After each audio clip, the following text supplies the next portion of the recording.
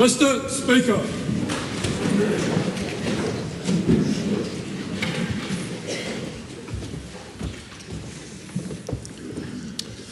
E te atua kaharawa, ka tuku whakamomiti atu i mātou, mona karakia ko waihotia mai ki runga i a mātou.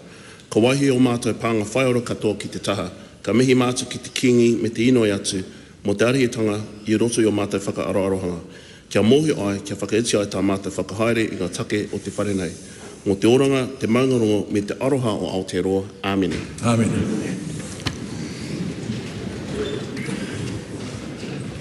A petition has been presented to the clerk for presentation. Delivered. Petition of Stephanie Adanza requesting that the House urge the government to exclude chronic myeloid leukemia from immigration instructions about medical conditions deemed to impose significant costs. That petition stands referred to the Petitions Committee. A paper has been delivered for presentation. Government response to the petition of Social Justice Aotearoa. That paper is published under the authority of the House. A Select Committee report has been delivered for presentation. Report of the Finance and Expenditure Committee on the Reserve Bank of New Zealand Monetary Policy Statement, February 2025. That statement is published under the authority of the House. No bills have been introduced. The House comes to oral questions, first in the name of Dana Kirkpatrick. Thank you, Mr. Speaker. My question is to the Minister of Justice. What actions is the government taking to ensure the victims of crime are put at the heart of the justice system? The Honourable Paul Goldsmith. Well, Mr. Speaker, the government is taking a range of actions to prioritise the needs of victims over those of offenders. Today, the Victims of Sexual Violence Strengthening Legal Protections legislation bill will go through the next stage in Parliament. This bill addresses two long-standing issues with current settings for sexual violence by stopping child victims of sexual violence being questioned about consent in most circumstances, and by changing name suppression settings to empower victims. Supplementary. What changes is the government making to name suppression settings? Mr. Speaker, in the case of sexual offending, the court will no longer be able to grant permanent name suppression to a convicted offender, adult offender, unless the victim agrees. This is a significant change, but if we are serious about putting victims first, we have to do things differently. With present name suppression settings, if permanent name suppression is granted, victims can't speak about their experience or warn others. This changes that. Supplementary. Why is the government making these changes to the Victims of Sexual Violence Strengthening Legal Protections legislation bill? Well, Mr. Speaker, in 2023, a permanent name suppression was granted to 76 convicted offenders of one or more sexual offences. Many more tried to get it and expose victims to re-traumatising delay. Going through the courts is a long, arduous and re-traumatising experience for victims, and we want to change that. We also recognise concerns this may place on that there's been concerns raised about the undue pressure that this may place on victims, and I want to make it clear to the House that the legislation is clear that if a victim does not want to make a decision around name suppression, then the court will. Supplementary. What other actions is the government taking to put victims at the heart of the justice system? Well, Mr. Speaker, this government has progressed on a number of actions. We've appointed the Ministerial Advisory Group for the Victims of Retail Crime, which is delivering practical recommendations. Last week we passed the Sentencing Act, which strengthens real consequences for crime, and we trust and improves the trust that New Zealanders have in the justice system. Our target, Mr. Speaker, is to reduce the number of victims of serious crime by 20,000 people. We want fewer victims of crime, and we're making great progress on that.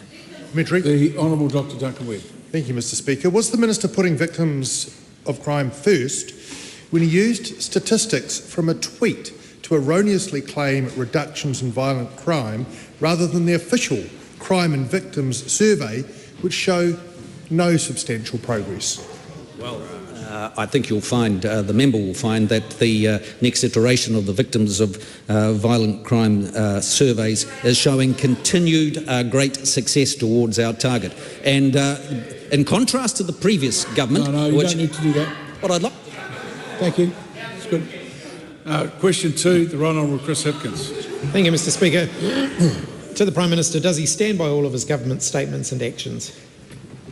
Right Honourable Prime Minister. Yes. Does he stand by his statement that the quality of a person's life is driven by the quality of their health, and nothing is more important? If so, why is he allowing patients in Nelson to suffer through emergency surgeries which could have been avoided if the government had allowed hospitals to hire the doctors and nurses that they need? Good question. Well, there's no doubt about it. We have some real long-standing challenges in our healthcare system, and that's why this government is spending an extra $17 billion. It's why it's actually hiring more workforce. It's put back in place targets. And with respect to Nelson, it's been fantastic to see a rapid response from the Minister to put a clinical team in there to actually work out how they can work through the issues that are experiencing with the massive wait list backlog that's existing there. Supplementary. Why should the people of Nelson have confidence in the answer that the Prime Minister just gave when one of the things contributing to the current crisis in healthcare in Nelson was his government's decision to stop hospitals hiring the doctors and nurses they need? That's right. I disagree. There is more people being hired into the healthcare system than there has ever been. There is more money being pumped into the system, and there is a massive backlog on wait lists. And that is why this government has reinstated targets. That's why we're putting more money in. That's why we're hiring more people. But importantly, with respect to Nelson, where we've had long-standing backlogs on wait lists for some time, we have a clinical team that has arrived there to work through how they can use resources in the private system, how they can use resources at Blenheim Hospital, how they can actually reschedule, how they can do weekend clinics, rescheduling theatre time, and most importantly, using private capacity too. Supplementary. Has his government's hiring freeze on doctors and nurses in hospitals made the wait lists in Nelson shorter or longer? There is more money, there is more staff, and there is no hiring freeze.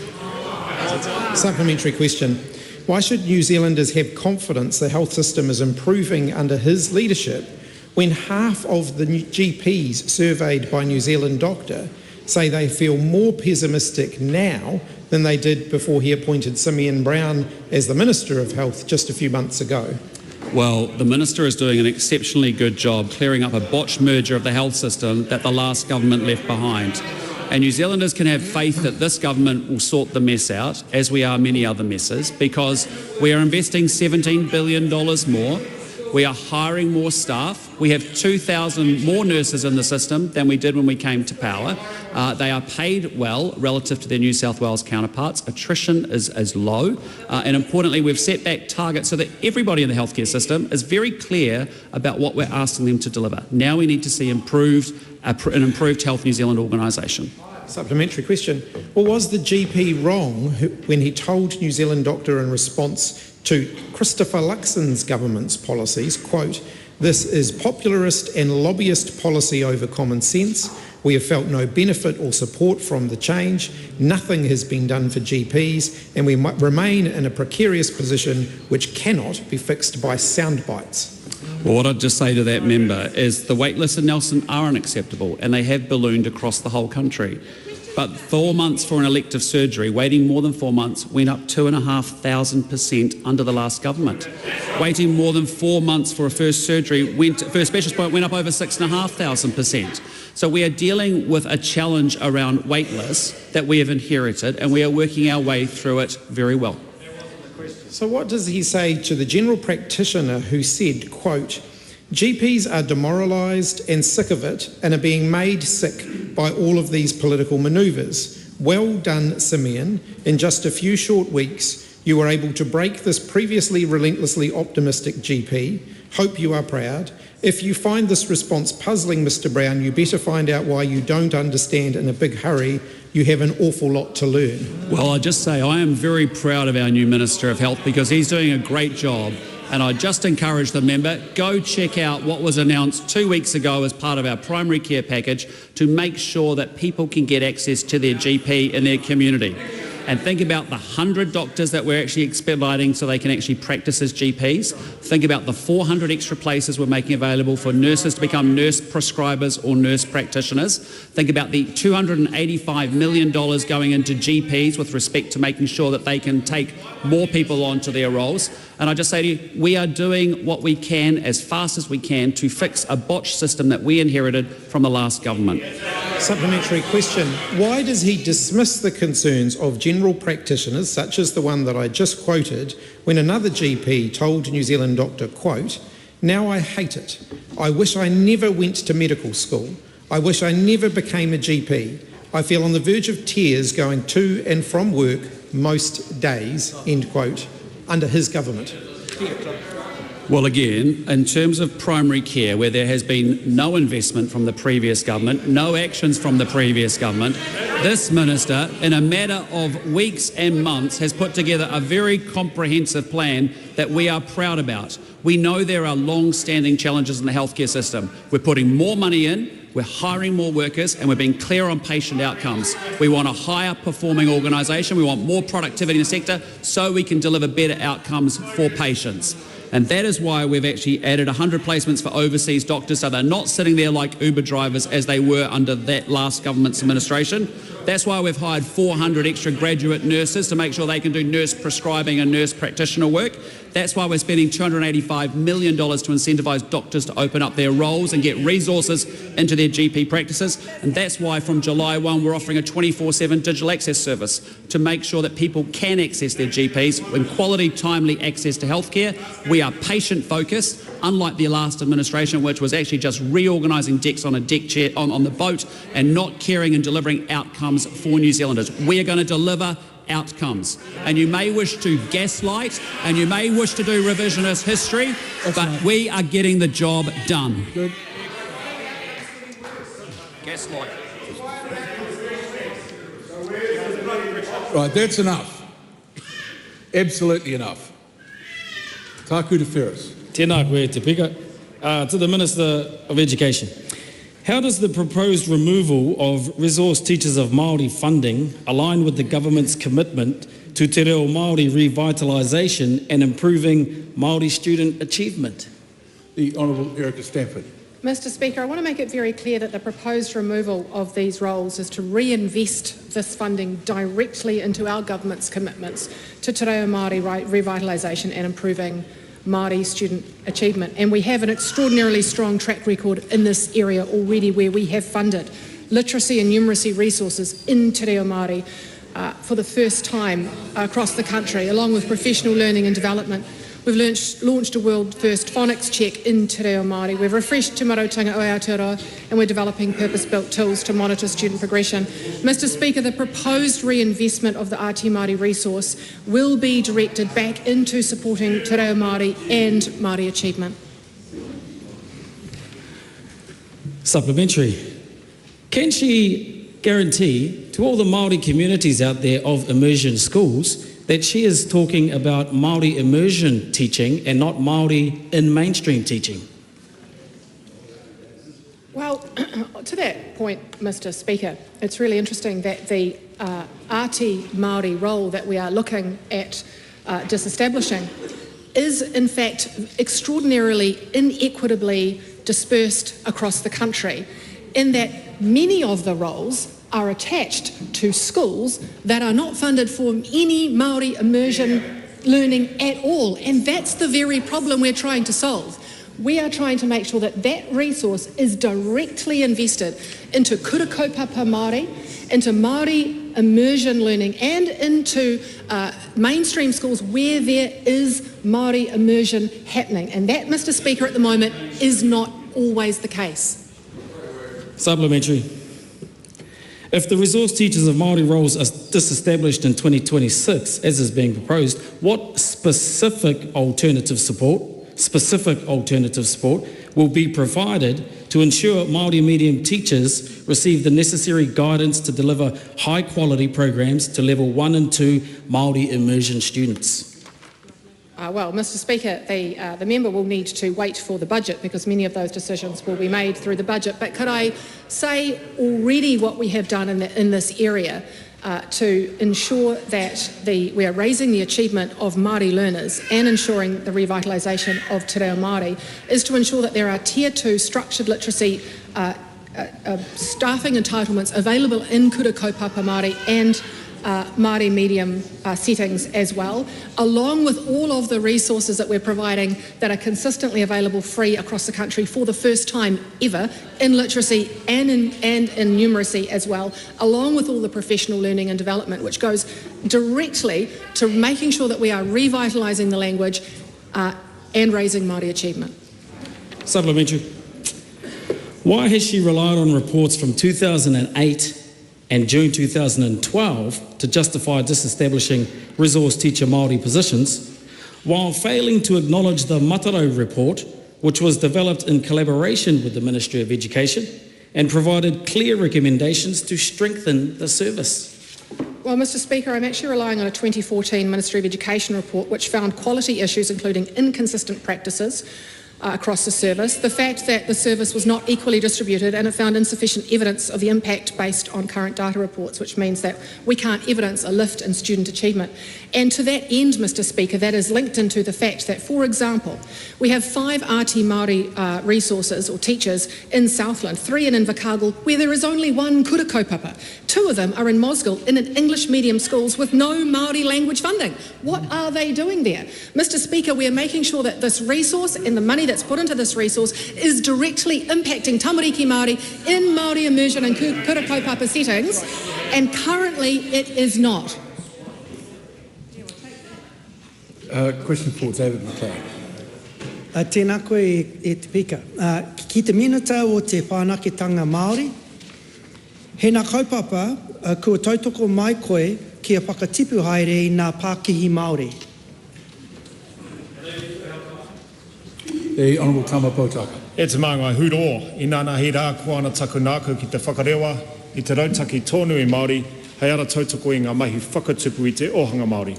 Ka haere ngātahi ngā ringarehe a te kāwanatanga i te kaupapa, Going for Growth. Our Going for Growth with Māori framework has 3 focus areas: increasing infrastructure investment to drive jobs and sustainable growth, accelerating Māori business exports, and further unlocking the potential of Māori land. Supplementary. Why focus on Māori economic growth? E te māngai, we will only become a small, advanced leading economy if the Māori economy grows, prospers and sustains. The Māori economy is experiencing considerable growth and diversifying its assets into sectors like professional services, tourism, commercial property and scientific research. However, it also faces challenges around infrastructure deficits, accessing finance and unpredictable land laws. This government's accelerating of Māori economic growth will benefit Māori communities in New Zealand, whether it's in Rangitikai, Kaikoura or Kirikiriroa. Overdone. Carry on. How does this complement the government's broader strategy for economic growth? E te māngai, our focus on growing infrastructure, supporting trade and exports and simplifying business rules aligns with the key pillars of the Grown for Growth kaupapa. We will increase targeted infrastructure investment to boost jobs and to sustain growth. For example, the investment alongside the exemplary Paranini Ki Waitotara Corporation to explore the potential of a large-scale solar farm that can serve 8,500 homes. And the recent mahitahi led by the Prime Minister with iwi Māori leaders at the Infrastructure Investment Summit in Tāmaki Makaurau to attract co-investors to help fund and finance, ultimately, the country's severe infrastructure deficit. What action is being taken to help unlock economic potential of whenua Māori? Te māngai o te whare. Whenua use and development of whenua Māori plays a crucial role in iwi, hapu, whānau, landowner, trusts and incorporations to achieve their aspirations and contribute to positive, holistic outcomes across society, community, culture and the economy. We have proposed some targeted improvements to Te Ture Whenua Māori to simplify planning and related processes, encourage greater development opportunities and reduce red tape. And to progress this mahi, Te Puni Kōkiri, the Ministry of Māori Development, has released a public discussion document that invites ideas from whānau and also to generate feedback on improving Te Ture Whenua Māori Act 1993. Question 5, the Honourable Barbara Edmonds. Malole Soifumanuia, Mr Speaker. To the Minister for Social Development and Employment, does she stand by the Minister of Finance statement that, quote, our priority areas will continue to be hard-working everyday New Zealanders and the frontline services like health, education and police you rely on, unquote? If so, what is the government doing to support community-led services? The Honourable Louise Upson. Mr Speaker, yes, our government's priority has always been everyday Kiwis and frontline services, which is why we have prioritised funding for the frontline instead of unnecessary bureaucracy. The government also supports many community-led services across a range of portfolios, including social development and employment. Supplementary. Why is the government saying that New Zealand not-for-profits make a significant contribution to the community when the Minister of Finance is actively looking to tax them on membership subscriptions that help run their services? Mr Speaker, in terms of my responsibility as the Minister of Social Development and Employment, many of the not-for-profit services provide wonderful services on the ground, and it is important that when government is funding those organisations, we know they're well run and that the public has confidence in them. Supplementary. What should local returned servicemen associations, or RSAs, do who could face higher taxes, increasing membership fees and thereby reducing support for veterans? Mr Speaker, as the Minister of Social Development and Employment, I don't have responsibility for revenue and tax measures. Point of order, the Honourable Kira McAnulty. So this question was transferred from the Minister of Finance to the Minister of Social Development and Employment. She is not answering on behalf of, which is a slightly different issue to the one we have here. Speaker's rulings are quite clear that if the government chooses to transfer a question, that minister is expected to be in a position to answer supplementaries. Up to a point. The question is transferred to the Minister for Social Development and Employment, and that is the breadth of portfolio responsibility that can be answered in this question. Order, sir. It cannot simply be the case. The government cannot narrow the range of potential supplementary questions to a question lodged by the opposition simply by transferring it to a minister who doesn't have the full breadth of responsibility for the question that was asked. Well, the point is that the decision is made based on the primary question which is asked, which is, does the minister agree with the statement made by the Minister of Finance? The answer to that was clearly given. The idea that then the minister should know everything that the Minister of Finance knows is not reasonable. You'll find, Mr Speaker, that the supplementary question that was just asked, bearing in mind that this question has been reworded, it was not lodged as written on the sheet now, it was a direct quote from the Minister of Finance being asked of the Minister of Finance. And the second part of the question is about government support to community-led services. The question that my colleague Barbara Edmonds has just asked is directly related to a matter that the Minister of Finance is currently consulting on, or is one of the ministers currently consulting on, that will have a direct impact on community-led services. It is absolutely in scope of the question as asked, and the government shouldn't be able to narrow the scope of the question as asked by transferring it to a minister who doesn't have responsibility for it. Well, the government didn't necessarily do that. It was my decision that the question had been answered. But we'll just not get into the pedantics of an argument. Ask the question again. I'm sure it's quite easily answered. Supplementary. What should local returned servicemen associations, RSAs, do who could face higher taxes, increasing membership fees and thereby reducing support for veterans? Mr Speaker, as the Minister of Social Development and Employment, when there are discussion documents that the government puts out, I encourage people to submit appropriately. Supplementary. What should local vegetable community co-ops that provide cheap vegetables to everyday New Zealanders do, who could be taxed more and may have to close their operations? Mr Speaker, our government is very clear about the value that community organisations provide to the government when the government provides and purchases services from such organisations. But where there are discussion documents, even if issued by a different member of minister in our government, I'd encourage people to submit. Supplementary. How much revenue does the government expect to rake in from the proposed tax on RSAs, working men's clubs, Lions clubs, Rotary clubs, vegetable community co-ops, credit unions, friendly societies and other not-for-profit organisations? Mr Speaker, as I said in my answer to the first supplementary question, It is really important that the New Zealand public have confidence in the not-for-profit sector and charitable organisations, especially when those organisations are funded by central government using their tax. So it is important that we have a system where it is clear that those who should pay tax are, and that charities are robust and acting with integrity. Supplementary. Why is the government looking at hiking taxes on 9,000 not-for-profit organisations while handling a $2.9 billion tax cut to landlords? Mr Speaker, speaking on behalf in my area of social development and employment, I think I've been clear about why it is important that when taxpayers' money goes into service provision, we need to ensure that those who should pay tax are, and that people can have confidence in the not-for-profit sector when they are delivering services to New Zealanders. And as I would say, where there are discussion documents out for consultation, they are just that. We want to consult, we want to listen to what people have to say. Point of order, the Honourable Kieran McNulty. Thank you very much. There's been a few instances recently where a question directed to a minister is referring to a direct quote from the intended minister. It's subsequently been transferred, which we don't dispute, that is the government's right. But when it is specifically a direct quote from the intended minister, it has caused some problems.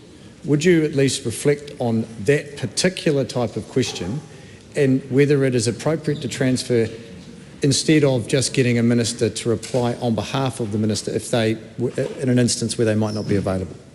I'll do that. Question 6, the Honourable Marama Davidson. Ki te Premier, e tautoko ana ia I ngā kōrero me ngā mahi katoa a tōna kāwanatanga. The Right Honourable Prime Minister. Yes. Why are Auckland Council, Downtown Community Mission and Christchurch City Mission all reporting significant increases in rough sleeping following his government's changes to emergency accommodation? Well, as I said to the member yesterday, I'm incredibly proud of the progress that this government has made on emergency housing and answering the last part of her question. The reality is this is a government that has taken 5,000 people off the State House wait list. This is a government that has taken 2,500 families out of squalid motel rooms, and this is a government that has taken 2,000 kids out of motel rooms and got them in proper homes. I'm proud of that track record, and I would hope that that member thinks that that is a great achievement and a good outcome for those individuals and those families. Before the question's asked, there may be answers that people don't like, but it doesn't mean that they can pose other questions by way of interjection. It must be rare and reasonable. Marama Davidson. Is rough sleeping on the rise under his government? Well, we don't have strong centralised data on homelessness, but what I'd say to the member is that it's really important that nothing has changed. People who need help with accommodation can come to MSD and get the support and the help they need. But what I am proud about, and I will not take lectures from the opposition on this, is that we have delivered a solution in emergency housing that sees 2,000 kids out of motel rooms into proper houses. What that means is they've got housing security, they can go to school, their school attendance is up, there's a whole bunch of upstream benefits of that. And I would have thought, the other side would have thought that was a good thing. Well, just a point here. That interjection is offensive to the House. The member knows it. So stop making it. 2 members particularly have made that interjection, and if it happens again, that they'll be off for an early afternoon. Why? Davidson, sorry. Ronald Winston-Peters. Prime Minister, when tens and tens of thousands of people, Māori and non-Māori, have stayed on marae, why would somebody describe them as rough sleeping? Well, all I can argue for is the fact that I'm proud of the fact that we are helping people who need houses, and we are getting them out of emergency accommodation, which has been an abject failure policy from the Labor and Greens government of the last administration. Why do frontline homelessness organisations say it is near impossible to get homeless people in dire need into urgent accommodation under his government? I disagree. Nothing has changed. If people need support for accommodation and housing, they can continue to reach out to the government. We will continue to support and help people get into housing, off streets and into housing. But I just say to both the Labour and the Green Party, the ultimate solution here is we need to build more houses. And we haven't seen support for Fast Track that would free up 55,000 new houses. We haven't seen support for the RMA reforms, so I look forward to seeing that. If support is available... Quite a few people over here, a little unsettled. Obviously, a lot more stuff's to come. Banana Rama. If support is available to those who need it, why has there been a 53% rise in rough sleeping in Auckland City over the last 4 months? As I've said in my previous answers, there will always be support available for people who need it. Nothing has changed in that regard. But I am incredibly proud of the fact that we have taken 2,000 kids out of motel accommodation and put them into proper dry homes. I am incredibly proud that 2,500 families that were previously in motel accommodation are now in proper houses. And I'm really proud of the fact that 5,000 people who were on a State House wait list that went up fourfold under the last government are now off that list because they have housing being met. Why didn't his government listen to officials who warned that these changes to emergency accommodation risked more people sleeping on the streets? I disagree completely with the characterisation of that question, as I've explained before. There is no change. If people need accommodation support and help, that is available to them. But what is a fantastic result that I would hope that all members of this House would celebrate is that through focus, we have been able to prioritise families with kids and get them out of motel rooms and get them into proper houses in the private rental market, in social or state housing, and that's really important. Supplementary question, the Honourable Tama Potaka. To the Prime Minister, do those with severe housing deprivation, including many who are homeless, have a number of pathways to seek support in housing, including Housing First, rapid rehousing, transitional housing, social housing, housing support products, and emergency housing for those with a genuine need in most towns in this country? Yes, and that's why I say there will always be government support for people who need housing and accommodation support. There is no change. Supplementary. Sorry. The Honourable Marama Davis. If his government doesn't have centralised data on rough sleeping, will he accept that frontline organisations reporting an increase in rough sleeping is correct? As I have said before, frontline organisations, people who find themselves without housing or in a homeless situation, can continue to come to government to get the support they need. But I do want to make very clear that when you have taken 5,000 people off the State House or social housing wait list, that is a good thing. It means those people now have houses. When you have taken 2,000 kids that were happily left in motel rooms under the last government, and actually we've put them into proper homes and houses, and 2,500 families that were previously living in motel accommodation are now in proper housing. That is a good thing. We're proud about it because we care about New Zealanders. We care and we take action to get the problems fixed and solved. Just say to a member to my left that there is a general debate coming, and the sort of comment that was coming through then might be best left till then. Question 7, Dan Bidwell. Thank you, Mr. Speaker. To the Minister for Building and Construction, what is the government doing to crack down on cowboy builders, and how will this make building easier in New Zealand? The Honourable Chris Pink.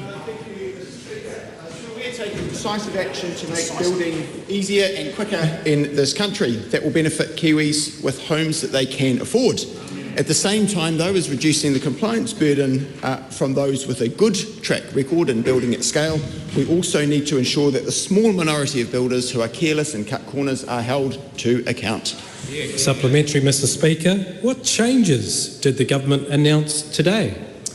Mr Speaker, another good question. The 4 key areas that we've announced to rein in cowboy builders include: 1, giving more tools to the statutory boards for builders, plumbers and electricians, allowing them to initiate investigations.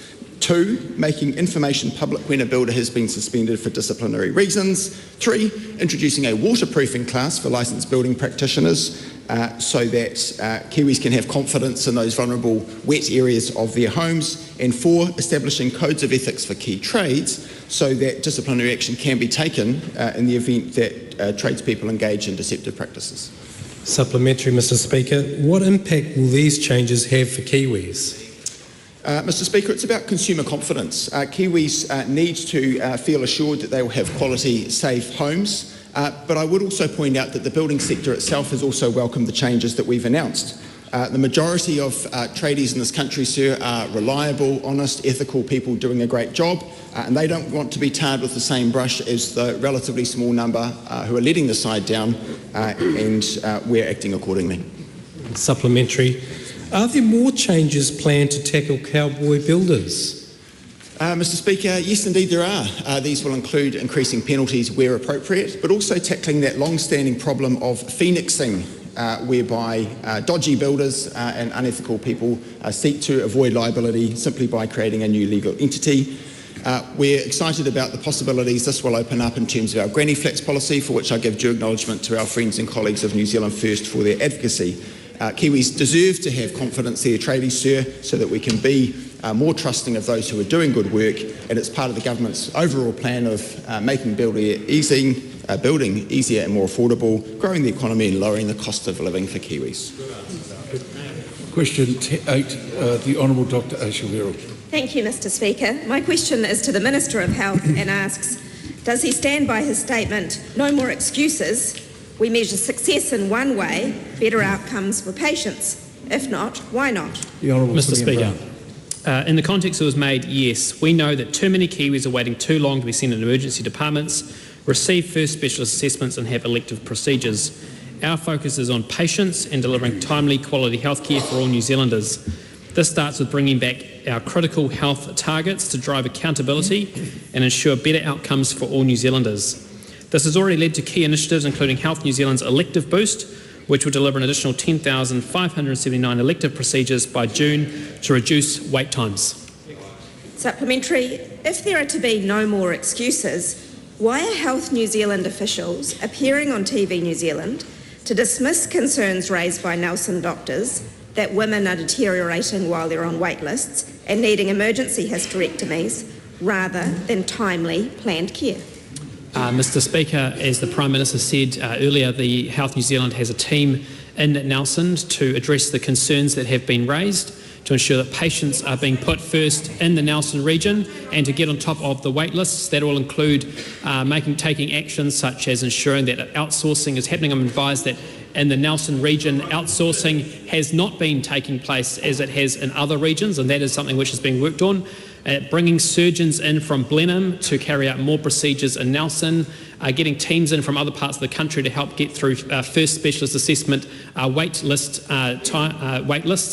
There is a number of actions being taken to address the concerns in that community, and I look forward to further reports from Health New Zealand officials as they work through these issues. Supplementary, what excuse can he possibly have when his government froze hiring in public hospitals, causing the number of people seeing a specialist within 4 months to fall from 66.3% to 61.2% within a year? Well, Mr Speaker, I reject the premise of what the member is asking. If you look at the Nelson Hospital, there has been an increase in clinical staff at that hospital since we came to government. What we are focusing the system on is ensuring that we are delivering more, and I acknowledge that there is more work to do when it comes to wait lists, both for first specialist assessments and elective treatments. That's why we have done the electives boost, which is about making sure we can get more treatments done for New Zealanders faster, and I hope that the member will support such initiatives. Is it acceptable that women with gynecological conditions so painful they cannot go to work are being told to wait a year for treatment, and if not, will he give Nelson permission to fully staff its hospital?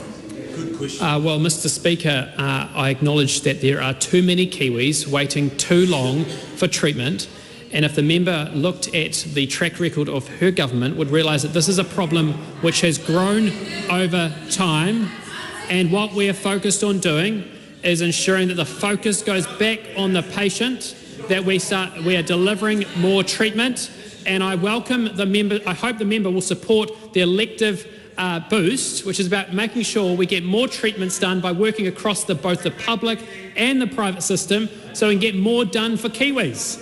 Supplementary. If there are to be no more, if there are to be no more excuses, why is he blaming the last government? When Dr. Claudia Hayes, head of Nelson's Obstetrics and Gynaecology Department, is saying on television they've never seen wait lists as bad as they currently are. Well, Mr Speaker, the wait lists have grown over a period of time. I have been appointed as the Minister of Health to address these issues and to make sure that patients are being put first in the system so that we can get on top of them. And that's why, Health New Zealand is undertaking the electives boost, which is about maximising the number of elective treatments across both the public and private system, so more patients get the care they need in a timely manner, and I hope the member and the Labour Party would support such an initiative. Will he respond to vascular surgeons in Nelson Hospital who are saying people on the wait lists are having unnecessary emergency amputations because of the lack of surgeons, and will he allow Nelson to fully staff its hospital? Well, Mr Speaker, there are more clinical staff working at Nelson Hospital today than there was when she was the Minister. There are more there today than when she was the Minister, and what I would say to the member is that is why we've put a team into Nelson Hospital to work with the local staff and to make sure there are teams working across the Nelson Marlborough region to get patients the treatment they need in a more timely manner. I do not accept that the patients in Nelson are getting the timely treatment that they need. Those wait lists are unacceptable, and that is why we are taking action. Question number 9, Cameron Luxon. Thank you, Mr Speaker. To the Minister for Workplace Relations and Safety, what recent announcements has the government made about delivering on the ACT National Coalition commitment to reform health and safety law and regulations? Mr Speaker. The Honourable Brooke Van Velden. Mr Speaker, the ACT National Coalition commitment set the ambitious task of reforming health and safety law and regulations. We're only halfway through the week, but I can tell you this week is a week of health and safety announcements. So far, I've announced that Cabinet has agreed to a carve-out for small, low-risk businesses from general health and safety at work requirements, free up land for recreational use by ensuring landowners will not be responsible if someone is injured on their land while doing recreational activities, clarify the distinction between governance and operational management health and safety responsibilities to reduce directors' fear and risk of over-compliance, make critical risk the primary purpose of the Health and Safety at Work Act, and clarify the boundaries between the Act and regulatory systems that already manage the same risk, and set up a hotline for reporting excessive road cone use. This is just the start of the reform program that will be over the next coming months. Supplementary. How do the announced changes respond to feedback received from the Health and Safety Roadshow? Mr Speaker, last year I travelled the country from Whangarei to Bluff, hearing directly from businesses, workers and iwi about their experiences with the health and safety system. I had the privilege of talking to everyone from farmers to tradies to road workers. I heard that while larger businesses may be able to afford to hire dedicated health and safety professionals, small businesses in particular can struggle to get the information they need to ensure they are compliant, and can also struggle with the costs of compliance. I also heard concerns that the scope of workplace health and safety obligations is creeping into unintended areas of life, from hiking to Santa parades. My announced changes will reduce tick box health and safety activities and give workers assurance that their workplaces are prioritising the right actions to protect them from harm. Just a bit of conciseness in answers would be useful. Cameron Luxon.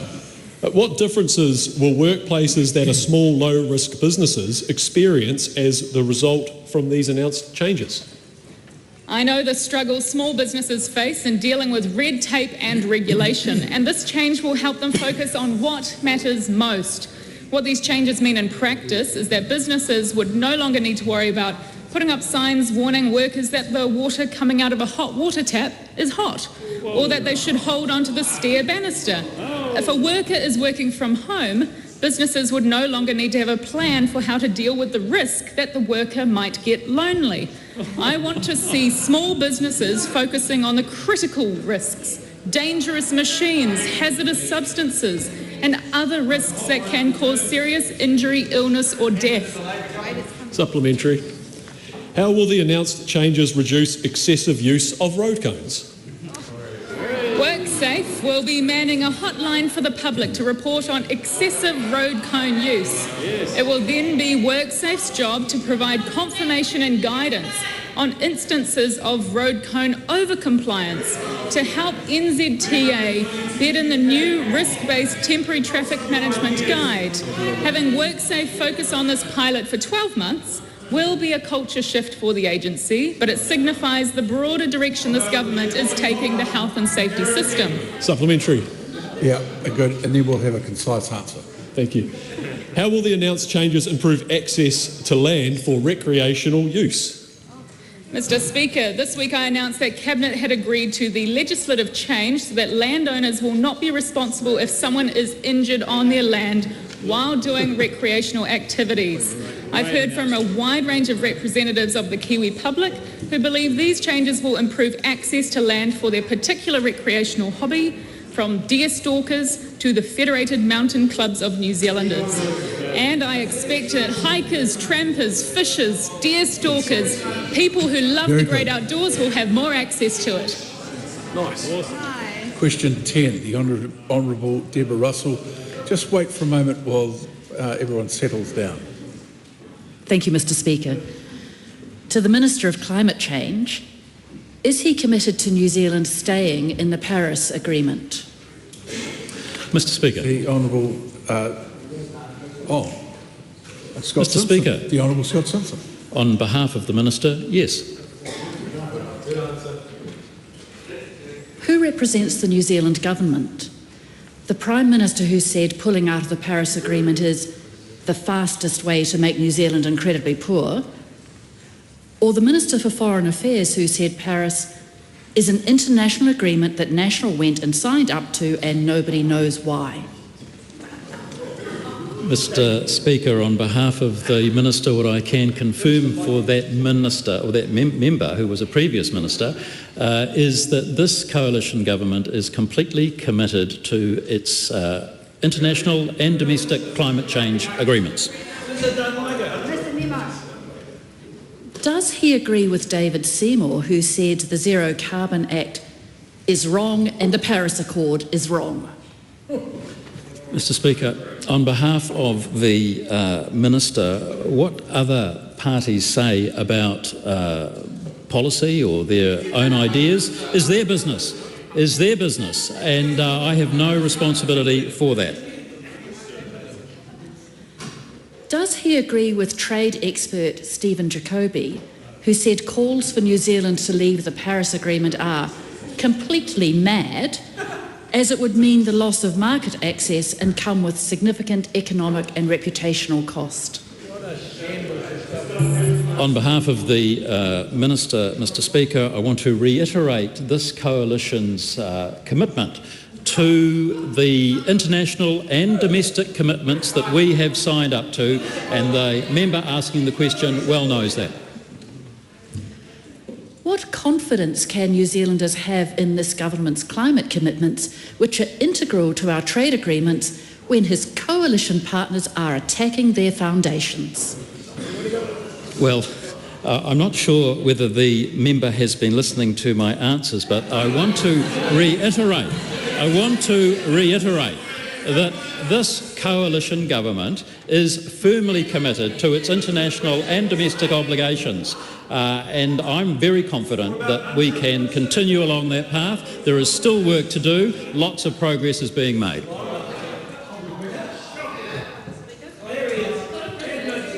And there will be goodbye to that member too very shortly.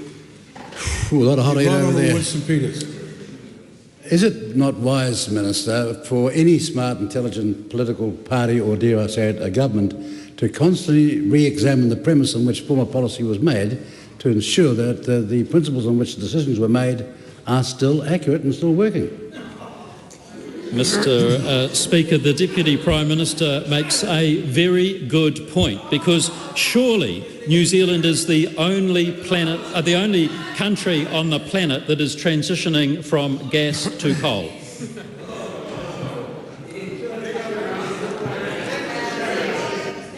Good. When everyone's ready, question 11,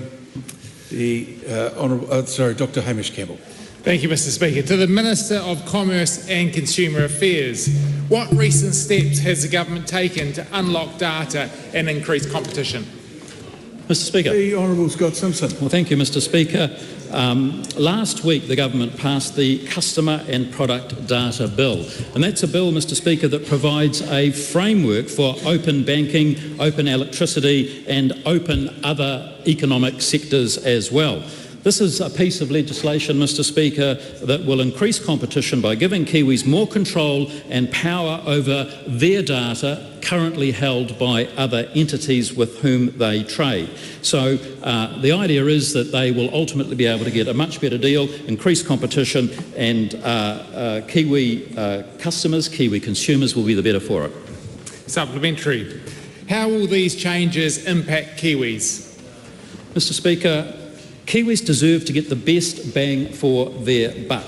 The change that this legislation enables will mean that there is a better sharing of consumers' data with, of course, their consent, and that will help them more easily shop around for best deals. Supplementary. What next steps is the government taking in this space?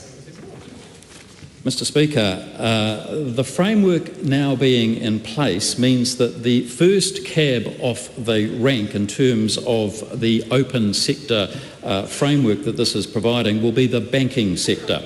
And this is done through what's known as open banking, and it allows people to share their bank data with other apps or services to get better, more tailored financial options. Supplementary. What do these changes look like in practice? Well, very good question from the member. An example of open banking from our good friends in Australia is an app called NextGen Apply Online, and that's a service that speeds up home loan applications for customers while also reducing fraud risk. And another example is Rocket Money from the US, which finds forgotten or unwanted subscription services and helps customers cancel them. I'm hoping to see similar services on our shores soon. Question number 12, Tiana Tuiona. Mr. Speaker, my question is to the Minister for Workplace Relations and Safety, and asks, what are the current costs of workplace deaths and injuries in Aotearoa, and what is the modelled impact, if any, of her health and safety reforms on this cost? The Honourable Brooke Van Velden. Mr. Speaker, officials inform me that it is difficult to reliably estimate the costs of workplace deaths, injuries and illness in New Zealand. By that they mean it's hard to establish causation. Basically, you can't predict the future of such a wide range of individual human actions. I am aware, however, that the Business Leaders Health and Safety Forum has estimated the total burden of workplace harm at $4.9 billion in 2024. Given the difficulties in estimating costs and drivers of harm, my officials have not modelled the impact of health and safety reforms on this cost, but it has been clear from my roadshows and consultation that a lot of effort is going into ineffective paper-based compliance, which doesn't reduce harm. My reforms focus on real actions to reduce harm. Supplementary. How does she justify weakening health and safety protections for workers in small businesses when ACC data suggests that workers in small businesses are 57% more likely to suffer an injury than their counterparts in large businesses? Mr. Speaker, I'm not weakening health and safety. I'm refocusing health and safety on critical risks. One of the clear parts of my consultation came back saying that small businesses are spending a lot of time on paper-based compliance. They're not sure if it's actually having any effect on reducing harm. But what we do know is we want people to focus on those critical risks that are causing death, serious injury and illness in workplaces, and that's what this government is committed to doing. Supplementary. Does she accept evidence from WorkSafe that musculoskeletal harm, such as back injuries, are the #1 cause of workplace harm in New Zealand? And if so, will she include musculoskeletal harm in her definition of critical risk? Mr. Speaker, the member will simply have to wait for the legislative drafting of the bill to come back with the definitions of critical risk. Supplementary. Does she accept that the second biggest cause of workplace harm in Aotearoa is mental harm, associated with around 40 work-related suicides each year? And if so, will she include mental harm in her definition of critical risk? Mr. Speaker, like I said, the member will simply have to wait for the legislation to come back and he can have his say at Select Committee on the specific definitions. But what I will say is we are seeing far too much compliance cost. We want people to be focused on those critical risks of serious injury and death at work. Businesses have far too much red tape and regulation, and they need our help as a government to clarify the law on where their focus should be. Supplementary. Since she and the Prime Minister have committed to, quote, all Kiwis returning home safe after every working day, will she resign as Minister if her reforms result in increased workplace deaths or injuries? Unfortunately for the member, I'm not going anywhere. That concludes oral questions. We'll take 30 seconds or so while those who have to leave do so quietly and without conversation on the way.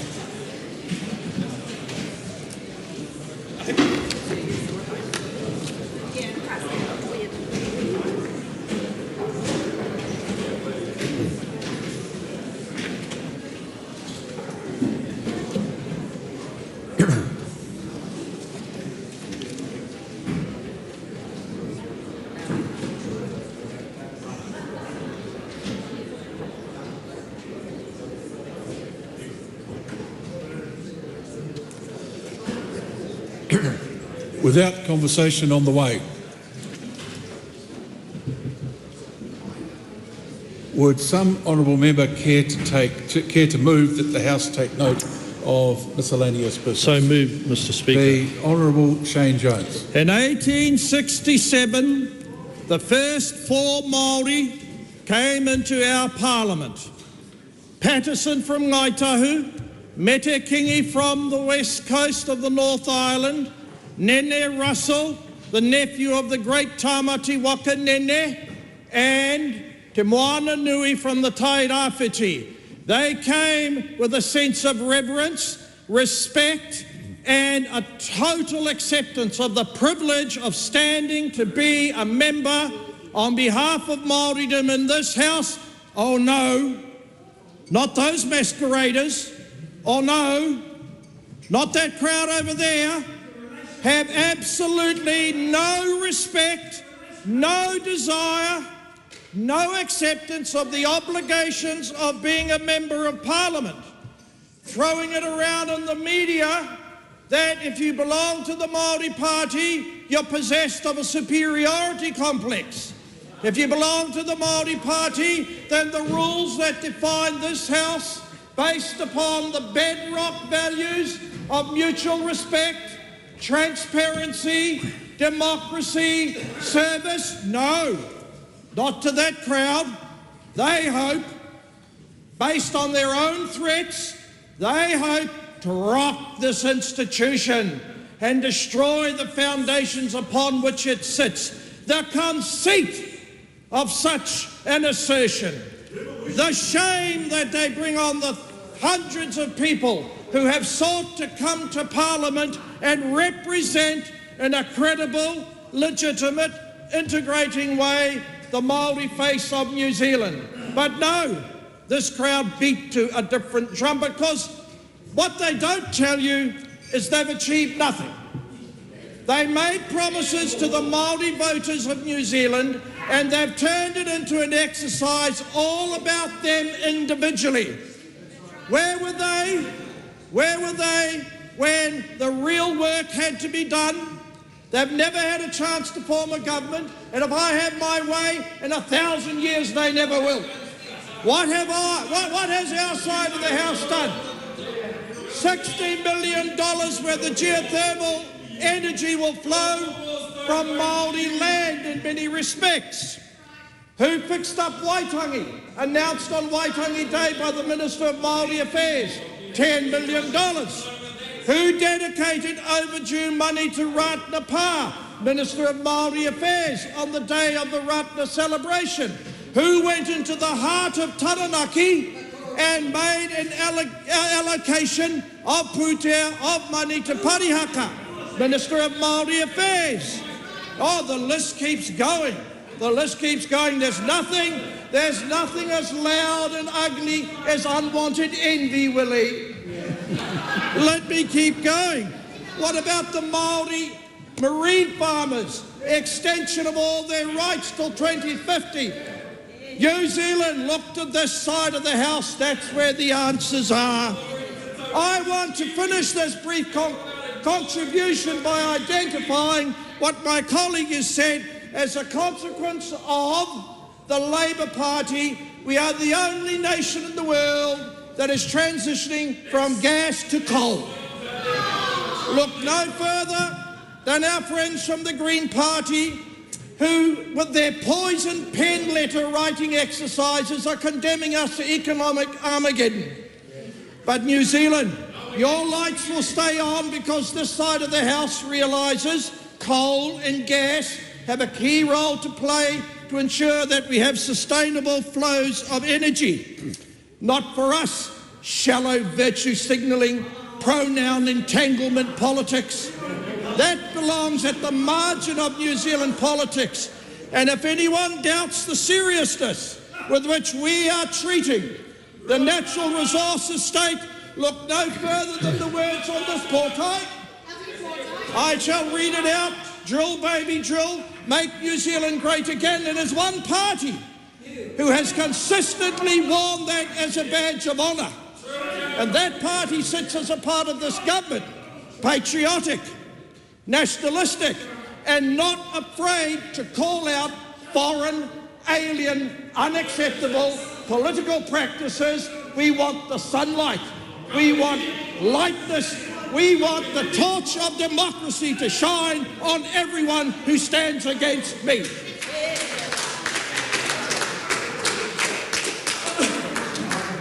Hana, I call... Just a minute. Hang on. We'll quiet all round.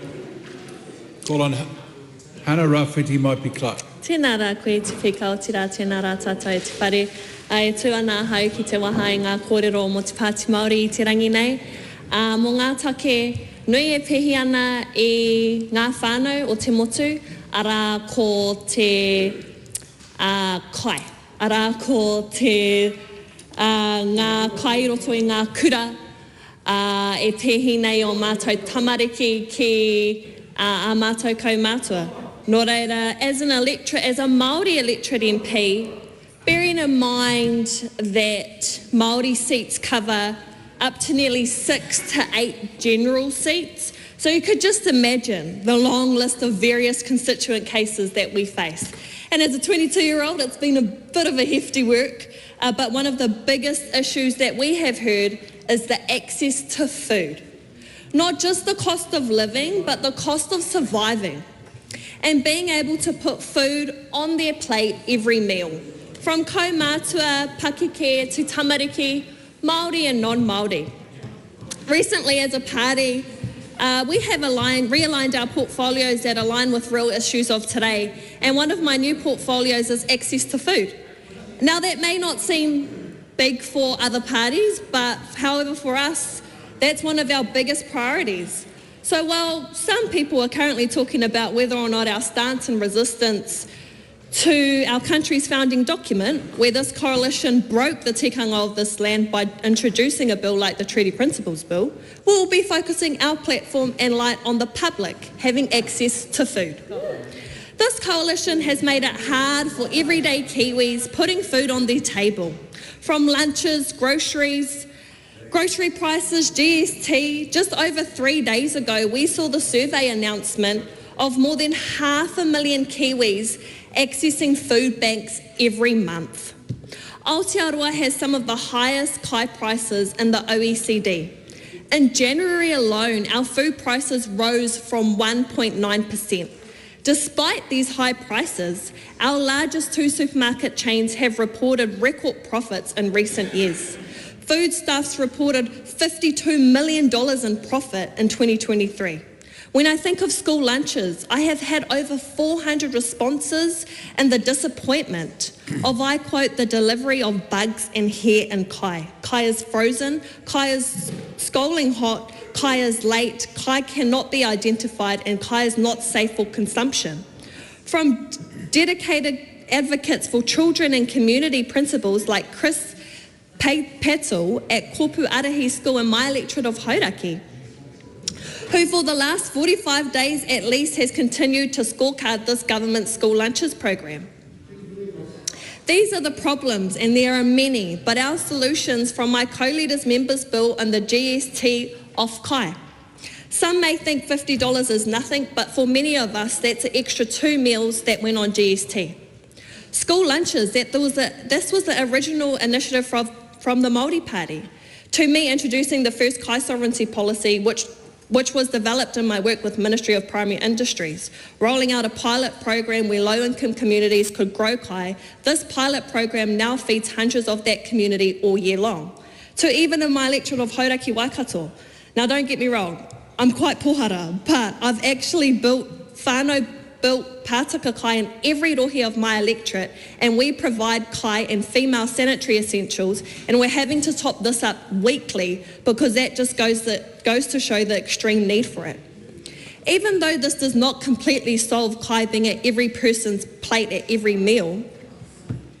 Oh, okay, so Judith Collins is moaning about me talking about kai and my community and my electorate not being able to have kai, and I've actually provided that out of my personal money to... Point of order, the Honourable Judith Collins. Mr Speaker, for the member to say that I'm complaining about her talking about kai, I'm actually not. I'm concerned with the fact she can't give a speech without having to read the whole thing. There is, it is never wise to respond to any interjections in the House, but it is also a rule of the House that generally members don't read speeches unless it's a minister delivering a first reading speech, which may eventually be referred to by those who sit on the bench. But the member will carry on. I think my time stopped exactly? You know, that's when... Nō reira, ko ngaku tino whai take roto I taku rohe o Hauraki Waikato, ko ngā take pēnei te kai. Me te mea no hoki ko ngā supermarket duopoly chains, koera tētahi wahanga tino pai mo tōku iwi, Waikato Tainui, ki te uru atu ki tērā o ngā tērā Pākehī. Nā runga no I te mea, ko ngā ohanga Māori, ko tērā pūtia, I te kei te pūtia o te tahirau, tahirau te kauma ono piriona. Piriona tāra I tēnei wātonu. Nō reira, kei te tino anga mai tēnei ohanga Māori. Me te mea no hoki, ko toru ki te whātau tōku iwi ake e mahi ana I tēnei momo mahi mo te kai. The Honourable Paul Goldsmith. Mr Speaker, when Chris Hipkins sauntered into the first meeting of the Labour Party this year wearing jandals, he was sending a clear signal. Not the signal that I think he thought he was sending, which was that I'm cool or I'm a man of the people or what or that he's a sausage roll eating a man of the people wearing his jandals. No, the message that he actually sent was that this is going to be the year of the flip-flop.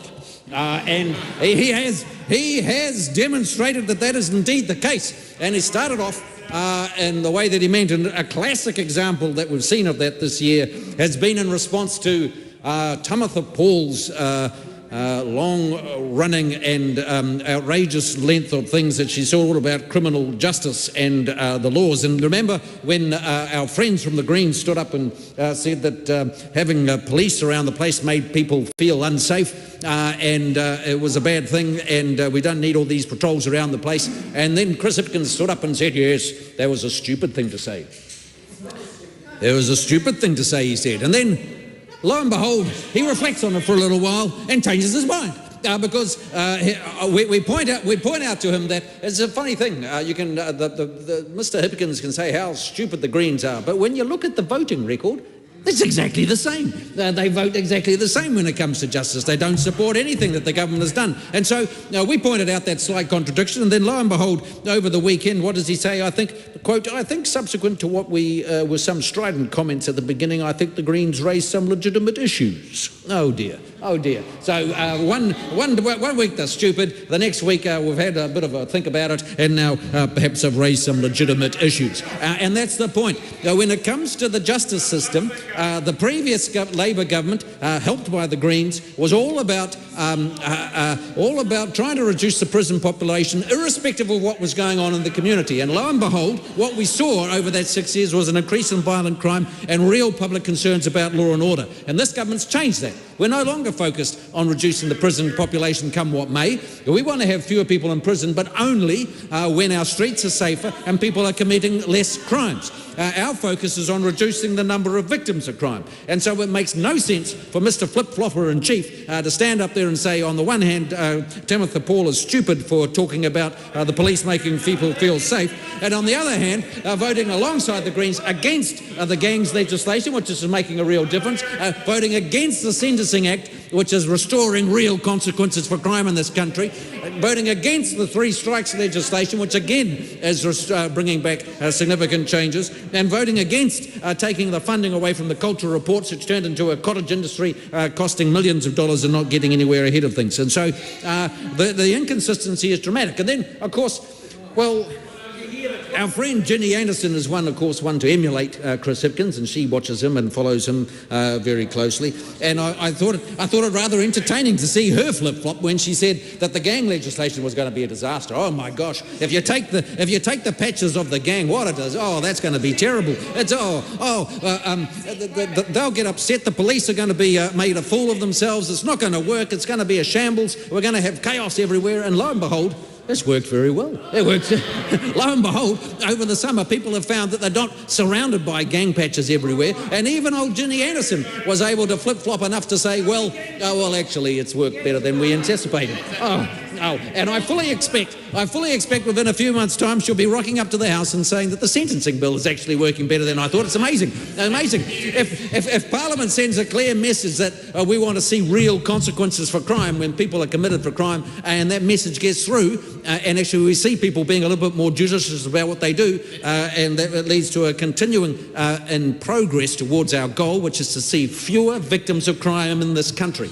And that's where we'll get to. So there we go. So we've got the Mr. Hipkins. He wanders in. He's wearing his flip-flops. He's trying to send a message, and the message that he's sending is that this is a Labor Party that nobody can be sure exactly what they mean and what they don't mean. But one thing we can be sure about, if they ever got near the halls of power again, they will be relying on the Greens. And the Greens, unfortunately, when it comes to law and order and when it comes to the justice system, they are away with the fairies. And they will lead us into a real mess in this country. And so my message to New Zealanders, if you want to keep on restoring law and order, steer clear of them and stick with this coalition government, which is making real progress. Thank you very much. Mr. Speaker, I had 7 more... It's totally unnecessary. The Honourable Carmel Cipollone. That member over there said, finally, she's really happy to hear from me at the end of Paul Goldsmith's speech. Mr. Speaker, Paul Goldsmith's so predictable. Here they are in an absolute mess, shambles, the coalition of chaos, trying to pivot, trying to re-divert attention onto the opposition. There's only one mess in this place, and that is the threesome sitting on that side of the House, Mr. Speaker. Mr. Speaker, I was looking back on my social media posts from a couple of years ago on the 1st of April yesterday. And I posted up about the 1st of April changes that year, acknowledging that even then, on the 1st of April in 2023, times were tough, and it was important that we extended support to those who were struggling to make ends meet. Mr. Speaker, that year we increased student allowance and student loan living cost payments by about $20. We increased the Best Start payment to $69 per week. The family tax credit to $136 per week. The minimum wage, Mr. Speaker, was lifted by $1.50 per hour, Mr. Speaker. Mr. Speaker, that was a government who cared about New Zealanders. That was a government who recognised that when New Zealanders were struggling, that they had a responsibility and a role to play in providing reprieve for New Zealanders who needed a little bit of additional support. But what did we see yesterday on the 1st of April from that side of the House?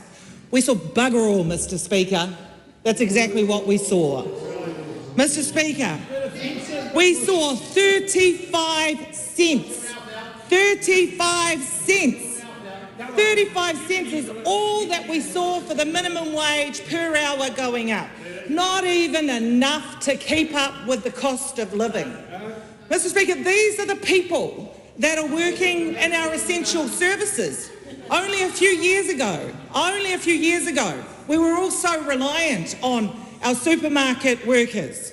Mr. Speaker, those that were working to get food across the country during times that we couldn't even make contact as Kiwis. We were always so reliant on those people that clean buildings like these. Many of them, not all of them, but many of them working on the minimum wage. And that government doesn't even have the respect to give them a pay increase that matches the cost of living increases that they've experienced. So what does that mean for them? It means effectively they go backwards. Now it's important we make this point because when they were campaigning to get into government in the last election campaign, they promised New Zealanders the world. They promised Kiwis that they would provide support for those struggling with the cost of living expenses. But have they done that? Well, clearly not when we look at the minimum wage lifts that we've experienced over the last 2 years. They couldn't prioritise these hard-working Kiwis that earn the least amount of money in this country, but what they could prioritise are the landlords of this country by giving them $2.9 billion worth of tax breaks. Now, what does that say about that side's priorities? Do they care about the hard-working Kiwis who are getting up before the sun has even come up in some instances to get out there and work, to put food on the table for their families, who work a hard day's work every day and are on the minimum wage? No, they do not care about those Kiwis. Who do they care about? They care about the landlords that already own homes and decided that $2.9 billion worth of tax breaks was deserving, that those people needed it. They care about the tobacco industry and thought that it was appropriate to give them $216 million worth of tax breaks. Mr. Speaker, I think that Kiwis are looking at that government and feeling a deep level of remorse, particularly those that made the decision to give their vote to National Act or New Zealand First at the last election. This is not what they signed up for. They didn't sign up to be further impoverished because of the lack of support from that government. They didn't sign up for the issues with the health system that are plaguing the whole country. They didn't sign up for the housing issues that have become significantly worse under that side, and they didn't sign up for the ever-worsening unemployment rates that are occurring under that side, Mr. Speaker. Mr. Speaker, that side has not delivered, and the government and the country as feeling remorseful. The Honourable Penny Simmons. Thank you, Mr Speaker. Mr Speaker, as a government, we've always been very clear and we've argued that economic growth can go hand in hand with care for the environment. We have farmers and growers who have dedicated themselves for generations as stewards of our land. They know that farming success goes hand in hand with protecting the environment. Farmers understand that a thriving environment is essential for thriving agriculture. They are not virtue signalling greenies, Mr Speaker. They are realistic environmentalists who go out and get their hands dirty, digging holes to put trees in, putting fences up, actively restoring ecosystems, improving soil health, water quality and biodiversity, because they know that is their responsibility for future generations, Mr Speaker. We've recently announced a public consultation on proposed regulations to help manage farm plastics, and these can be an issue, Mr Speaker, for our farmers, the bale wraps, the big containers that chemicals come in. But this government backs farmers to be able to find their own solutions to those challenges. So this proposal is an industry-led initiative from the agricultural sector, bringing a couple of voluntary schemes, ag recovery and plasback programs, together into a single national recycling system to make it more simple, to make it more fair for all farmers to be able to dispose of those farm plastics that can be an issue for them. So our government backs farmers and growers as hard-working Kiwis who are the backbone of our country. They are the people that get up early, that do the long hours, that put food on our table and the tables of 40 million people across the world. And they are the best farmers in the world. Their skills, their innovation and their sustainability practices are admired by others across the globe. So New Zealand is a leader in not only producing top quality food, but also caring for the land at the same time. New Zealand farmers, of course, don't have subsidies. They produce that high quality, safe, sustainable food and fibre without subsidies, earning the respect of people right across the world. And, Mr Speaker, they are the most efficient, carbon efficient in the world. So this government supports their success so that they can continue to stay ahead of the game and be regarded as some of the best in the world. Mr Speaker, we know that the primary sector drives the economy of this country. That's why we're out getting new trade deals, investing in research and development to try and cut farm emissions, making it easier for farmers and growers to access the tools that they need, because they are the ones that will implement the changes so that they can succeed. We had a recent review, Mr Speaker, that found that cutting the approval times for new agriculture and horticultural products could generate $272 million over a 20-year period. That's why we should be reducing red tape, because it saves this country money and it makes it easier for our farmers to do what they do best. And because we know if our farmers are doing what they can do best, then it will be more jobs in this country, it will be better incomes for all in this country, and it will be better public services being able to be provided. And we're seeing the results, Mr Speaker. Federated Farmers had a confidence survey recently which shown that the sector had surged by 68 points since July last year, the biggest jump ever since they started measuring it. Farmers are feeling positive again because they are feeling backed by this government.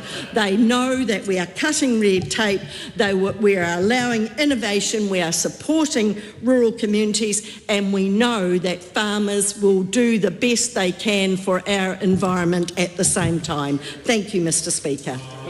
Mr. Speaker. I call on Dr. Lawrence Hugh. Thank you, Mr. Speaker. We have seen the problem that has been created as the result of this government's cheapening of Ka Ora Ka Ako program, the school lunches program. We have seen news article after news article of the myriad of issues as a result of the changes that this government has made. We have seen the liquidation of one of the major providers of our school lunch program. And worst of all, it seems like it wasn't something that the government and the cabinet collectively care enough about to keep each other in the loop on what is happening right now in terms of the school lunches and what's happening to our tamariki on a daily basis. We have seen that this renegotiation and repackaging of the program was doomed to start. We have seen that when the negotiation was happening, that the bottom line was $3 per student, and they're willing to sacrifice and compromise on everything else, including the quality, the nutritional value, including the variety, basically everything that we have seen that's gone wrong to the school lunch program is something that the government knew about going into negotiation. We have seen thousands of jobs and local businesses, thousands of jobs being lost and local businesses that went under as the result of the centralization and the corporatization of the school lunches program.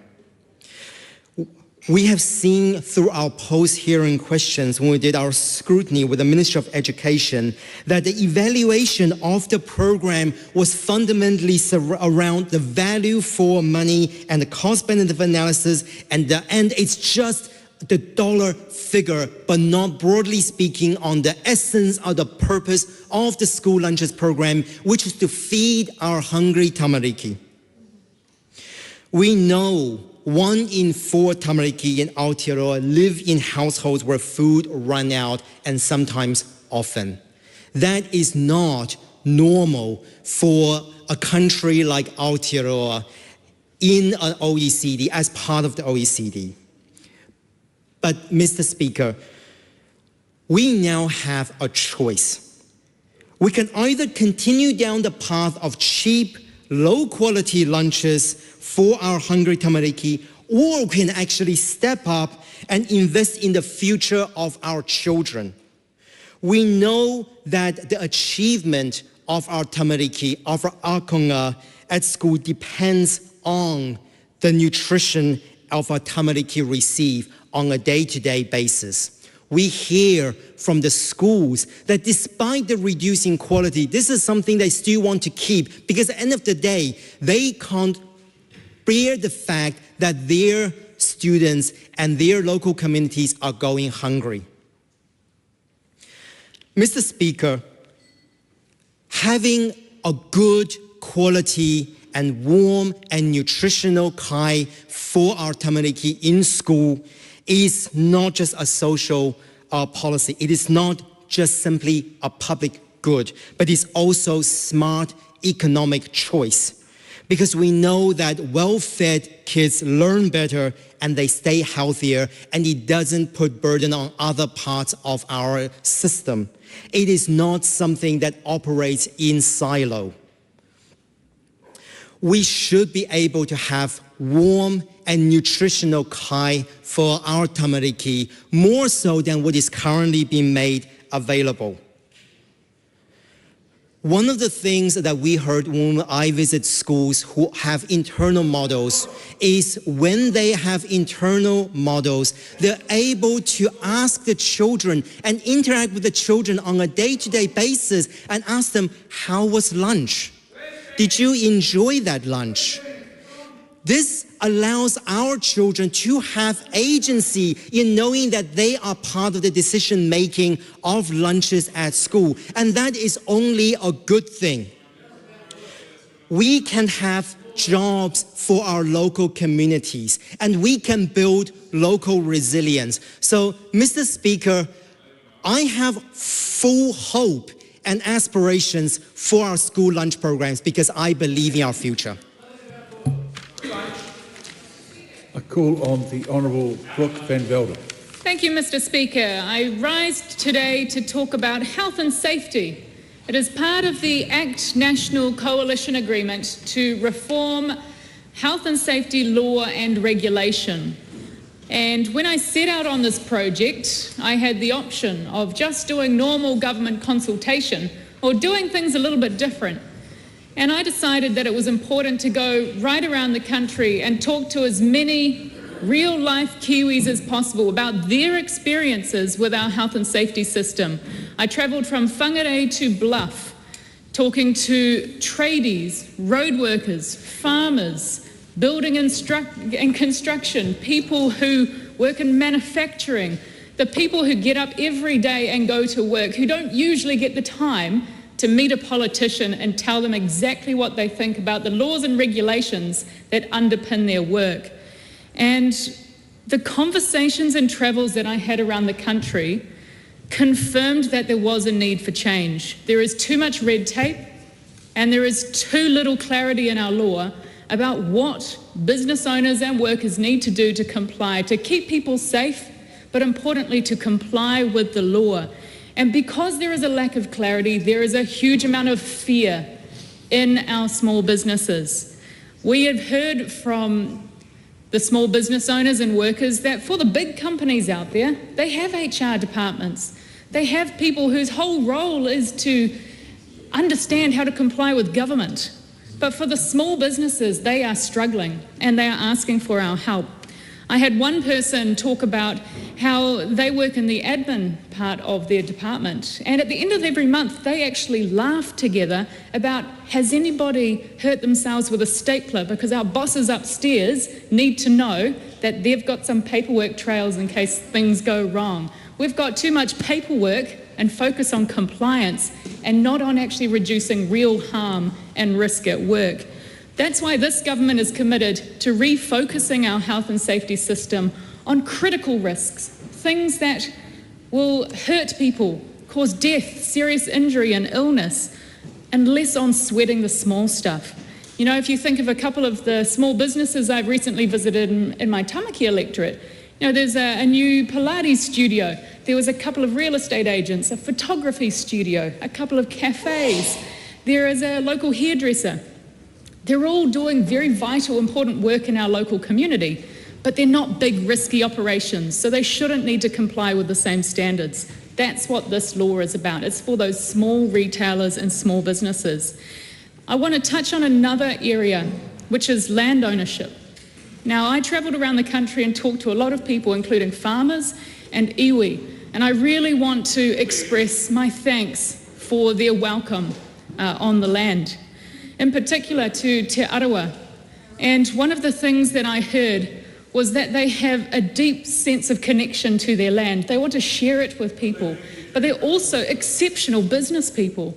And one of the decisions that has come out of the WorkSafe decision to prosecute at Whakaari White Island was that we have a ripple of fear for land ownership across this nation. And I want to open up our great outdoors again for Kiwis. We want farmers, we want iwi, we want council and DOC to feel like they can welcome Kiwis without fear of prosecution from WorkSafe. So to all of those deer hunters, fishers, people who hike, who tramp, who kayak, I hope that this law change will allow more access to our great outdoors and we remove fear from landowners up and down New Zealand that health and safety law will start creeping into everyday life. We need to find our way back to common sense and self-responsibility. Yes, we need to focus on harm, real harm at work, which is why we're focusing on those critical risks that can cause death and serious injury. But we should also go back to the good old Kiwi way of life, the way that I grew up and the way that my parents grew up and their parents grew up, that we actually have some self-responsibility in our lives. There is a lot more to come. This is only the first tranche of our reforms, and there are months still to come, and I cannot wait for people to see what this government will do for health and safety. The Right Honourable Winston Peters. The Green Party over the last few days has been, to use their words, irreverent and absurd and disgusting, frankly.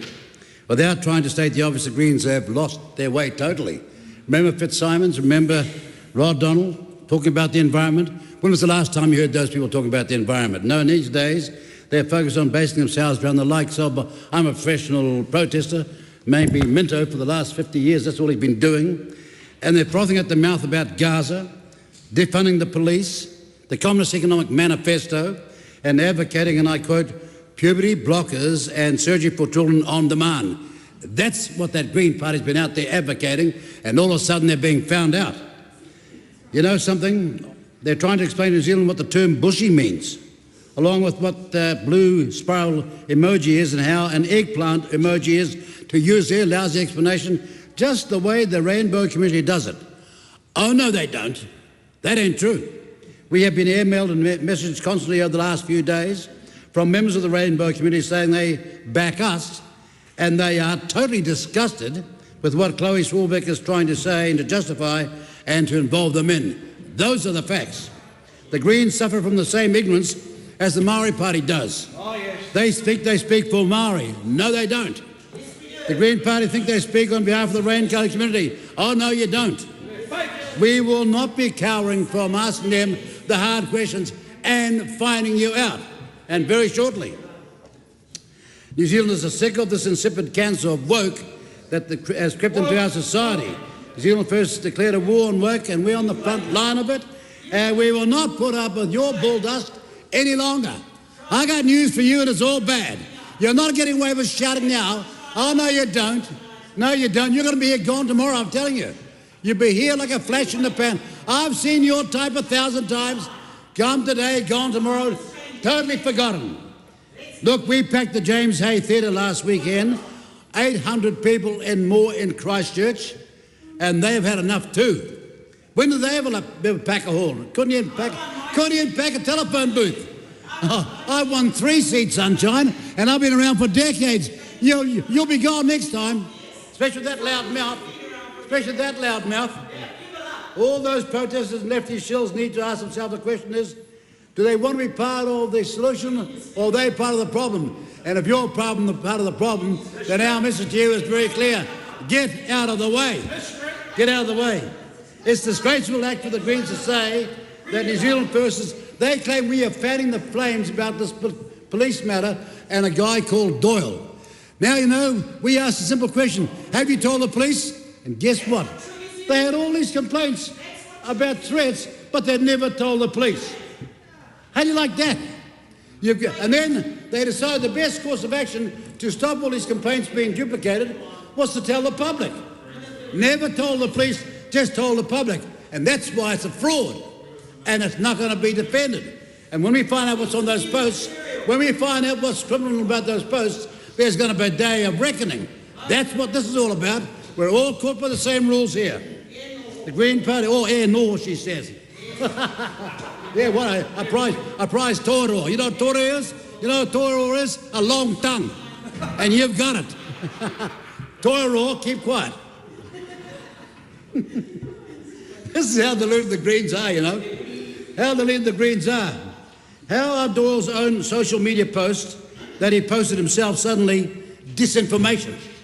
It's his post, and the Greens explain that is being disinformation. How is that possible when it's his post? Or is there a new thing called, quotes, self-inflicted disinformation now. Come on, the fraudulent defence knows no bounds, but you're not going to win. The Greens are going to be found out. Your high point in politics has come and gone. That's the reality. And what a mess they're in. The number of people they've sacked, one after the other. And as soon as the investigation goes into this guy, when he turns up back here, and he can use all the pronouns he doesn't like, our pronouns, our pronouns begins with T and B. They're truth and verity. That's what we're going to have here.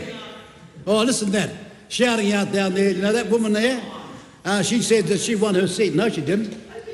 The number of frauds committed by the Green Party the last election know no bounds. Straight out lied.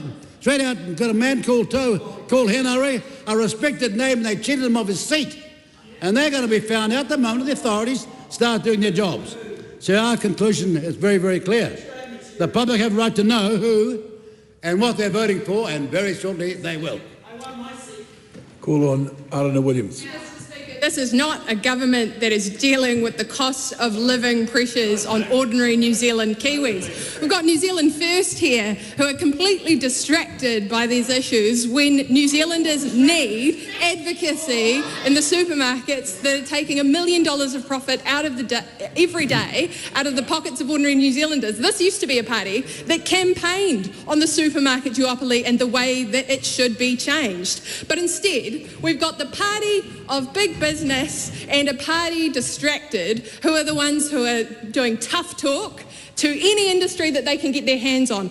They're saying that the cosy pillow fight is over, that the party's over, that we're going to put them on notice again and again and again. The problem with that tough talk and the lack of action is this. New Zealanders are telling their politicians that the cost of living is their number one priority. When they go to the supermarket checkout, their groceries are costing them too much. That when they are paying their electricity bills, they are too high, and under this government they're going up this month. Students will be paying more on their student loans. The minimum wage is not keeping up with the cost of living. And what does this government do?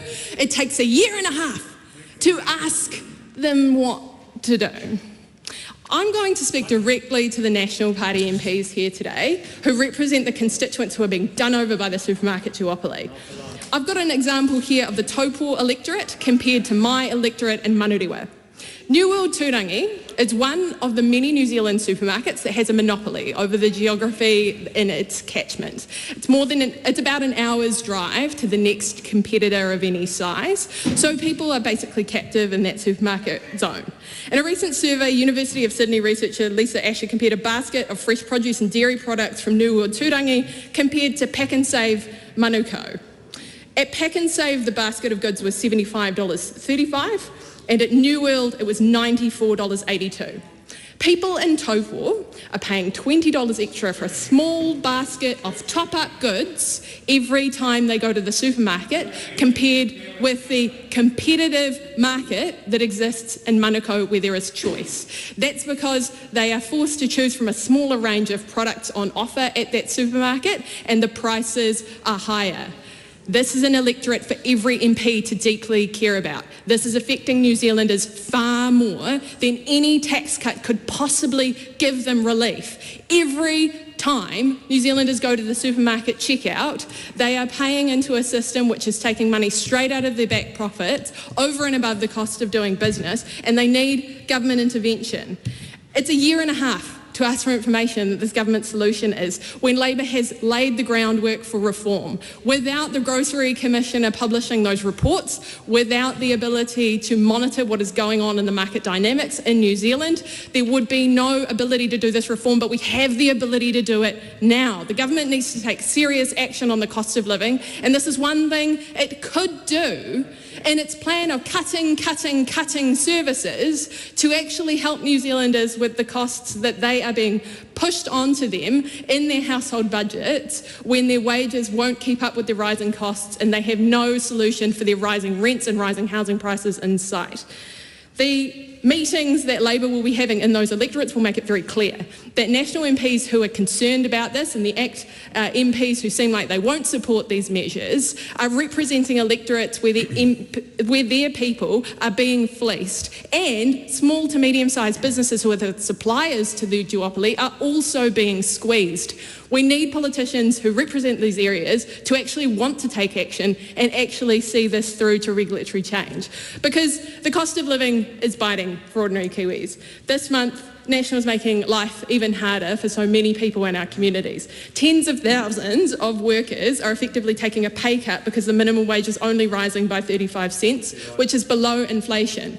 We're talking about working parents when we talk about the effect that the cuts to the school lunches program is having. This isn't people who are on benefits. This is people who have had added to their household budgets another $150 every week, like the mum who sent me her breakdown of costs to feed her 6 children on her 1 salary. It meant that she was feeding them with basically a sandwich, a fruit and a muesli bar at lunchtime, and dinners had changed to noodles and 2 eggs each. That is what ordinary working families are feeding themselves with now, in a time when New Zealand produces food and should be somewhere in the world where we can eat well and eat healthily. The supermarket duopoly needs to change. The government needs to take action right now.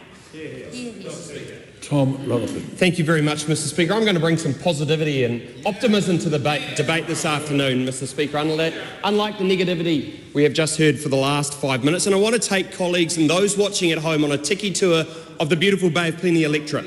It's a powerhouse of growth, innovation and opportunity, leading New Zealand forward, Mr. Speaker. Let's start with the Port of Tauranga. I took Minister Meager there alongside my colleague Sam Uffindell, the MP for Tauranga, there on Monday. The Port of Tauranga handles nearly half of New Zealand's exports, but it's not able to bring in ships big enough because it's been held up in the Environment Court for nearly 7 years. Under our watch, that will change. We will enable them to have their berth extension and to do the dredging so that we can increase exports in this country, so that we can double them over the next 10 years, and that will be great news for the Bay of Plenty, and actually it'll be great news for New Zealand. Mr. Speaker, part of my electorate includes Papamoa, and one of the exciting projects we have going on at the moment is the Papamoa East Interchange. I have been working diligently behind the scenes with both NZTA and the Minister of Transport to see if we can get 1 or 2 of the off-ramps and on-ramps on the Papamoa East Interchange opened early, and I have received good news that that is likely to happen a year in advance of the interchange opening. This is, again, great news for the local Bay of Plenty electorate, where we take cars off already log-jammed roads and enable things like the interchange to have on-ramps and off-ramps opening early. It is a good outcome. Mr. Speaker, our government is turning the tide on crime. For the first time since 2018, violent crime in New Zealand has fallen. After a 51... it's ironic to be heckled by Ginny Anderson, the person who oversaw a 51% increase in violent crime between 2018 and 2023. We've now seen it drop in 2024. Our police are getting back to the basics. 40% more foot patrols. Let me be clear to the New Zealand public, foot patrols are a good thing. Seeing your police on the beat is a good thing. We do not want to abolish the police like the Green Party and their mates in the Labour Party are suggesting they want to do. We are simply saying that New Zealand police are a good thing in this country and we want to see them. Our changes with the gang patch ban have been positive for the New Zealand public. We are relentlessly focused on restoring law and order, and these are contributing to us doing that. Regional deals. Regional deals is exciting for both Tauranga and the Western Bay of Plenty, and it'll be a good thing. I'm pleased to see that our combined councils of Tauranga City, Western Bay of Plenty District Council and the Regional Council have got their things together and got one in. Actually, it's a good thing to get it in on time so that you are in the hunt, and so it's looking really, really positive. Mr. Speaker, the Takutimu North Link, a road of national significance, has reached over the halfway point, and this is positive news for the electorate and constituents in the Bay of Plenty, connecting Tauranga and Te Puna. 2,000 people have worked on this road of national significance, moving 1.5 million cubic metres of earth already. It's not just about concrete and steel, though, Mr. Speaker. It's about connecting communities. It's about saving lives by providing safer travel options and driving economic growth in one of New Zealand's fastest growing regions. Mr. Speaker, on a lighter note, Papamoa in the Bay of Plenty electorate was recently named New Zealand's choicest suburb. What? In Trade Me Properties People's Choicest campaign, we received an impressive 42% of more than 136,000 votes. The achievement has brought a smile to many constituents in my electorate. And as a proud Papamoa local, I'm delighted, but I'm not surprised. Our community offers the perfect balance of coastal lifestyle with urban convenience, and it is the place to be. Mr. Speaker, in the Bay of Plenty, we don't just grow kiwi fruit, we grow New Zealand's prosperity. We don't just export goods, we export opportunity. We don't just build roads, we build pathways to a safer, stronger future. Mr. Speaker, this is the best job in the world, and it is a privilege to work on behalf of the community in which I have grown up in. I'm committed to seeing through this vital work, ensuring the Bay of Plenty's voice is heard and our potential is realised. The community's trust in me to represent our beautiful region is something I never take for granted. The Honourable Kieran McAnulty. Thank you very much, Mr. Speaker. No it is so telling that the National Party members are choosing to use their general debate slots today to launch their re-election campaigns and to put forward their spin and their lines for the next campaign. Paul Goldsmith spent his speech trying to scaremonger about a change of government. Tom Rutherford is quite clearly worried about losing his seat and is using his general debate slot to campaign for re-election. No confident government does that. No government that is proud of their record uses a general debate speech to launch a campaign. But it's telling, Mr. Speaker, because their record is nothing to be proud of, and it's so poor and so damaging that they have to make stuff up to try and make it look like they are actually delivering. This government has claimed to build 5,000 houses. How many have they built? Zero. Nothing. They have funded only 750 houses that doesn't kick in to the next financial year. Why are people in the government claiming to have done something that hasn't happened? It's because their record on housing is abysmal, it is shameful, and it is causing people to live on the street. Now, Mr. Speaker, we have a situation where frontline providers are saying to New Zealanders that this government's policies is leading to an increase in homelessness. And we have the Prime Minister stand up today and say, but nothing's changed. Nothing's changed, he claims. Both can't be true. Both cannot be true.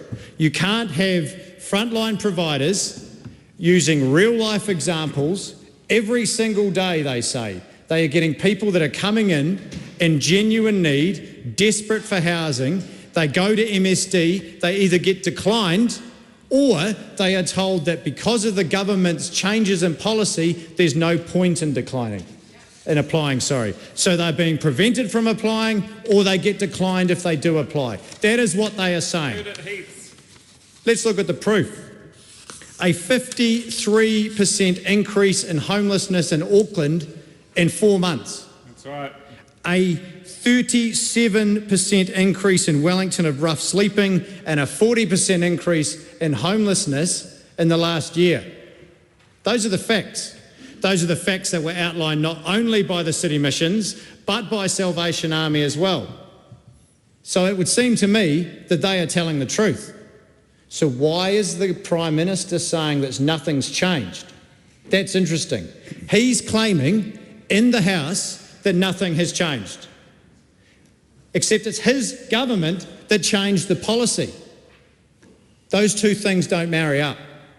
I wonder if he may want to come down to the House and correct his statement, because it is a fact that things have changed.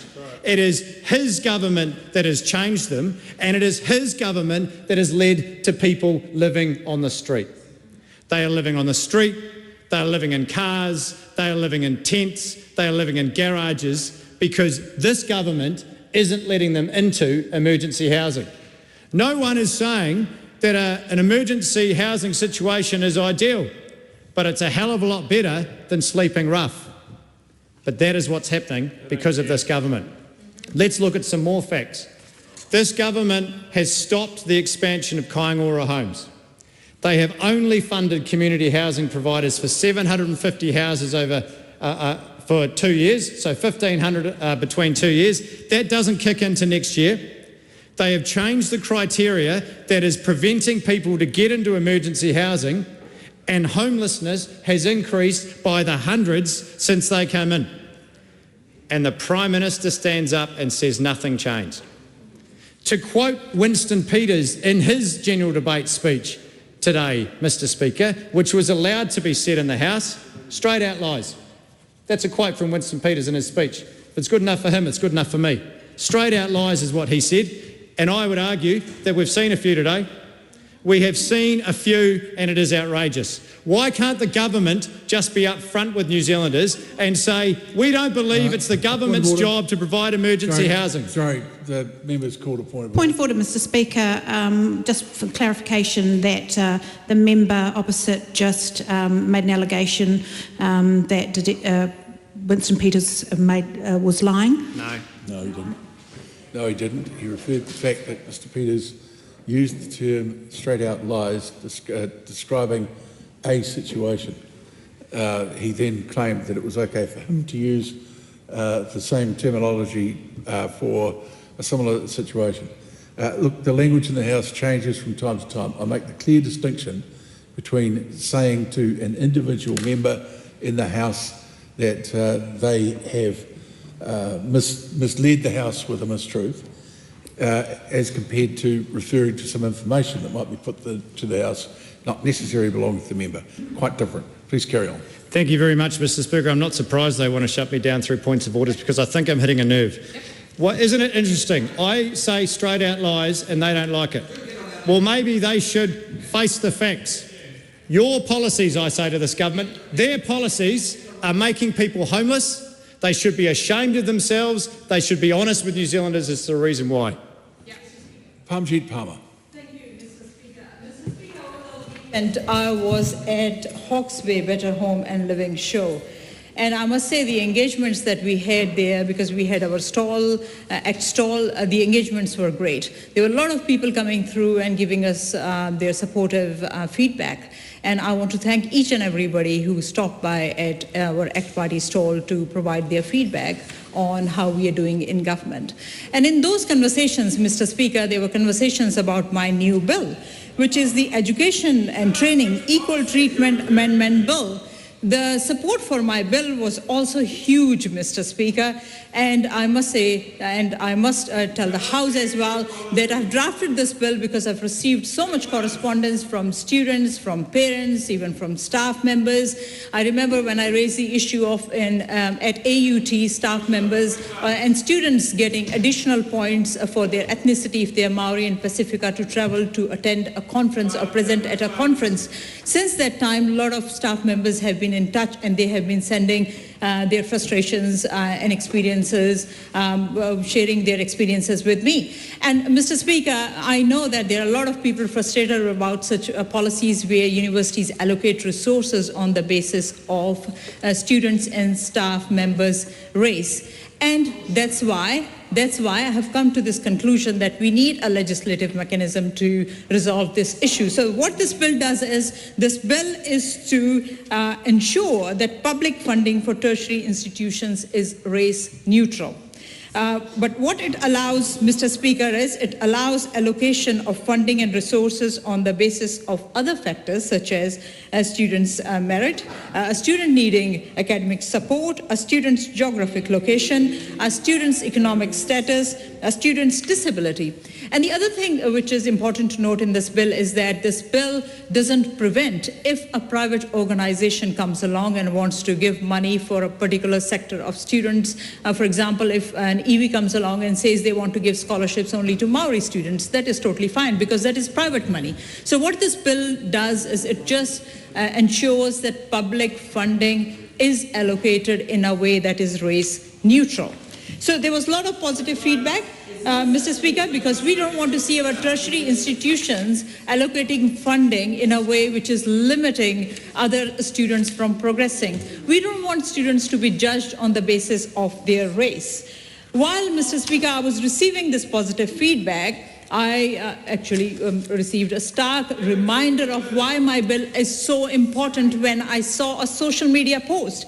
And this social media post was from an academic from the University of Auckland, Carly Quince. She posted on social media. This was citing a headline in one of the media that reported my member's bill. The title in that media outlet was ACT MP launches bill to stop universities offering race-based services. And Carly Quince came on her social media platform and said, alternative headline, immigrant forgets where she lives. So she decided to attack me on the basis of me being an immigrant. Now, seeing this, I felt quite sad. I felt it's quite unfortunate for Dean of Law at AUT to put this kind of comment and attack me because of me being an immigrant.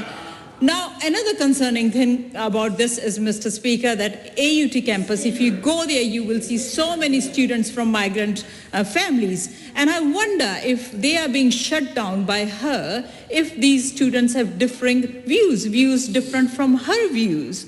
And I also want to seek assurance from the Vice-Chancellor of AUT that all voices of all students, including migrant students, are valued at the same level as students of other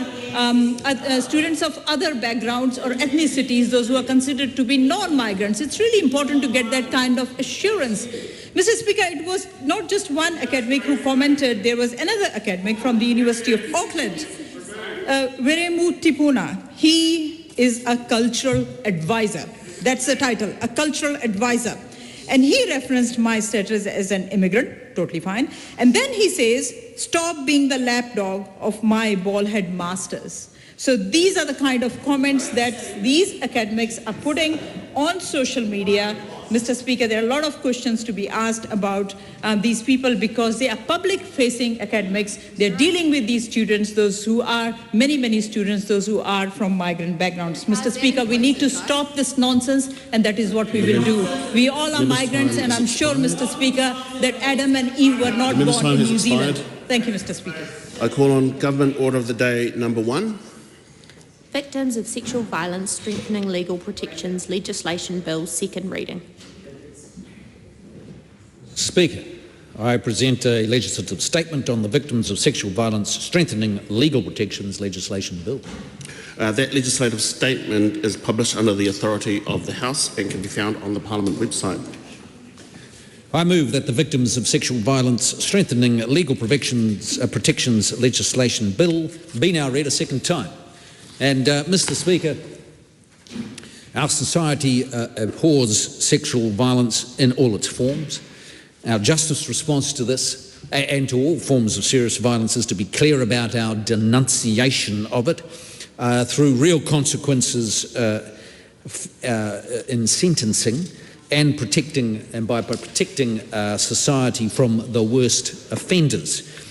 Combined with a wider effort to provide programs to treat offenders and to change attitudes. Our focus as a government is on the victims of crime, and these two proposed changes will help ensure victims of crime are put at the heart of the justice system, so I'm very pleased to present this bill to the House. Victims of sexual violence are particularly vulnerable because of the invasive and traumatising nature of this kind of violence. The violation of a person's body mind and spirit causes long-term damage to their sense of self and well-being.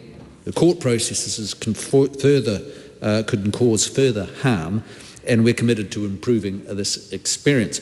The bill addresses two long-standing issues with current legislative settings for sexual violence, in the relevance of consent in cases where the child is a victim, and barriers that name suppression presents to victims speaking out about their experiences. And in short, the government has amended the bill at the Select Committee stage to ensure that convicted adult sex offenders will not get name suppression unless the victim agrees.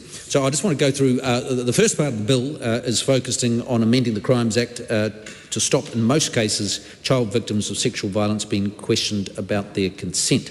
The Crimes Act includes sexual violence that are applicable to the general population as well as some that are specific for offending against children and young people. For example, the core offence of sexual violations can be charged no matter how old the victim is. The offence of sexual connection with a child, on the other hand, only applies to a victim under 12. These two offences are where this bill makes necessary changes to better support child victims. Under the offence of sexual connection of a child, consent is not relevant. In fact, the section clearly states consent is not a defence. Under sexual violation, lack of consent and lack of reasonable belief in consent are key elements that must be proved. This means consent is highly relevant in the courtroom, and children can be cross-examined about what they wanted, asked for, or even enjoyed in the sexual activity. Most would agree that this is unacceptable, but that's how the current law works. The bill addresses an unintended consequence of a previous amendment that created a discrepancy between the charges. We've heard heartbreaking stories, Mr. Speaker, about the impact on some of the most vulnerable victims. Sexual offending against children should be the subject to the same penalty as offending against adults, certainly not a lesser one. And to address the issue, the bill makes two complementary changes to the Crimes Act. It amends the sexual connection with a child charge so that the maximum penalty is 20 years, and it amends sexual violation where consent is highly relevant so that the offence does not apply if the victim is under 12 years. These changes together will stop, in most cases, child victims facing harmful lines of questioning when giving evidence or being cross-examined. Suggesting or even implying that vulnerable children consented to sexual activity is not what New Zealanders expect, and that's why this law should be changed. The second part of the bill amends the Criminal Procedures Act 2011 to clarify and strengthen name suppression settings for complainants in sexual violence proceedings. Name suppression plays a role in supporting and protecting a victim's privacy during a deeply personal and difficult time. It's crucial for the law to continue protecting victims of sexual violence, and it's also important to recognise that not everybody wants protection in this way. Silencing victims who wish to speak out publicly can lead to increased isolation and exacerbate existing trauma through the further removal of control and denial of personal agency. Some victims want others to know what happened to them. Providing victims with choice and autonomy can empower victims. The bill supports this autonomy in three areas. It specifies in laws both the importance of protecting a complainant's privacy and of supporting their autonomy. And it broadens victim automatic name suppression to include all offences of a sexual nature. And thirdly, it requires the agreement of victims for permanent name suppression to be granted to persons convicted of sexual crimes. So let's just go through them first. Clarifying the process of lifting automatic name suppression. The bill clarifies the process of lifting automatic name suppression. The Criminal Procedure Act allows eligible adults to apply to have their automatic suppression lifted, and complainants have the right to know what their options are in this regard. Unfortunately, very little information is available about how this actually works. A lack of information is disempowering. We know that some victims have paid for expensive independent legal advice as to help them through the process, which is an additional burden to them and their families. And this bill addresses that burden. It creates a simpler, streamlined and accessible process. The bill requires all applications to lift automatic suppression to be made in accordance with the criminal procedure rules, which set out a new step-by-step process for doing that. Name suppression can be a useful tool to support victims. However, it's only provided to victims of a small range of specified crimes. This means that other victims of crimes of a sexual nature are not automatically protected. Crimes that relate to intimate visual recordings offences fall into that category. This inconsistency means that some victims of sexual violence crimes have to apply to the court to have name suppression. This sometimes can cause distress and worry that they may be publicly named without their knowledge or agreement. The bill seeks to change Section 203 of the Criminal Procedures Act 2011 so that victims of all types of sexual offenders will be given automatic name suppression. The third area is a change to the bill that will provide autonomy to victims in relation to permanent name suppression. Data shows that in 2023, permanent name suppression was granted to 76 individuals convicted of one or more sexual offences. And of course, many more fought long and hard during the courts to achieve that and didn't succeed, but in the process added substantially to the trauma for the victims. Permanent name suppression for perpetrators can provide victims with privacy. However, it can also further traumatise victims. Currently, the court decides whether to grant permanent name suppression orders for convicted persons, although they must take the views of the victim into account. We know that sometimes these permanent orders are made even though the victim does want to speak out. And permanent name suppression of convicted sexual offenders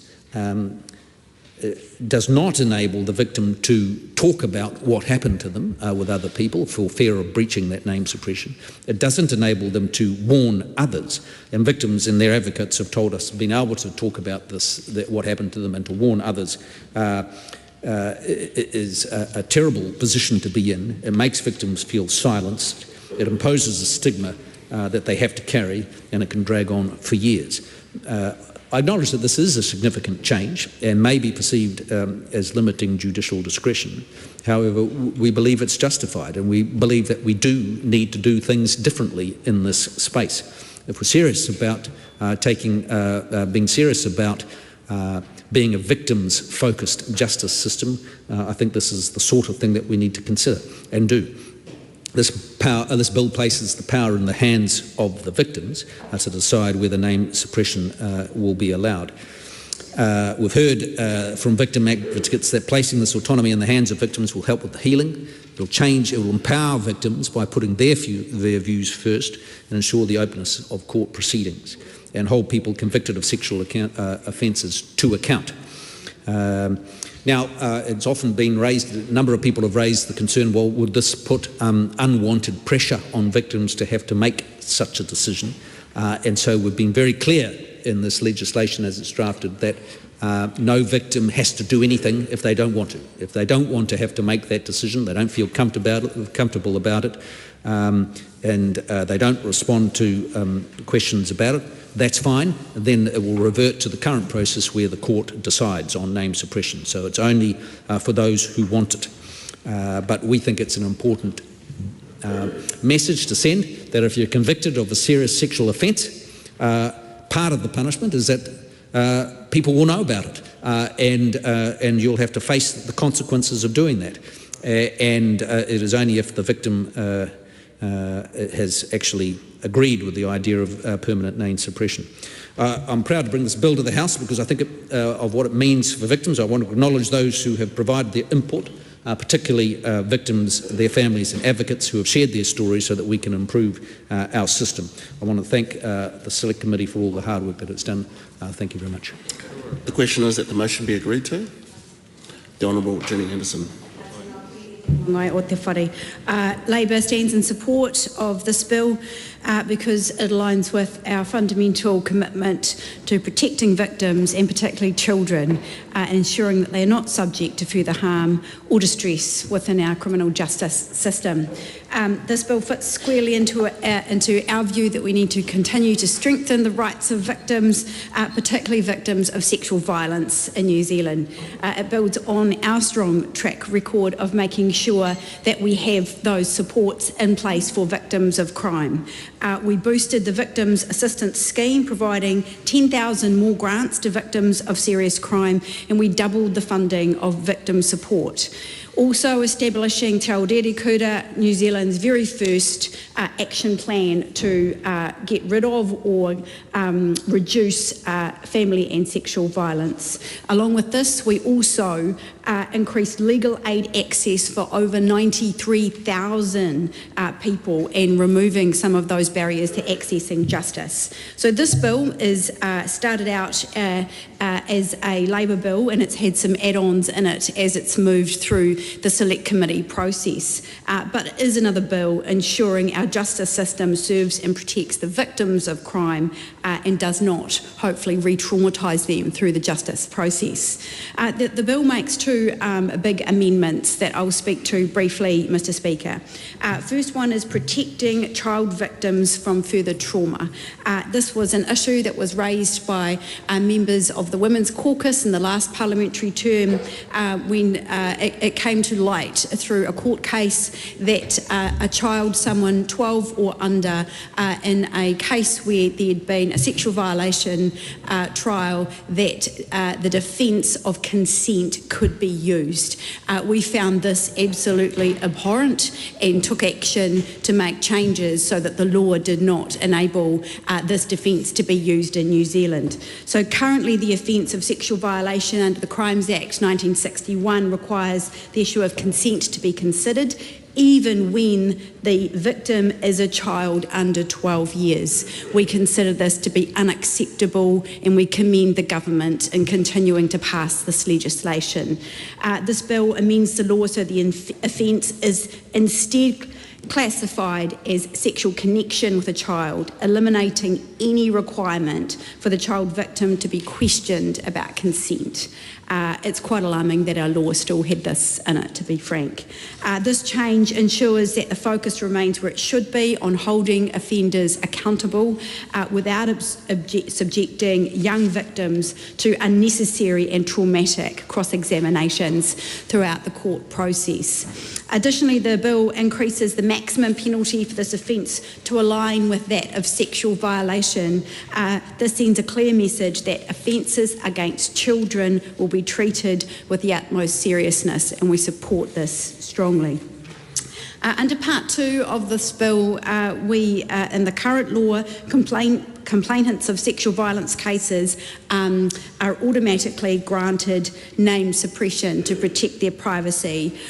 While this is important, it's also of note that some victims do not, in fact, want this protection, and as the Minister has noted, for those who want to speak out, the process of lifting name suppression can be slow, difficult and costly. So this bill proposes to give complainants more autonomy by making it easier to lift name suppression if they so choose to do so. It also extends automatic name suppression to all victims of sexual offences, including victims of intimate visual court recording offences, to ensure consistency and to prevent further distress. It also requires the views of the victims to be paramount when the court considers suppressing the name of a convicted offender. Currently, the court makes the current final decision on whether to suppress the name of a convicted sex offender, taking into account the views of the victim. However, this bill changes that and essentially almost gives a veto right to the victim on that name suppression. We do have some reservations about that, and we have reservations because we hear from victim advocates that there are some concerns about the weight or the pressure placed upon a victim, particularly given the bill doesn't have any minimum age for that. So it could be quite a young victim of a sexual violence offence who has then been given the ability to choose on name suppression. There has been concerns raised within advocacy groups that this places potentially too heavy a weight on a victim of crime. It'll be interesting, and I hope things go well, but it will be interesting, particularly in cases where there are multiple victims of sexual violence. We know through the courts there can be one sexual offender and multiple victims. Those victims can even be from the same family family group in a small town in New Zealand. And there may be instances where some of the older victims wish for the offender's name to have name suppression lifted, but some of those younger victims may not. And it is unclear from this bill whose views preside and how we work through those issues if it's unclear. It's important to put victims at the centre of our justice system, but not to put undue pressure or weight upon them in a process that is already incredibly traumatising for victims of crime. So despite these concerns, we believe that the positive impact of this bill far outweighs any potential drawbacks, and we support the bill because it prioritises victims' rights while addressing the most urgent issues in the legal framework. I'd like to conclude, Mr. Speaker, by saying the best way to reduce victims of both family violence and sexual violence is to make it easy as possible to report crime. We know that roughly 20% of family violence and sexual violence currently gets reported. The best way to increase reporting is when someone reaches out for help, it is there and available. Currently, we have defunding of some frontline services that provide those supports. We also have police stepping back from attending family violence unless there's a risk to life or it's at a very high risk. The real problem with that approach taken by the government is it disincentivises people to report, it disincentivises more help to be provided to people who need assistance, and it stops families from getting early intervention in situations that may potentially escalate further. Also, just having a blind target of reducing victims of crime without providing support services is not a great way to go reducing victims of crime. It essentially looks at sweeping things under the carpet instead of actually providing the adequate and needed support services to increase that reporting rate of the 20% we currently have now. So while we think that the government, we commend them for passing a bill that started with us, there's a long way to go from those opposite before we actually start addressing some of the core drivers of family violence and sexual violence that continue to exist within New Zealand. Dr. Lawrence Zenon. Thank you, Mr. Speaker. I'll rise on behalf of the Green Party of Aotearoa, New Zealand, to also support this bill in second reading, the Victims of Sexual Violence Strengthening Legal Protections Legislation Bill. I would like to acknowledge the fact that for this particular bill, it was introduced by the previous government and has been taken up by the current government as well, because it is an important thing to address. Broadly speaking, I know that quite a few people have already mentioned in terms of the context of this bill, but just to reiterate that this bill has two broader components to it. The first part is around amending the Crimes Act 1961 to address issues relating to children and consent. And the second part is by amending the Criminal Procedures Act 2011 to modify provisions relating to automatic name suppression for complainants. Now, in terms of the Select Committee process, I know that this is second reading, so we do tend to talk about what happened during the Select Committee. During the Select Committee stage, we received 50 written submissions and also 8 oral submissions, and I would like to thank the Justice Select Committee for their continued sensitivity around really emotional and really traumatic topics such as this. Broadly speaking, we have received a lot of support for this bill. We received 43 submissions that support this bill.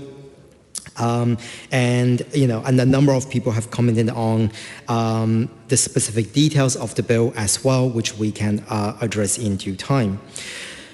I would also, considering the content and context of this bill, I would really like to acknowledge our First Minister for Prevention of Family Violence and Sexual Violence, the Honourable Malama Davison, as well as the introduction of Te Aotearoa, as well the National Strategy to Eliminate Family Violence and Sexual Violence, as an important step to address this incredibly serious and actually quite systemic and pandemic issue in Aotearoa, New Zealand. And I also like to thank, in the last term, the support of our colleagues in the Labour Party and also Te Pāti Māori around this strategy, but also we look forward to the reiteration and the continued improvements of Te Aotearoa by the current Minister for Prevention of Family Violence and Sexual Violence. In terms of the context of this bill, the first part is around the Crimes Act, and it is a concern right now, particularly when we're looking at a victim-centered approach around how do we not re-traumatize and re-traumatize complainants. And I think in the first part of this, the bill is aimed to address that. In terms of Section 132 of the Crimes Act, that the offense of sexual violation cannot be charged if the victim is under 12 years old, and instead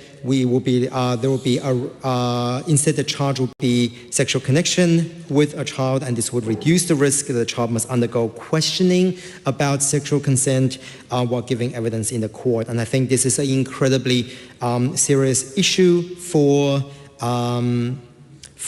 the right of the child and also in terms of our international obligations as well. But I would like to speak predominantly, Mr. Speaker, around the second prong of this, which is the automatic name suppression for complainants.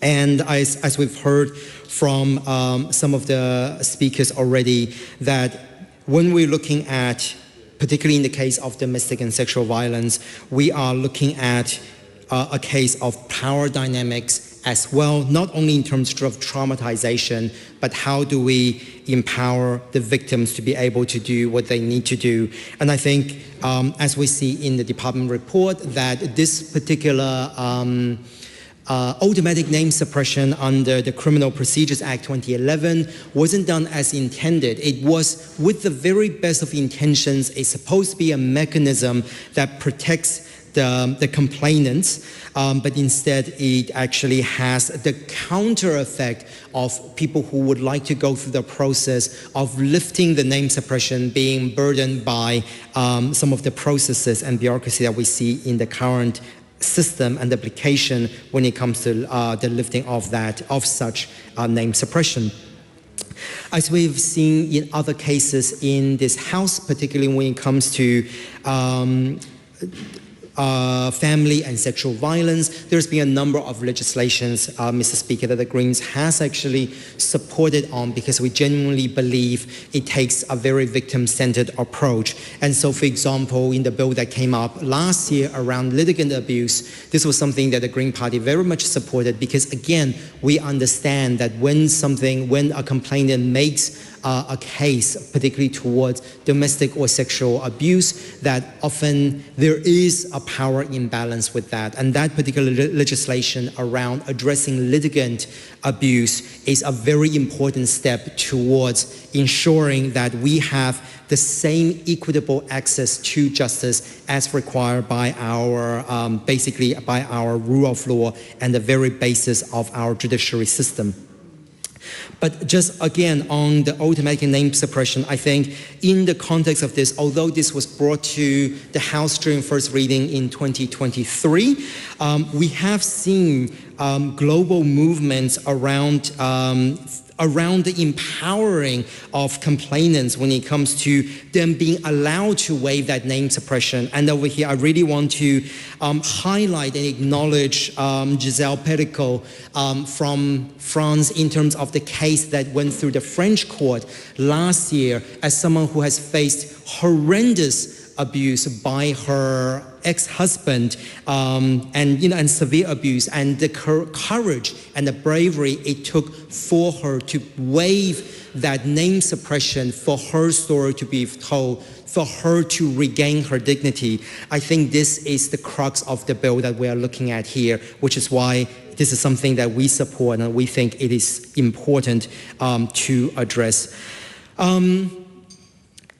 Finally, Mr. Speaker, I think when we're looking at this, there are definitely parts of this bill that we are looking forward to engaging with the Minister on during the committee stage in terms of some of the specificity. And again, this is some of the areas that came up in the select committee process. And we would like to sort of look at and discuss and have that genuine discussion with the ministers around ways of clarifying but also elucidating the intent of the bill and how some of the things are going to be working in a way that ensures that it doesn't, by removing one layer of barriers to victim, that we don't unintentionally bring in another barrier to the victim. Again, we bring to the original purpose and intent of this bill that was brought forward, because the original intent of automatic name suppression, which has the best intents and purposes, didn't perform as intended. So we just want to make sure that something like this have those kind of checks and balances in place to so that we don't have to come back in a few years' time to re-litigate something like this, because we have found that the process that we put forward has somehow inadvertently traumatized or re-traumatized complainants. But finally, Mr. Speaker, I would like to touch on more broadly in terms of some of the elements when it comes to access to justice and the way that we address issues of domestic and family and sexual violence more broadly within our criminal justice system. I think, Mr. Speaker, there's been a lot of really important work that's been done recently, both by legal academics, researchers, but also by grassroots community organizations around the fact that we do need to look at the way that we address this, because our current legal system may not fit for purpose and may not provide the kind of protection for victims, and do not necessarily have the right settings to actually ensure that offenders and perpetrators understand and genuinely are on a pathway for rehabilitation without actually seeing it as something and then being defensive about their actions and being and actually worsening a situation. This is something that we have seen in our court system as a concern by complainants in the way that they make those complaints in the first place. I also just want to finally touch on that the fact that we are still seeing that there is this inaccessibility to justice through things like with sufficient support to legal aids, because a lot of the complainants in these situations may not be in a financial situation to actually go through the incredibly expensive court system. So there is definitely a broader conversation to be had, but we are really happy to support this bill and we look forward to the committee stage. Laura McClure. Thank you, Mr. Speaker. I rise for the H Party in support of this bill, and it's not often that we are all on the same page in the House, but today is one of those days. And firstly, I'd like to thank the Labor Party for bringing this bill forward in the previous Parliament, and it's here today. So not always do they cuddle criminals. Sometimes there are actually times where we're wanting to put the victims first. The main provisions of this bill, I guess one of the first main provisions that stands out for me is that we actually are amending the Act to include or to have a maximum prison time of 20 years, which actually brings it in line for that of sexual offending against an adult. And I don't know about you, but I'm actually horrified, and I can't believe that sexual connection with a child was considered potentially a lesser of a sentence. I'm absolutely appalled every time I open up the news and I see some kind of sexual offending against our children, if not some of our most vulnerable people.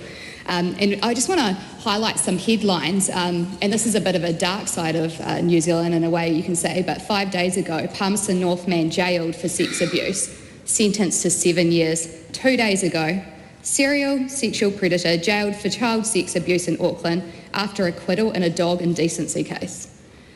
Then accused or then sentenced to sexual abuse of a 6-year-old child. 2 years imprisonment. This person is a registered sex offender with 45 years of offences spanning. 2 years is absolutely disgusting and it must stop. A couple of years ago, Northland man jailed for 13 years of historic abuse of 6 boys. 6 boys and only 13 years. Imagine those 6 lives that are completely and utterly changed forever. Forever.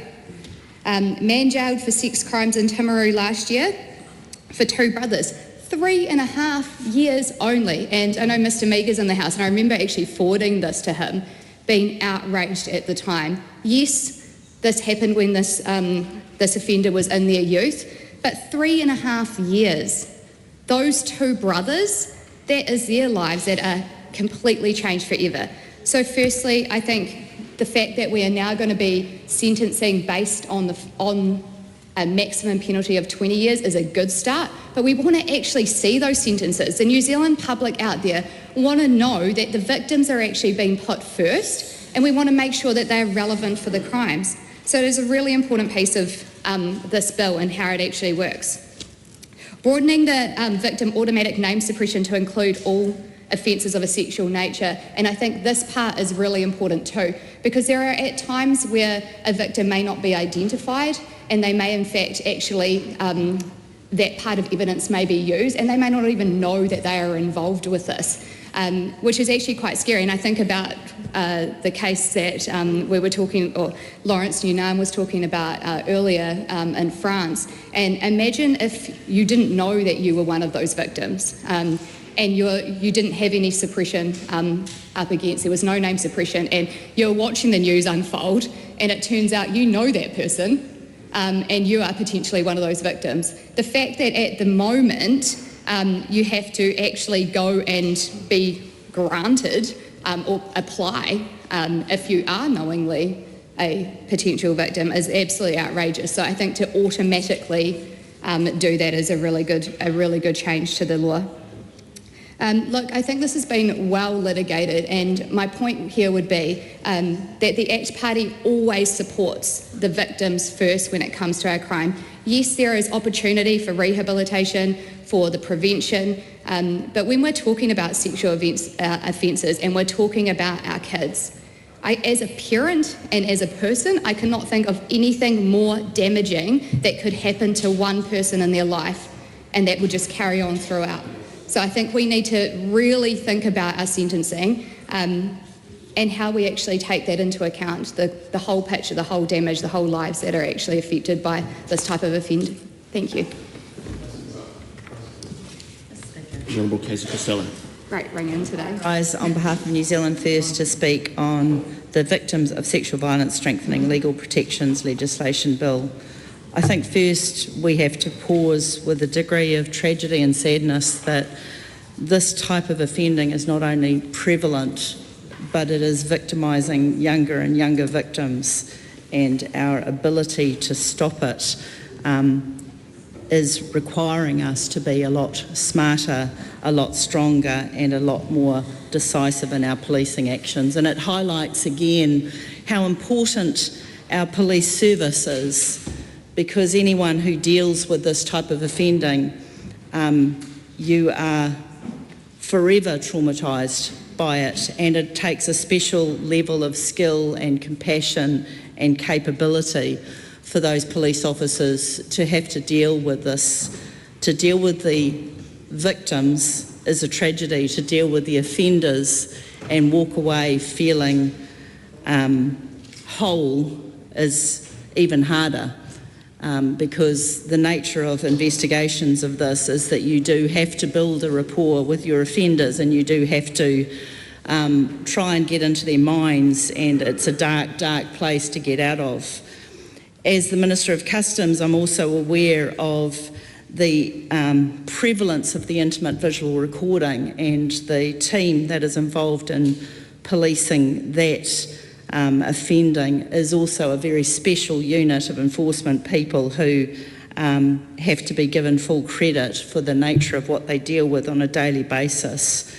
But I'll take us back to the bill and the importance of this piece of legislation to, first of all, provide some consistency around the offending and recognising that the fact that a child cannot consent should have been taken as read, and it is an anomaly that urgently needs to be fixed. And I applaud the members across the House for taking immediate action to get this underway, and also recognise the work of the Justice Select Committee to use this as an opportunity to tighten up a range of issues that this bill has identified, and it allows us to bring some consistency, bring some protections, and yet again in this House highlight how important it is to drive a accountability for offenders, that this is important that we protect victims, but it is equally important that we have ability to protect our communities from these predators that have lost humanity when they are prepared to victimise such young children, which is a too regular occurrence.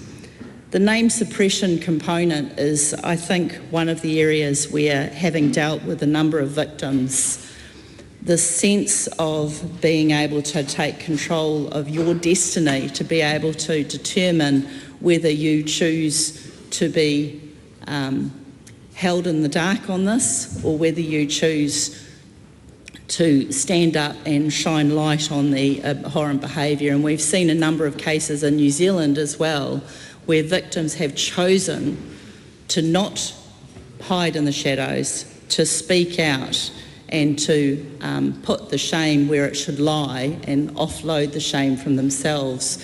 And that is an incredibly brave and important action, and the fact that this legislation will put that power squarely in the hands of the victims is something that we in New Zealand First applaud and recognise the important work that this committee has brought to the House today.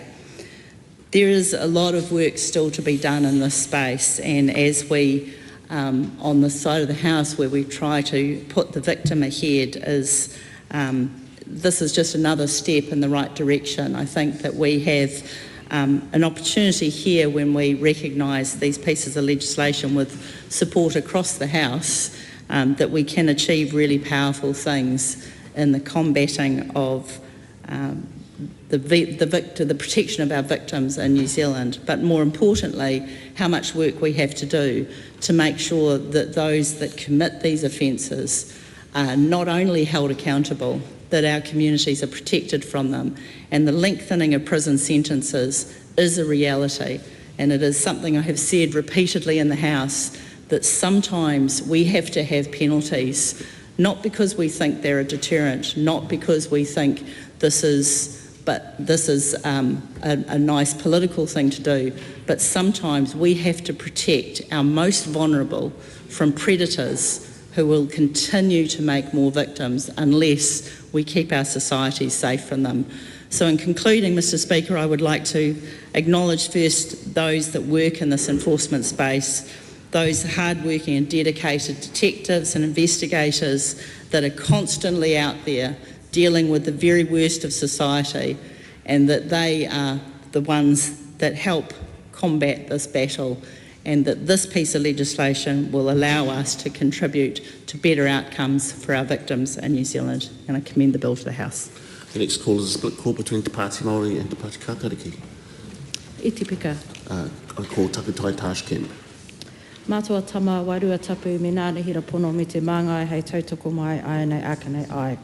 E te whare, ka nui te mihi ki a koutou katoa, I konei e whai wāhi ana ki tēnei kaupapa hirahira. Ki a tātou, kai tautoko I tēnei pire, tēnei te mihi. Ka hurihuki ki a tātou kai taua, ki a rātou e mate ana, I raro I te kino o te tutu moi poku, tēnei te tangi, tēnei te mihi aroha. I stand today on behalf of Te Pāti Māori as the Member of Parliament for Tāmaki Makaurau in firm support of the Victims of Sexual Violence Strengthening Legal Protections legislation bill.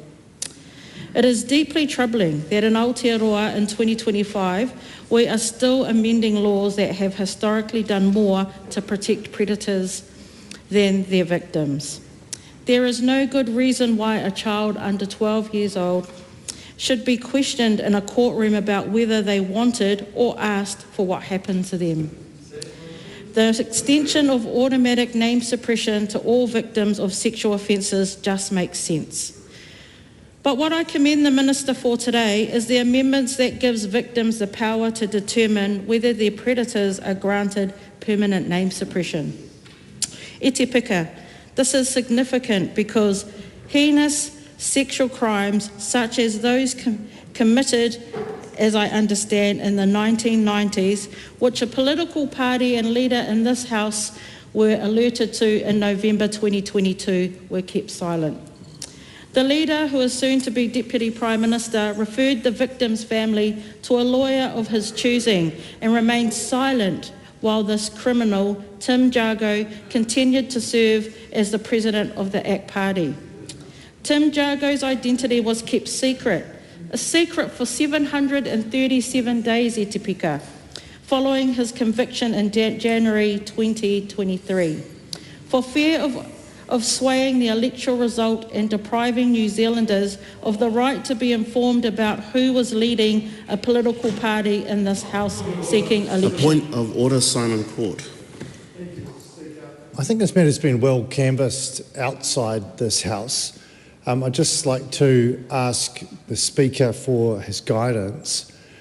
Given that that matter was subject to court orders and that the ACT Party, which the Speaker refers to, had no influence and took no part in influencing those court orders, I'd like the Speaker to consider whether the ongoing description of that as being associated with the ACT Party, while it's certainly not true, is helpful to the debate and the maintenance of order of this House. I'm just going to take some advice on that.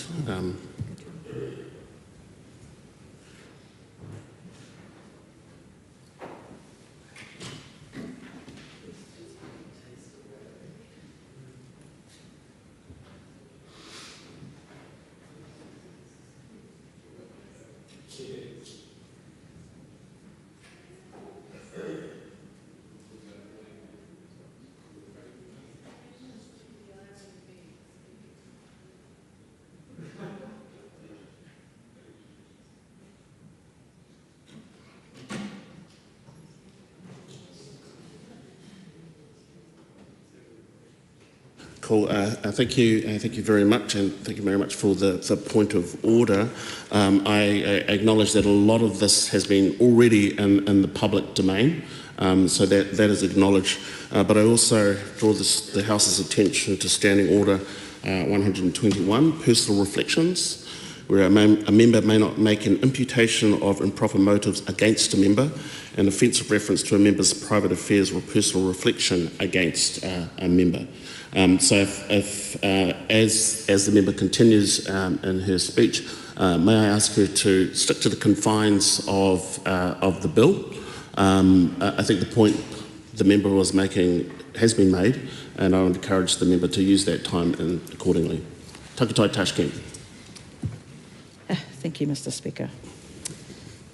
This legislation can come soon enough and will disincentivise those gross criminals from pursuing permanent name suppression and further destroying the lives of their victims.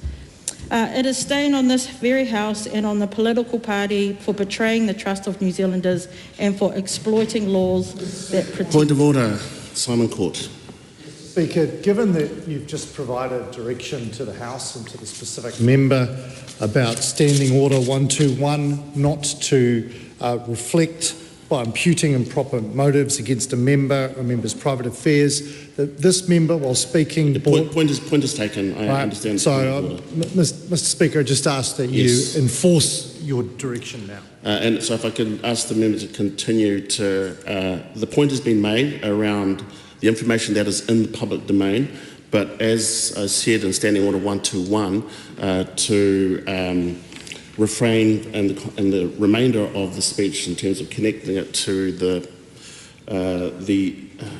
imputation of improper motives to another member of this House. Takutai Tashkent.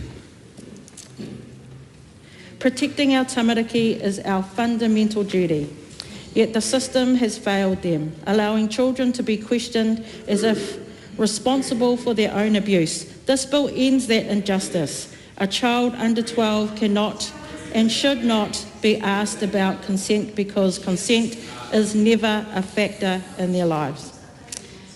For too long, victims have been silenced. This bill ensures their voices are heard and protected. Automatic name suppression safeguards their healing, shields them from public scrutiny and allows them to reclaim their stories on their own terms. This bill is a step in the right direction, but it is only the beginning. Te Pāti Māori will always stand with survivors. We will always challenge the laws that uphold colonial systems of silence and suppression, and we will always demand better from this House. This is about our mokopuna, this is about the survivors, and this is about ensuring that we put these laws in place to protect whānau. Ka tika te whakatauki, ka whati te ti, ka wana te ti, ka riro te ti. Though we have seen harm, we now have the chance to rebuild and strengthen. To every survivor, to every whānau affected, and to every advocate who has fought for this change, mea tātou hei whakatika, it is on us to make this right. Nō reira, tēnā koutou katoa. Before I take the next call, I just want to draw members' attentions to Speaker's Ruling 52/6, where possible members should not read speeches. However, no member other than the Speaker may interrupt the Speaker who is speaking to suggest a breach of this convention. So when you speak up and say that someone's reading a speech, actually I can see that that's happening, but that can be considered to be disorderly. I call Tamitha Paul. E te maunga te whare.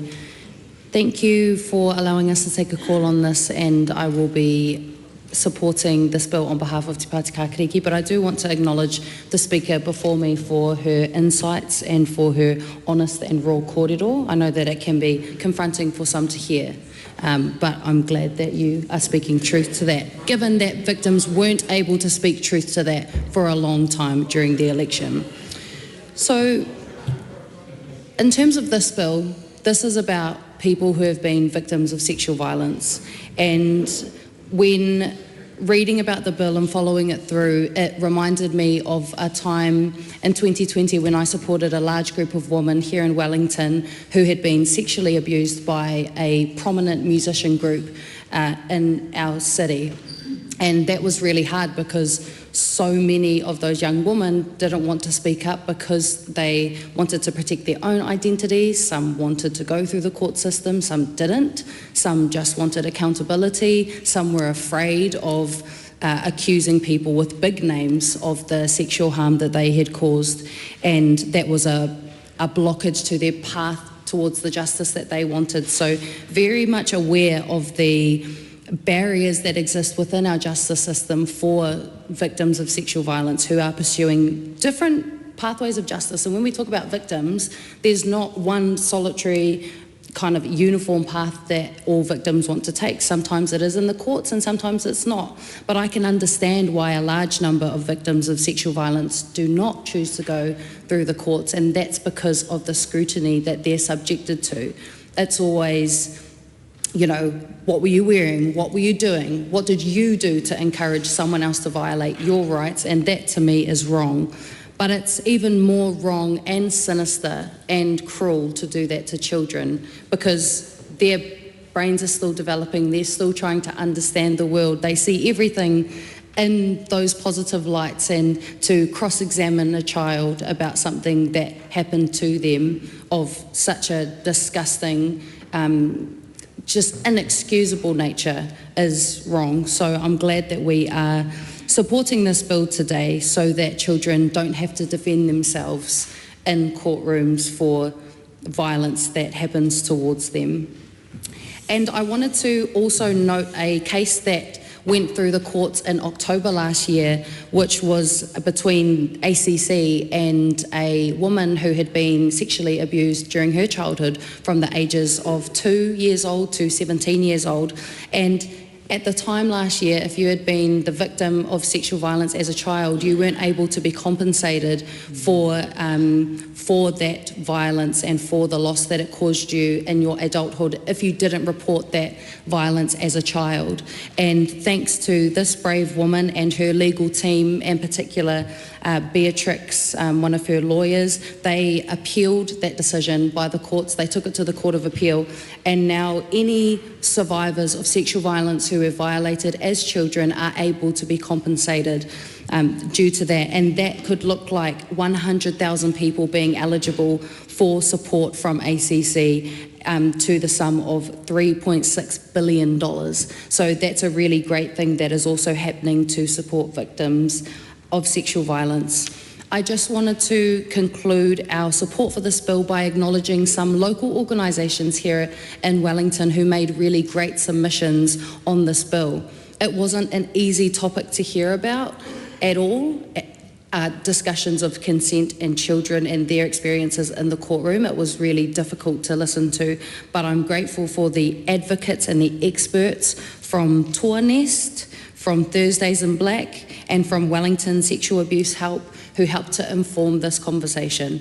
I finally want to say thank you to our Labour whānau over here for bringing this bill to the House in the first instance, and for making these discreet changes to our legal system which will protect survivors and make sure that especially children aren't re-traumatised and re-victimised in their pursuit of justice for them. So kia ora koutou katoa. Tom Rutherford. Very much, Mr. Speaker. I am welcome for Helen White to take the call. I see her rise to her feet if she would like, but I suspect she's probably next. It would be my assumption, Mr. Speaker. Mr. Speaker, I do want to reiterate some of the comments made by previous speakers.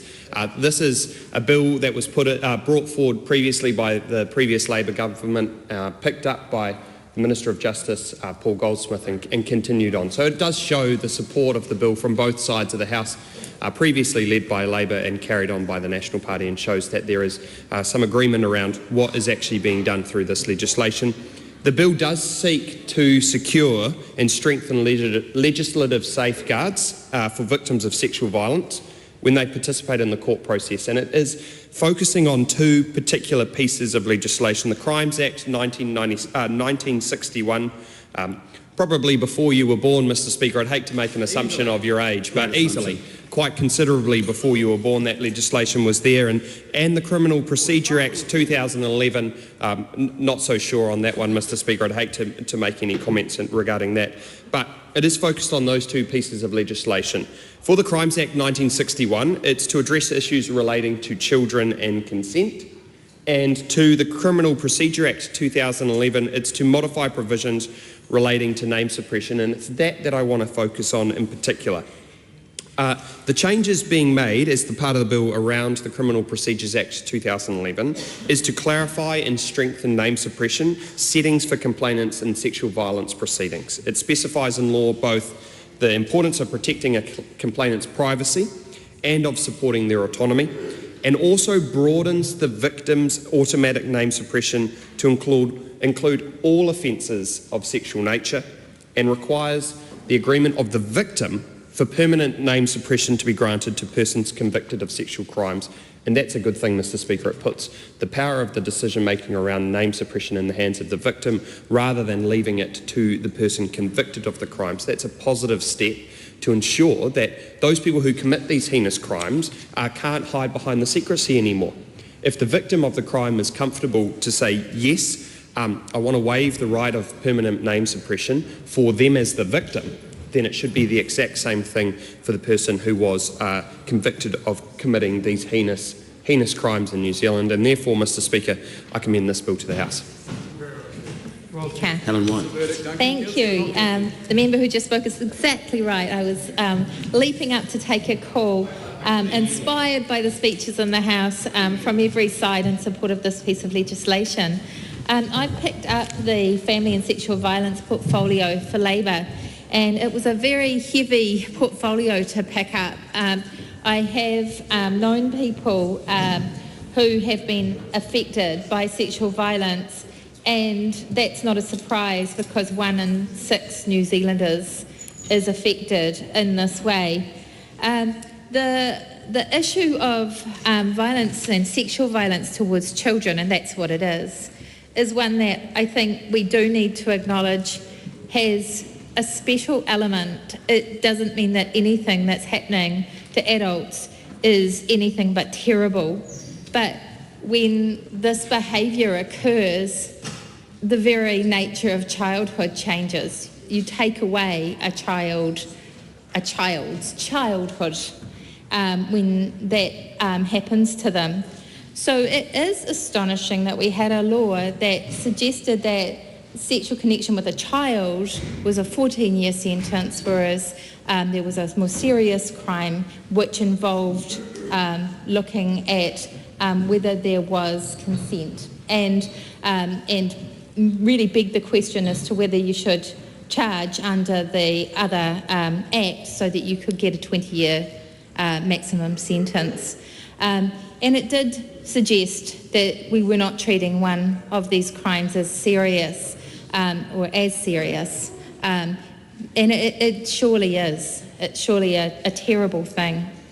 The legislation that comes before the House today is a legislation that was thought of as part of a whole group of reforms.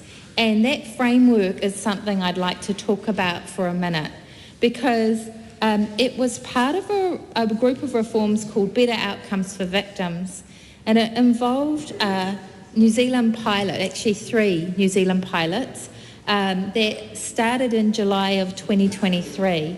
And one of those is happening. It's actually happening until I think the end of this month at Manukau District Court, and 2 are at Whangarei. And the one at Manukau is a real collaboration between the Ministry of Justice, the police, OT, and community groups. And it seeks to wrap round a victim and provide things like the capacity for the victim to have the evidence heard in a child sexual case. They can do that outside of the courtroom setting. And that study has been going on, or that way of trialling various forms. The one in Whangarei involves looking at bail, it looks at speeding up things, it looks at safety plans around the victim. All of those trials wrap up in the next month, and there is a report on the results, as I understand it, that has yet to be published. So we will see the outcomes from those trials, and I will be making sure that I know what the government is going to do with regard to those trials, because from what I can see, it sounds like they have been successful in many ways. And the idea of this legislation was that it was part of a strengthening process for victims, and these trials are really pivotal to making that real for victims beyond this. So I urge the government to make sure that they keep their feet to the fire of their minister with regard to those trials, because changes in the law only work if they're part of a framework of changes in our courts as well. The legislation is an interesting change. We've talked about the one which is about really making sure that children no longer subject to any kind of inquiry about consent. But there are also changes here to suppression orders. And I take the point made by others that it's a real balancing act, trying to create the kind of autonomy that people need who are victims to make their own decisions.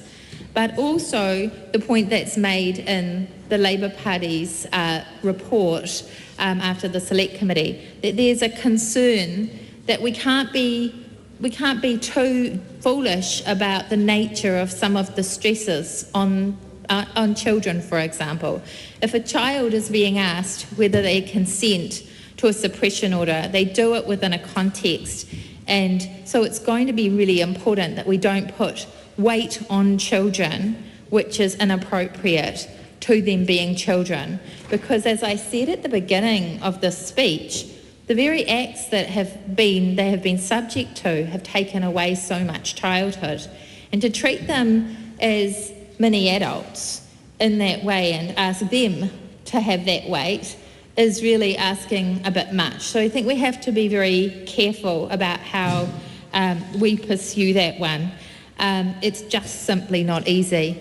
There's also the issue of multiple victims, because in many of these experiences, a predator doesn't just create one victim.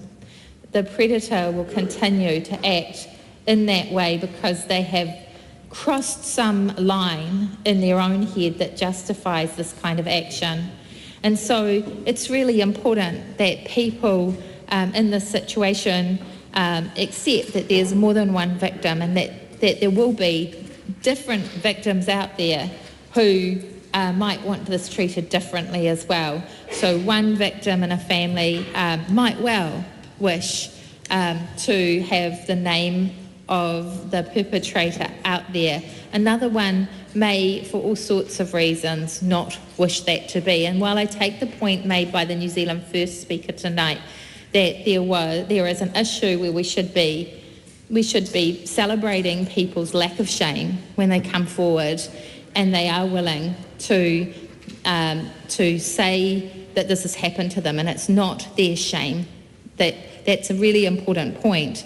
The other issue with regard to that is we should respect how much harm this does to people, and we should respect their wishes. So there is bravery in any action to stop this kind of behaviour and hold people to account. That is not an easy process. We have a duty to make it a lot better than it is, but I would not be judging anyone who decided that they did not want to share the information in this way. So I hope I've made my point that the Labour Party takes this issue very seriously. This is legislation, I can be proud to say, started under the Labour Party. It's part of a wider context. There is actually a really very good report that came out, and it was the Green Minister who headed that on sexual and family violence. It's been updated recently. Everybody within the Parliament does seem to be more aware than they have been about how serious this is for our country, how many victims there are.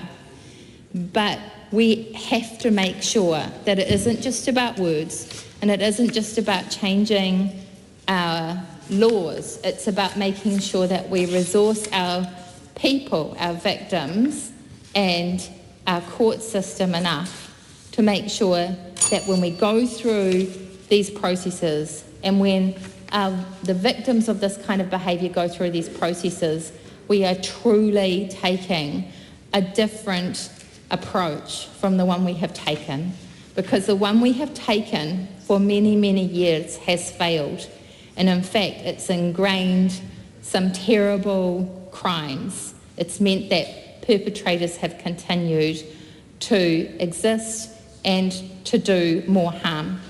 And I just want to go back to honour the victims of this kind of behaviour and acknowledge that we've also had the abuse in care report this year, which is a devastating report in terms of the harm that has happened to our children under the care of the state. And this is one of the issues that I think that this Parliament can deal with. I think we are capable of dealing with it, but we can't cut the budgets of people who are helping victims. We have to adequately support our courts, and we have to pass legislation like this. They are all part and parcel of the same thing, and it is our job as legislators to do that. I commend the Act to the House. Thank you, Madam Speaker. I rise to add my support to the Victims of Sexual Violence Strengthening Legal Protections legislation bill, where in the second reading, and as has been touched upon previously, this bill was introduced in the previous government on the 10th of August 2023, with the first reading taking place on the 29th of August 2023. And I thank the Labour government and Jenny Anderson for introducing this bill back then. And it's I'm glad that National has been progressing this legislation, of course following some significant improvements through the Select Committee stage, Madam Speaker, which I'm very privileged to be part of the Justice Select Committee. And as we've heard, but I'd like to reiterate for those that have just entered the gallery, welcome to your whare. The essential purpose of this bill is that we're amending two what we call principal acts. The Crimes Act 1961, and this is where we're making amendments around the issues of our tamariki, our children, and this awful thing called consent. Awful when it comes to compelling them to talk about it. And the second principal act that we're amending is the Criminal Procedure Act 2011, and that's around improving and clarifying the provisions around name suppression, which we've heard about this evening or this afternoon, Madam Speaker. Madam Speaker, if I can just home in on the protecting children from inappropriate questioning, and we have heard some very profound statements made today around that, and that's what I'd like to, if I can just put a bit of a focus on, Madam Speaker. Essentially, what are we trying to achieve here? We're trying to avoid re-traumatising our tamariki, the victims that are tamariki, by questioning them about consent, about whether they consented to this deviant sexual behaviour. And part of the changes that we're making under this heading, because the other heading has been spoken about, is that the offence of sexual violation will no longer apply where a victim is under 12 years old. Instead, the charges will fall under sexual connection with a child. And we're increasing the maximum penalty to 20 years. And Madam Speaker, a lot of times in the House we just say things, we say parts of legislation, and I think about someone at home that isn't necessarily maybe versed in law, that they hear these terms, but do we actually know what field they delve into? And I know this is going to be quite triggering, but when we talk about sexual connection with a child, that's defined as connection affected by the introduction into the genitalia or anus of one person, otherwise than for genuine medical purposes, of a part of the body of another person, or object held or manipulated by another person, or connection between the mouth or tongue of one person and a part of another person's genitalia or anus, or etc. This is quite confronting, Madam Speaker, but we need to hear these things so we can understand how important it is to maximise the penalty and to make sure our children are truly protected from this type of disgusting and abhorrent behaviour. And with that, I commend the bill to the House. This is a split call. Honourable Dr Duncan. Thank you, Madam Speaker. And as the member across the House noted, this was largely a Labor bill that the National Government has picked up, and it just demonstrates that we do agree on some important matters. The Minister introduced an amendment paper which essentially gives a victim a right of veto to an order of name suppression. And what I want to do really is just identify how difficult that is and the challenges that poses. And this is for final order. So, first of all, I want to recognise that a victim who has not reported a matter to the police and where charges haven't been laid in court is free to speak about what's happened to them. They have an absolute liberty to tell the truth to whomever they want. And when a matter gets then charged in court, it is quite common for a defendant to immediately seek an interim suppression order, and the victim can no longer speak. And that's, in some ways, that kind of seems strange to us. And I think it's on that kind of premise that this idea has come. But I think it's too blunt a tool, because one of the things that the courts have made clear is that publication is part of the criminal justice process. And if you're convicted of a crime, publication of your name forms part of that punishment. And suppression is essentially the judge taking into account if it would be wildly disproportionate punishment to have your name published. So that's the first thing to note. And I'll just observe that the ministerial papers show that this decision, this amendment paper, goes against advice for a number of reasons, and I want to touch on them. Firstly, that's one. And if we take the Fitzgerald case, the mentally unwell person who kissed someone in Cuba Street, that was a sexual assault, rightly charged, rightly so. But to then publish that person's name in every instance could conceivably be a disproportionate punishment. That's the first thing. The second problem is about who is a judge. Because if publication of name is part of punishment, we generally expect judges to hand down punishments and to be the adjudicator of what that punishment should be. This reform will make the victim the judge. And that's a significant shift, a very significant shift in our criminal justice system. So we need to think about that. But much more important than either of those, which are perhaps a little philosophical, is whether it's actually good for victims.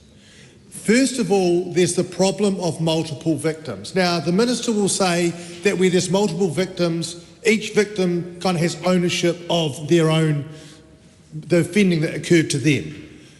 But the fact of the matter is, where victims are related, either we're at the same party, everyone knows that there was an incident there, or they're members of the same family and everyone knows there's a family member who's a perpetrator, name suppression for one and not the other, name suppression of the offender in respect of one set of offending and not the other, actually makes no sense.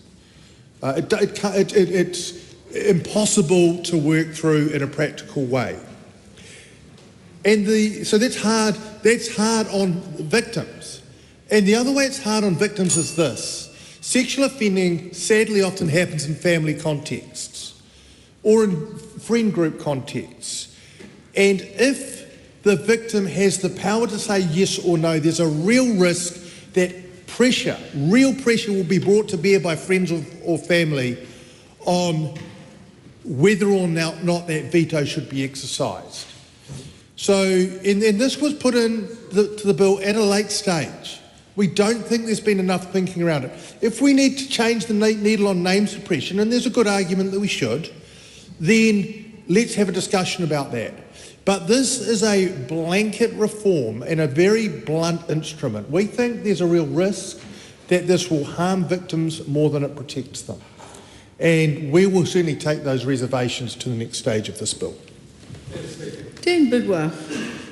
Madam Speaker, the topic we're discussing today, sexual violence, is one that clearly unites this House, even more so when it involves children. And like all parents, nothing disgusts me more than sexual violence against children. And I recall these stories that my colleague Laura McClure mentioned in her speech, and the raw emotions that I felt when I heard those on the news and the disgust I felt as a result. So I support the kaupapa of this bill around strengthening the rights of victims of sexual violence. I'd like to acknowledge the Labor government, previous Labor government, for bringing this bill to the House, the hard-working Justice Select Committee. And how good was that speech from Rima Nakle before, by the way, for looking at this bill in its entirety, the current Minister, Paul Goldsmith, and the submitters who, as we've heard, would have taken a lot of courage to submit on this bill. So I commend them for their bravery. As has been mentioned, this bill seeks to make changes to two acts, the Crimes Act and the Criminal Procedures Act, and introduces new charges, increases the penalty from 14 to 20. And what hasn't been mentioned in this House, Madam Speaker, and I would like to mention it, is the recent reforms that we've made to the Reform Sentencing Act, will mean that more offenders will feel the full consequences of those 20-year sentences. And that is a good thing. It's a good thing for New Zealand and a good thing for victims. And along with that, as my colleague has mentioned, it does make changes to name suppression. It gives the victim the right to veto name suppression for the convicted offenders, and that is also a good thing. So, Madam Speaker, I just want to say this is a good bill, and I commend the committee's work for this, and I commend this bill to the House. Dr. Tracy McClellan. Thank you, Madam Speaker, and I think that most of the main points have been made, so by way of summary I'll keep my contribution brief. Labor is supporting this bill.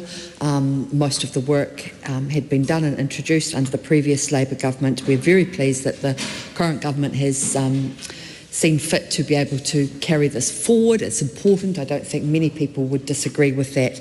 Madam Speaker, the bill amends the Act in two main ways. It amends the Crimes Act 1961 in two main ways. The first being that children under 12 can't be questioned about consent, which several contributors today have expressed some sort of discomfort about the fact that we haven't done that sooner as a parliament and as a society. So it is good that that is done now, and it empowers victims by making it easier to lift automatic name suppression. Taken as a pair of adjustments, those things outweigh our concerns that we have with the bill, so we will be supporting the bill, but I do also reiterate and acknowledge my colleagues' previous contributions about some of the potential fishhooks with the latter change, given the emotional burden of the name suppression decisions and the legal complexities around that not necessarily being as simple and straightforward as it might sound on a two-dimensional piece of paper. And I implore and I hope that the government will remain agile and flexible in terms of making sure that that works as intended. So Labor supports this bill because ultimately anything that protects children is good and gives victims and survivors of sexual violence any kind of greater autonomy or any bigger part of the process to help reclaim themselves and reclaim some power back from what is a horrible, horrible situation. We will continue to advocate for a justice system that empowers survivors whilst also protecting their well-being through some of the potentially unintended consequences, but that is our job to remain vigilant of those, but we commend the bill to the House. Cal Bates. Thank you, Madam Speaker, for the opportunity to conclude the contributions on this bill at this stage. And Madam Speaker, I just want to acknowledge that we are talking about a stage in the legal process that only occurs given the good work that our police men and women do across this country in order for these cases to go before the courts. And it may surprise people listening into this afternoon, Madam Speaker, that the police do play an important role in ensuring law and order in this country, and we have a government that is tough on law and order, Madam Speaker, and this bill goes another step towards ensuring that we deliver on our promise to deliver law and order for New Zealand. Madam Speaker, I acknowledge that this bill started under the previous government, but it is, Madam Speaker, the coalition government that is delivering this in the House this term, Madam Speaker. Madam Speaker, while we talk about law and order and being tough on people who do things in this country that they should be held accountable for, and the police play a key role in ensuring that happens, Madam Speaker, and I cannot emphasise that enough given some of the rhetoric that we have heard during the course of the last week. But this bill specifically focuses on another part of that which is important to this government, and that is the role of looking after and protecting victims, Madam Speaker. Madam Speaker, I wanted to particularly touch on the protection of children from inappropriate questioning. That is a key aspect of this bill. It is to avoid re-traumatising, Madam Speaker, child victims by questioning them about consent. And I don't know, Madam Speaker, if other parents listening to this afternoon would be like myself as a parent, Madam Speaker, surprised that a child under the age of 12 could be questioned about whether or not they give consent in terms of sexual violation. It's just completely mind-boggling, Madam Speaker, that currently that is the case, and we need to remove that from the statutes by passing this bill. Instead, these charges will now fall under sexual connection with a child, and they will have a maximum penalty increase to 20 years, aligning that to those of adult sexual violation. Madam Speaker, a child is often smaller, younger, littler than an adult, Madam Speaker, and it is the view of this government that even though a child is smaller, littler than an adult, the penalty should not be smaller or littler than that which would occur in the case of adult sexual violation. Madam Speaker, and on that note, I commend the bill to the House. The question is that the motion be agreed to. Those of that opinion will say aye. Aye. To the contrary, no. The ayes have it. Victims of Sexual Violence Strengthening Legal Protections Legislation Bill, second reading. This bill is set down for committee stage next sitting day. I call on Government Order of the Day number 2. Building, Overseas Building Products, Standards and Certification Schemes Amendment Bill, third reading. Madam Speaker. Honourable Chris Pink. Thank you, Madam Speaker. I move that the Building, Overseas Building Products, Standards and Certification Schemes Amendment Bill be now read a third time. Madam Speaker, I'd just like to start by acknowledging the debate that we've had previously in this House and including in the Select Committee about this legislation. I'd like to thank all who have supported it, which is in fact all the parties around this House. I think it's important where possible that we have a bipartisan basis to legislation that is so important to the well-being of Kiwis. And I acknowledge and thank all those who have contributed to that, who have contributed positively by contributions and discussion, including that fundamental question around liability as was traversed at the Select Committee process. I'd like to thank the submitters. I'd like to thank MB, who provided high-quality advice to me and to others, enable for us to be now at the stage of the third and final reading such that we can pass this into law. Now, Madam Speaker, a lot of the detail has been traversed already. I don't intend to go over that ground again. In my comments on this, the final reading, I intend to briefly set out what, why, how, who and when this policy will come into effect. First, on the subject of what the policy does, Madam Speaker, it's already the case that some 90% of building products in this country derive from overseas. So in a sense, actually, it is a red herring to think about this as encouraging the use of overseas products. To the extent that that already happens, it could hardly be more than it is. Perhaps that percentage will tick closer even to 100%. But actually there is encouragement for our local manufacturers and suppliers as well, and I will explain that shortly. Really, what we're trying to do, Madam Speaker, is make it easier for products that are already coming into this country and currently face a very burdensome process to obtain approval through a number of different existing routes so that they will be able to be used in New Zealand homes, commercial buildings and infrastructure too, for that matter, where it's relevant. So that's what the bill is aiming to do. Why it needs to do it? Well, first of all, we have an affordability problem in this country regarding building materials and, of course, the cost of construction more generally. It's increased some 40% since the year 2019, and in fact, over time before that too, it's fair to note that the cost has been steadily increasing beyond even inflation over the last few years. So, for the purpose of introducing more competitive pressure and therefore putting downward pressure on the cost of construction materials, but also thinking about the value we have of greater resilience in the event of supply shocks when overseas materials come from only certain overseas origin points, and also in the name of innovation for all the reasons that we want to encourage that, not only sustainable building practices but also other ways that we can have buildings of better, higher quality delivered much more readily and therefore affordably. So for all these reasons, we say that the bill will be a useful addition to the toolkit, almost literally, of the builders. And when I say builders, I mean tradies, designers, architects, of course, and all those who administer the control system. As for the how, the way that this operates, Madam Speaker, as we've heard previously, there are three main levers that we're able to pull.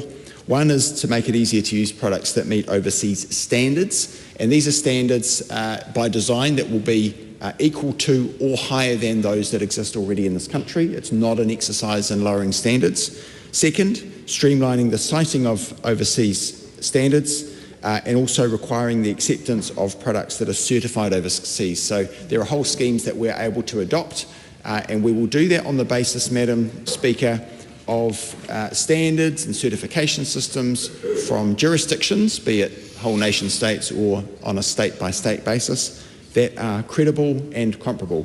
Credible means that they have good, high-quality building standards, no less than those currently that prevail in New Zealand, and comparable means that they are like New Zealand in the key ways that relate to the building products, be it in relation to UV light, be it wind or sea spray zones for coastal areas, be it seismic strength as that relates to the structural integrity of the products, and so on. Thank you. My colleague and friend Rima Narkley says that's reasonable. I'm inclined to agree. I agree with your agreement, Madam Speaker. As for the question of who, well, the decision maker in this case is a combination of the Chief Executive of MB and the Minister of Building and Construction, and obviously that person and the person who is the Minister, currently me, but obviously at some future date that will be someone else. I'm not necessarily going to continue this role forever, Madam Speaker, but for now that's who we're stuck with. But that decision maker, whoever it may be, will have access to high quality advice, a combination of the public sector through MB, industry, of course academia. We've got lots of ways of determining where the appropriate line is drawn in terms of the supplies that we are able to regard as trustworthy in this country and certify automatically accordingly. Other key players in this space, Madam Speaker, include the New Zealand manufacturers who will actually have a benefit from this legislation. And I know that might sound counterintuitive in terms of making it easier for overseas standards to be met, but for the Kiwi manufacturers who in many cases are doing a great job innovating and producing products for our local market, to give them an opportunity to measure their work against overseas standards, for example, large jurisdictions like the European Union or large single national markets, for example, the UK or Australia or states in the US for that matter, if they are able to measure their New Zealand good old Kiwi products against those, then immediately they're export ready and export attractive to those other markets. So we hope and expect to see a benefit for them, as well as, of course, the Kiwi consumer with whom we are very interested. And the other key player that I do want to mention in all of this, Madam Speaker, are the building consent authorities. Roughly speaking, at the moment, that is some 66 different councils, along with the outfit known as Consentium that does the work for Kāinga Ora. For all of these, at the moment, they face, if not through the code mark route of product acceptance, and maybe with reference to brands appraisal, they otherwise have to determine each and every one facing liability of a joint and several nature in the event that something goes wrong, a determination of whether products meet New Zealand standards.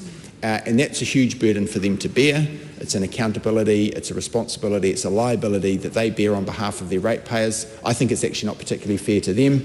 I'm pleased to have, I think, some nods of support from the former Mayor of Wellington.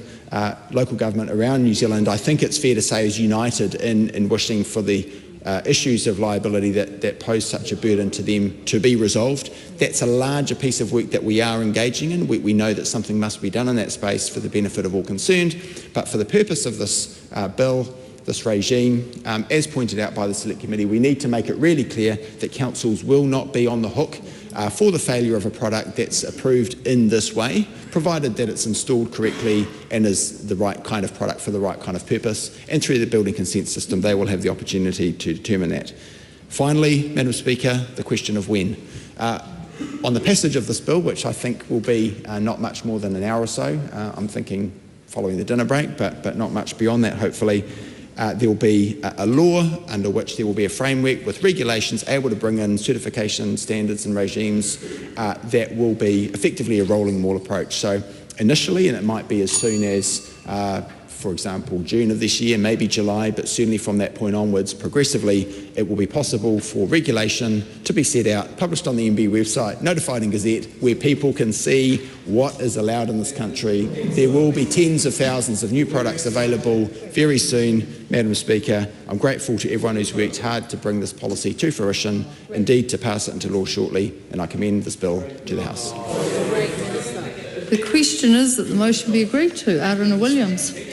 Labor supports this bill because we support competition in the building supply sector and cost reduction for homeowners. Madam Speaker, this is all about trying to pass on the benefits of overseas imported products into New Zealand to New Zealand consumers, as well as the builders who use them, without unduly burdening local manufacturers. The Select Committee has delved into those questions very deeply. We had the benefit of considering a number of really useful and well thought out submissions from the industry, and so came to a position where everyone in this House could see a benefit in making this move. Making buildings cheaper, Madam Speaker, and making the thing that costs between 16% and 24%, which is the building materials, cheaper, we hope will have flow-on effects to not only homeowners who are trying to build new houses, but also to the small suppliers. And so now with these rules in place, I guess the onus is on the government and on MB, who will be working through these building system changes as system changes, to make sure that there is this long-lasting effect not only on competition but on prices coming down, and if we are increasing the number of products available in the New Zealand market, that they are working well. And I'm going to step through those. Because this is something that Labor really supports, because this is something that Labor wants to see working, and driving affordability without compromising on safety or quality or local jobs, it's important that we canvass here what we will be looking for to satisfy ourselves that this is a change that continues to work. So I've got sort of three questions in my mind that I've used to judge this. The first is, does the change lower prices for consumers, not just for the profits of big importers? And it was really useful to engage with the Minister and the committee stage about this, because the government's argument around this, and certainly what's been published online and is available to participants in this process as the bill has worked its way through Parliament, is that opening access to international standards and groups of products will improve competition and reduce prices. And so I think that will have an effect. This was something, though, that the government considered in the previous term in response to the Commerce Commission's market study, and at the time officials advised the Labor government that these changes were not necessary and would not make that change. So we'll be looking really closely about whether that market impact is something that we see bearing out, but we do want to give it a go, because anything that drives competition and lasting competition in the sector is absolutely worth trying if the right kind of safeguards are in place to make sure that we're not compromising on quality. Those savings as well, they need to be passed on to homeowners. So what I would be looking for in this as a system change is whether this creates not only a different sort of market dynamic between importers, because we have two very large building companies in the New Zealand market that are vertically integrated and will be part of the existing market structure and will be able to use these rules. And then we have little importers around the sides. And in a market that's structured in that way, for the little importers to gain the benefits that they would need to be able to compete with the larger players, there would need to be a significant lift in their ability to compete because of their new ability to bring in different products. And so, there is going to need to be significant change in the rules then. And we don't know that yet because we haven't seen what the regulations say. We haven't seen which standards we will be able to use, but that is something that we will be paying close attention to. And on the back of that, I will be looking for whether this doesn't, in fact, do the opposite thing. It might entrench the market power of those two players that are established in our industry. And that would be the worst possible outcome for competition, that you would have big importers that were able to import a bigger range of products, a bigger range of cheaper products, but not be passing those savings on to consumers because there wasn't the market dynamic that incentivised them to do that. And I want to know, and still don't know, how the government will be continuing to monitor what happens to prices in the industry. We had a great back and forth with the Minister in the committee stage about the role of the Commerce Commission and the role of MB in its monitoring, but it's not something that the New Zealand government is well set up to do, is continue to play monitoring roles on prices for consumers in an industry that is specialised in this way. And so, it's the Commerce Commission's remit to do market studies is something that allows them to do that, but this government has not launched any market studies. And so I don't think that will be the way that they use to monitor this. And so we will be paying close attention at home. My second question is, does this change maintain high standards of quality and safety? It's got to be a bottom line for New Zealanders who are building new homes, and the builders, especially the small builders who are engaging with these changes in really good faith, that the quality standards, the safety standards aren't compromised. We really support this because that's not what we understand the change to be. We've heard multiple times from officials that the standards being used in the new rules will be equal to or better than New Zealand's building standards. And in fact, in many respects, many parts of the building code in New Zealand have lagged behind the rest of the world. So there is real opportunity to, in fact, improve the standards of products that are brought into New Zealand with these new standards. The third is, are local manufacturers getting a fair go? And I hear the Minister when he says that being able to use more standardised, more internationalised rules will help New Zealand manufacturers who are exporters to export their products and to innovate for an international market. But in a New Zealand market where 90% of materials are already imported, most of the New Zealand manufacturers the actual bulk of the number of manufacturers are manufacturing for the New Zealand market. They're not competitors on the world stage, and so we're thinking about those manufacturers that have already gone through the compliance in New Zealand not facing further headwinds with products that haven't needed to go through a New Zealand process, or those manufacturers who are in the process of going through the compliance process having to sort of do something from the start again. And so I'll continue to be meeting with those manufacturers. They're doing a great job. There are so many great instances of Kiwi innovation in building supplies, especially those manufacturers who are building in recycling, building in innovations like using New Zealand's materials that we have here that other countries don't have to make better products than anybody else does. And we need to make sure that it's them that are able to enjoy the benefits of further competition in the industry. Because if we get this right, the competition dynamics of the large scale companies will, the market power there is something that they won't be able to exert over those smaller manufacturers. So there's still these structural issues in the building system. This isn't a silver bullet, but it is a really, really useful change. It's a useful change, Madam Speaker, and it fits with Labour's vision for a competitive and high quality building sector because we want to bring the costs of building down. And so bringing the costs of materials down is a key part of that. But we need to keep in mind who we're doing it for. We're doing it for the first home buyer. We're doing it for those people who are on the receiving end of new homes in New Zealand. We want them to be warmer, we want them to be drier, we want them to be better quality, and we want them to be more affordable. And so if these changes don't do that, or if these changes make it worse, we should be willing and quickly back here to make sure that the market dynamics in the building system are working properly.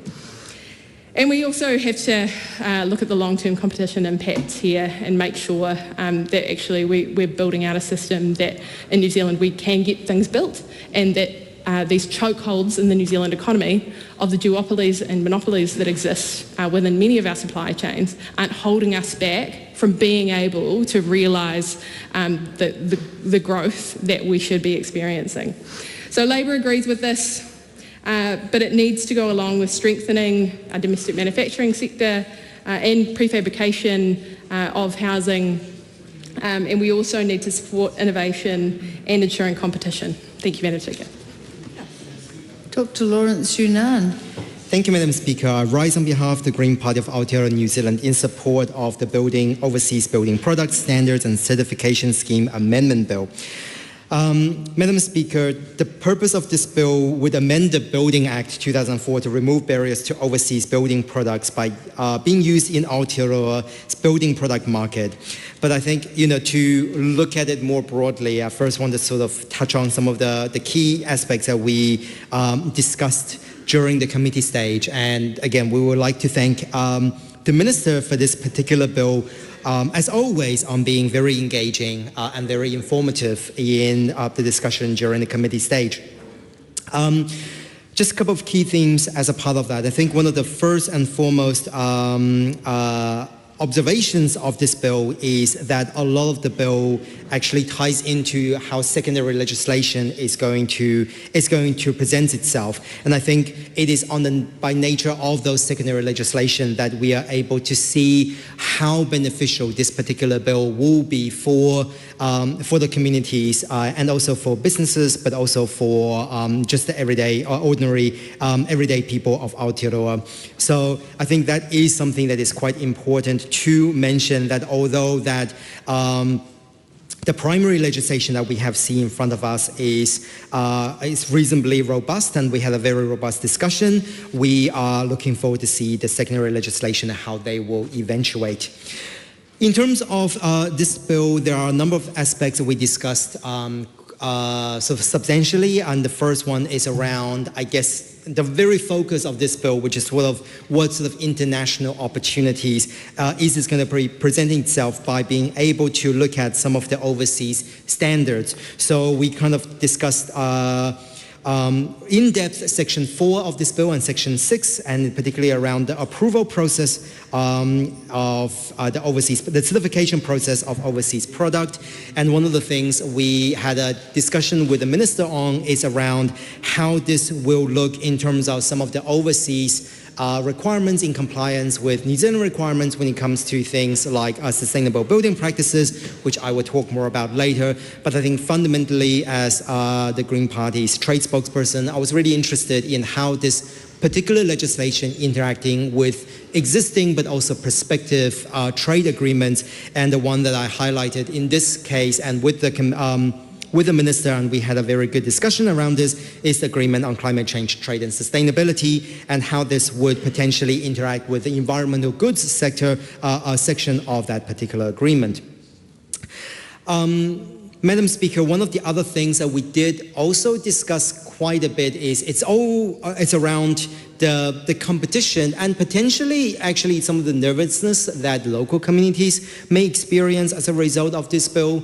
It is true that we are looking at broadening our ability to have that more internationally aligned standards and recognized standards and schemes. But again, there's been discussions during the committee stage, as well as we see through submissions, that local providers are interested, I guess, and also, I guess in some ways nervous, and hopefully will be reassured by some of the conversations we had with the Minister around the opportunities that this will have for local communities and local providers and what it means for their livelihoods, because there's a genuine concern that would they be outpriced or undercut by some of the overseas competition as a result of this. And I think it is really important for us to always remember that we are in this house first and foremost for the people of Aotearoa and for the people of Aotearoa's livelihood.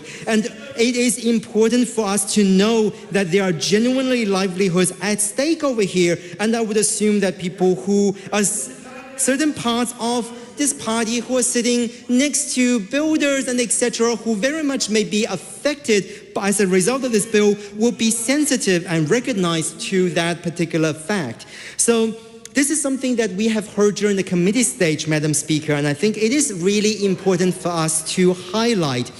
The other part that I would like to highlight in terms of the committee stage is around how this would work with local government, and particularly when we're looking at the Building Consent Authorities, BCA, on whether there is going to be consistency with BCA and how they would potentially accept some of these standards, and particularly for organizations and for, I guess, the workforce, how they will be able to navigate the two different schemes. And indeed, this is something we heard both from the submissions from local government, but also submissions from other particularly peak bodies within the communities. And I think in this case, there was an amendment paper that was proposed by the Honourable David Parker, which I think would have been very well clarify some of these points as we were discussing during the committee stage. And even the minister himself during the committee stage, we had a very fulsome discussion around this. And hopefully the essence of what the amendment paper that was proposed would have been taken on board, but I understand that there is still possibly some uncertainty around that. But it is an amendment paper that the Green Party of Aotearoa Te Pāti Kakariki supports. But this brings us to my final points from the committee stage, Madam Speaker, which is around sustainability and the healthy home element. And I think, again, with legislation like this, one of the conversations that we did have during the committee stage was, for example, what does this mean for, in terms of interaction with the Green Star rating, both for commercial buildings, but also for residential dwellings, and how this would allow us to really enhance and also expand on sustainable building practices, as well as being able to have that some of that healthy homes. And hopefully we were, based on the response that we have received, there's going to be somewhat of consistency with existing practice around this. And the minister has sort of in many ways reassured the committee stage that some of these are very much in consideration. So we are interested to see how that would eventuate as well. And finally, in terms of that, this is probably something that my colleague, just jumping the gun slightly, my colleague will also mention probably at a later stage, is when we're looking at Section 8 and the new Sections 25B around building product specification, there are questions that we had in terms of what sort of things it will allow for really amazing domestic industries. And I'm looking at the wooden industry in particular when it comes to how they can be a part of this particular creation of and co-creation of the standards. And I think that is something that is really deserves highlighting, and particularly from a rural development and regional development perspective, which I'm sure that some of my colleagues will talk a little bit further later on. And finally, I think just to finish up in terms of the broader conversations we had during the committee stage, there were a number of nuances that were seeking clarification on, particularly around how the chief executive, the CEO of MB in this case, will approve certain things and how they would also be able to review certain standards and particularly oversee standards as they come up or as they change on the international stadium. Finally, Madam Speaker, we would like to say that one of the reasons that Te Pāti Kakariki actually support this bill in the context of Aotearoa is because of the fact that we genuinely would like to see more warm and available housing for the people of Aotearoa, not just in terms of to own, but also in terms of to rent, because we often forget the renters as part of this conversation. And as we see more and more people in Aotearoa will be renting in the upcoming, in the near future, this is something that is very much on the top of mind. And it's we have yet to see, and we are looking forward to seeing some genuine, tangible solutions and tangible manifestations of some of the government's housing initiatives. Because it's all very well to paint a picture and you saying that we are building X number of houses, but the fact remains that a lot of people in our communities are still without a home to live in. That is the very nature of the situation we're dealing with. For those who are lucky enough to be renting and to be also even more privileged to be owning their own homes, we're seeing that it is not necessarily affordable, and particularly for young people. The definition, one of the definitions, although crude, is that people should not be paying more than 30% of the gross income on their housing, whether it's rent or it's mortgage, and we are not seeing that reflected in our communities. So to finish, we would like to see a bill like this genuinely contribute to making our homes cheaper and also more affordable, but at the same time warmer and also safer, because all of that is important. Cameron Luxton. Thank you, Madam Speaker. Well, it's nice to hear that the Green Party understands profit in some ways. It's just a shame they think that you get it by protectionism. ACT is welcoming the passage, Madam Speaker, of this Building Overseas Products Standards and Certification Scheme Amendment Bill. It delivers on something that ACT campaigned on throughout 2023. And can I say well done, Minister, for picking up such a brilliant idea, and also across the House. Thank you, everybody in this House, for seeing some common ground on how we can actually improve the building industry's affordability in this country.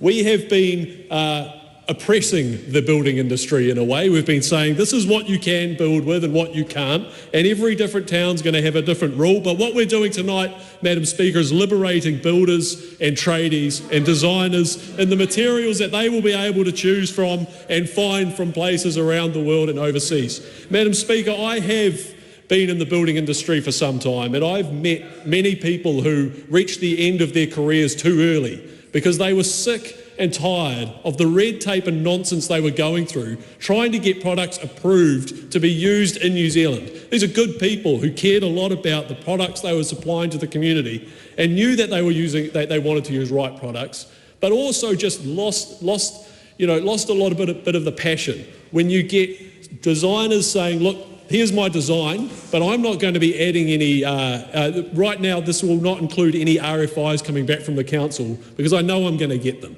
I know it's going to keep coming and the costs are going to keep coming in. So the prices just blew out of control, and I can think of a designer friend of mine who left the industry just out of sheer frustration of what we were going through. And what I think this bill will do, Madam Speaker, well not what I think, what this bill will do is allow some innovative and effective and affordable products into New Zealand in a scheme that is not wildly different. We will not be running two different schemes as we've heard tonight.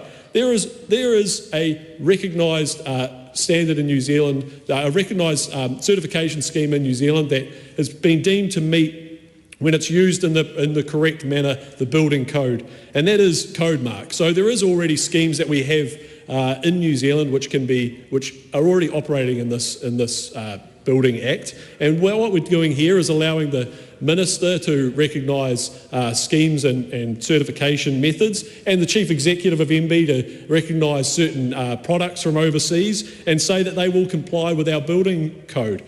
Now, I just wanted to touch a bit on the building code because this is something that, it's not in-depth stuff, but basically when you bring a product in, it has to comply with specific elements of the building code, and our building code has things that you have to comply with if your product's to do something. So for example, when we have a plasterboard crisis and you want to replace like for like, you have to be able to say it applies with durability perhaps. I think it's B2 of the Building Act. If it's in a wet space, you might have to deal with the wet area, which I think, I'm not going to go off the top of my head, but these are the sort of, I don't want to get caught on that one, but I think this is the sort of things that we will be complying with. So things like the famous H1, which we've been traversing in the Select Committee about how the Minister will be has amended some of the changes to H1. These are the sort of things in the building code which products need to comply with, and new building products that come in from overseas will need to comply with the building code. This is not a relaxation of the standard,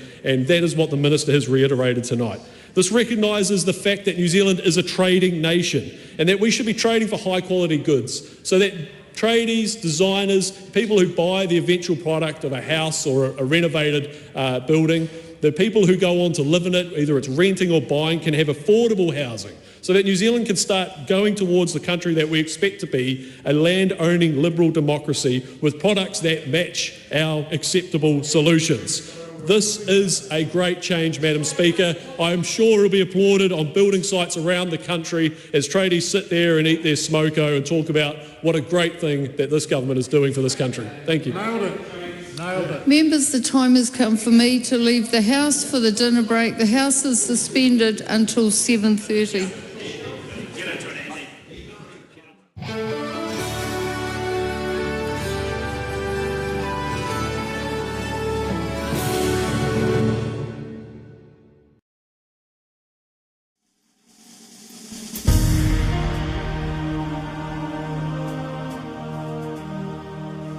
Coming up at 6 p.m. is a repeat of some of today's earlier proceedings. Live coverage from the House of Representatives will resume at 7:30 p.m.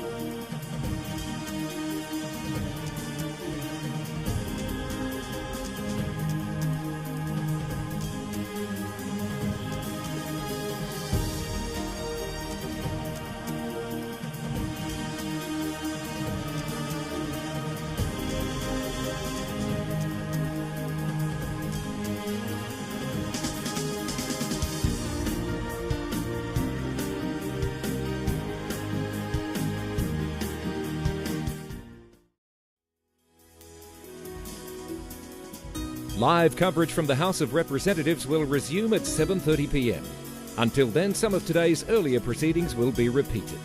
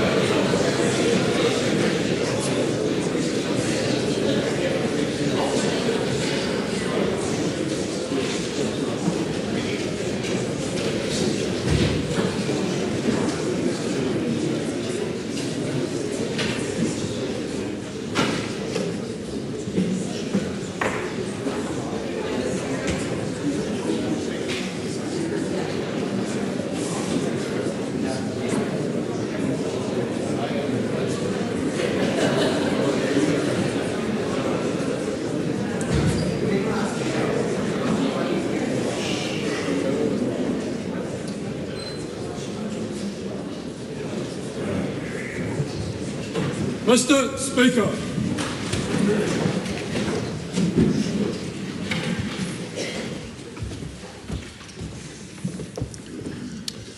E te atua kaharawa, ka tuku whakamomiti atu i mātou, mona karakia ko waihotia mai ki runga i a mātou. Ka waihi o mātou pānga whaioro katoa ki te taha, ka mihi mātou ki te kingi me te inoi atu, mo te arihetanga i roto i o mātou whakaaroarohanga. Kia mohi ai, kia whakaiti ai tā mātou whakahaere i ngā take o te wharenei. Mo te oranga, te maungarongo me te aroha o Aotearoa. Āmene. Amen.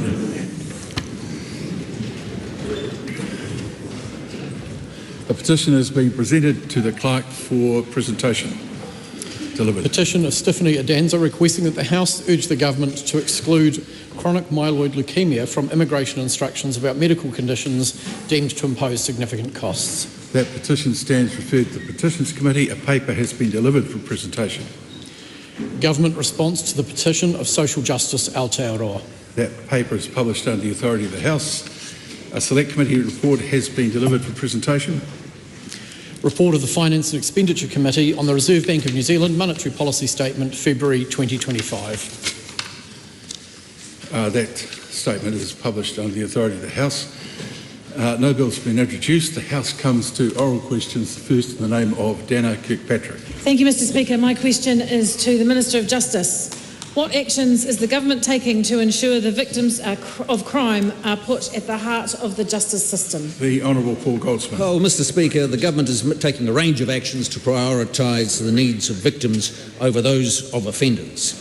Today, the Victims of Sexual Violence Strengthening Legal Protections legislation bill will go through the next stage in Parliament. This bill addresses two long-standing issues with current settings for sexual violence by stopping child victims of sexual violence being questioned about consent in most circumstances, and by changing name suppression settings to empower victims. Supplementary. What changes is the government making to name suppression settings? Mr. Speaker, in the case of sexual offending, the court will no longer be able to grant permanent name suppression to a convicted offender, adult offender, unless the victim agrees. This is a significant change, but if we are serious about putting victims first, we have to do things differently. With present name suppression settings, if permanent name suppression is granted, victims can't speak about their experience or warn others. This changes that. Supplementary. Why is the government making these changes to the Victims of Sexual Violence Strengthening Legal Protections legislation bill? Well, Mr. Speaker, in 2023, a permanent name suppression was granted to 76 convicted offenders of one or more sexual offences. Many more tried to get it and exposed victims to re-traumatising delay.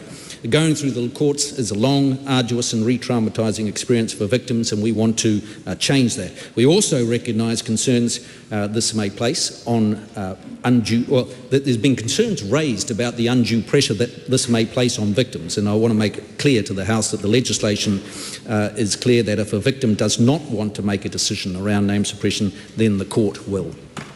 Supplementary. What other actions is the government taking to put victims at the heart of the justice system? Well, Mr. Speaker, this government has progressed on a number of actions. We've appointed the Ministerial Advisory Group for the Victims of Retail Crime, which is delivering practical recommendations. Last week we passed the Sentencing Act, which strengthens real consequences for crime, and we trust and improves the trust that New Zealanders have in the justice system. Our target, Mr. Speaker, is to reduce the number of victims of serious crime by 20,000 people. We want fewer victims of crime, and we're making great progress on that. The Honourable Dr. Duncan Webb. Thank you, Mr. Speaker. Was the Minister putting victims of crime first when he used statistics from a tweet to erroneously claim reductions in violent crime rather than the official Crime and Victims survey, which show no substantial progress? Well, I think you'll find, the member will find that the next iteration of the Victims of Violent Crime surveys is showing continued great success towards our target. And in contrast to the previous government... No, you don't need to do that. What I'd like... Thank you. That's good. Question 2, the Right Honourable Chris Hipkins. Thank you, Mr. Speaker. To the Prime Minister, does he stand by all of his government statements and actions? Right Honourable Prime Minister. Yes. Does he stand by his statement that the quality of a person's life is driven by the quality of their health, and nothing is more important? If so, why is he allowing patients in Nelson to suffer through emergency surgeries which could have been avoided if the government had allowed hospitals to hire the doctors and nurses that they need? Good question. Well, there's no doubt about it. We have some real long-standing challenges in our healthcare system, and that's why this government is spending an extra $17 billion. It's why it's actually hiring more workforce. It's put back in place targets. And with respect to Nelson, it's been fantastic to see a rapid response from the Minister to put a clinical team in there to actually work out how they can work through the issues that are experiencing with the massive wait list backlog that's existing there. Supplementary.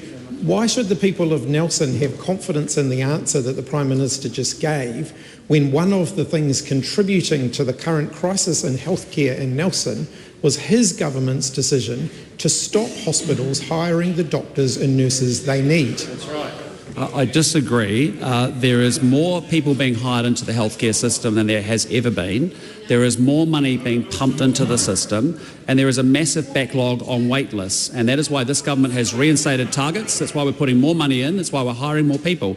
But importantly, with respect to Nelson, where we've had long-standing backlogs on wait lists for some time, we have a clinical team that has arrived there to work through how they can use resources in the private system, how they can use resources at Blenheim Hospital, how they can actually reschedule, how they can do weekend clinics, rescheduling theatre time, and most importantly, using private capacity too. Supplementary. Has his government's hiring freeze on doctors and nurses in hospitals made the wait lists in Nelson shorter or longer?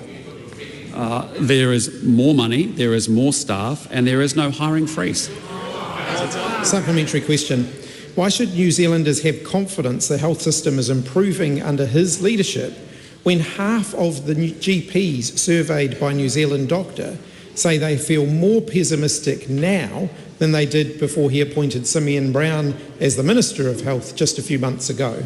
Well, the Minister is doing an exceptionally good job clearing up a botched merger of the health system that the last government left behind. And New Zealanders can have faith that this government will sort the mess out, as we are many other messes, because we are investing $17 billion more. We are hiring more staff. We have 2,000 more nurses in the system than we did when we came to power. They are paid well relative to their New South Wales counterparts. Attrition is low. And importantly, we've set back targets so that everybody in the healthcare system is very clear about what we're asking them to deliver. Now we need to see an improved Health New Zealand organisation. Supplementary question. Well, was the GP wrong when he told New Zealand Doctor in response to Christopher Luxon's government's policies, quote, "This is popularist and lobbyist policy over common sense. We have felt no benefit or support from the change. Nothing has been done for GPs, and we might remain in a precarious position which cannot be fixed by sound bites." Well, what I'd just say to that member is the wait lists in Nelson are unacceptable, and they have ballooned across the whole country. But 4 months for an elective surgery, waiting more than 4 months, went up 2,500% under the last government. Waiting more than 4 months for a first surgery, first specialist appointment, went up over 6,500%. So we are dealing with a challenge around wait lists that we have inherited, and we are working our way through it very well. So what does he say to the general practitioner who said, quote, "GPs are demoralised and sick of it and are being made sick by all of these political manoeuvres. Well done, Simeon. In just a few short weeks, you were able to break this previously relentlessly optimistic GP. Hope you are proud. If you find this response puzzling, Mr. Brown, you better find out why you don't understand in a big hurry. You have an awful lot to learn." Well, I just say I am very proud of our new Minister of Health because he's doing a great job. And I just encourage the member, go check out what was announced 2 weeks ago as part of our primary care package to make sure that people can get access to their GP in their community. And think about the 100 doctors that we're actually expediting so they can actually practice as GPs. Think about the 400 extra places we're making available for nurses to become nurse prescribers or nurse practitioners. Think about the $285 million going into GPs with respect to making sure that they can take more people onto their roles. And I just say to you, we are doing what we can as fast as we can to fix a botched system that we inherited from the last government. Supplementary question. Why does he dismiss the concerns of general practitioners, such as the one that I just quoted, when another GP told New Zealand Doctor, quote, "Now I hate it. I wish I never went to medical school. I wish I never became a GP. I feel on the verge of tears going to and from work most days, end quote, under his government.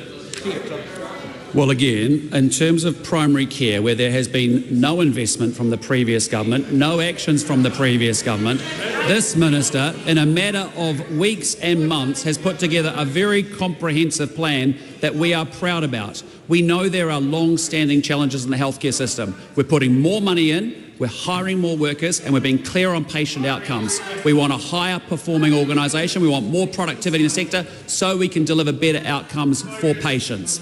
And that is why we've actually added 100 placements for overseas doctors, so they're not sitting there like Uber drivers as they were under that last government's administration. That's why we've hired 400 extra graduate nurses to make sure they can do nurse prescribing and nurse practitioner work. That's why we're spending $285 million to incentivise doctors to open up their roles and get resources into their GP practices. And that's why from July 1 we're offering a 24/7 digital access service to make sure that people can access their GPs with quality, timely access to healthcare. We are patient focused, unlike the last administration, which was actually just reorganising decks on a deck chair on the boat and not caring and delivering outcomes for New Zealanders. We are going to deliver outcomes. And you may wish to gaslight and you may wish to do revisionist history, but we are getting the job done. Good. Gaslight. Right, that's enough. Absolutely enough. Taku te Ferris. Tēnā koe te pika. To the Minister of Education. How does the proposed removal of resource teachers of Māori funding align with the government's commitment to te reo Māori revitalisation and improving Māori student achievement? The Honourable Erica Stanford.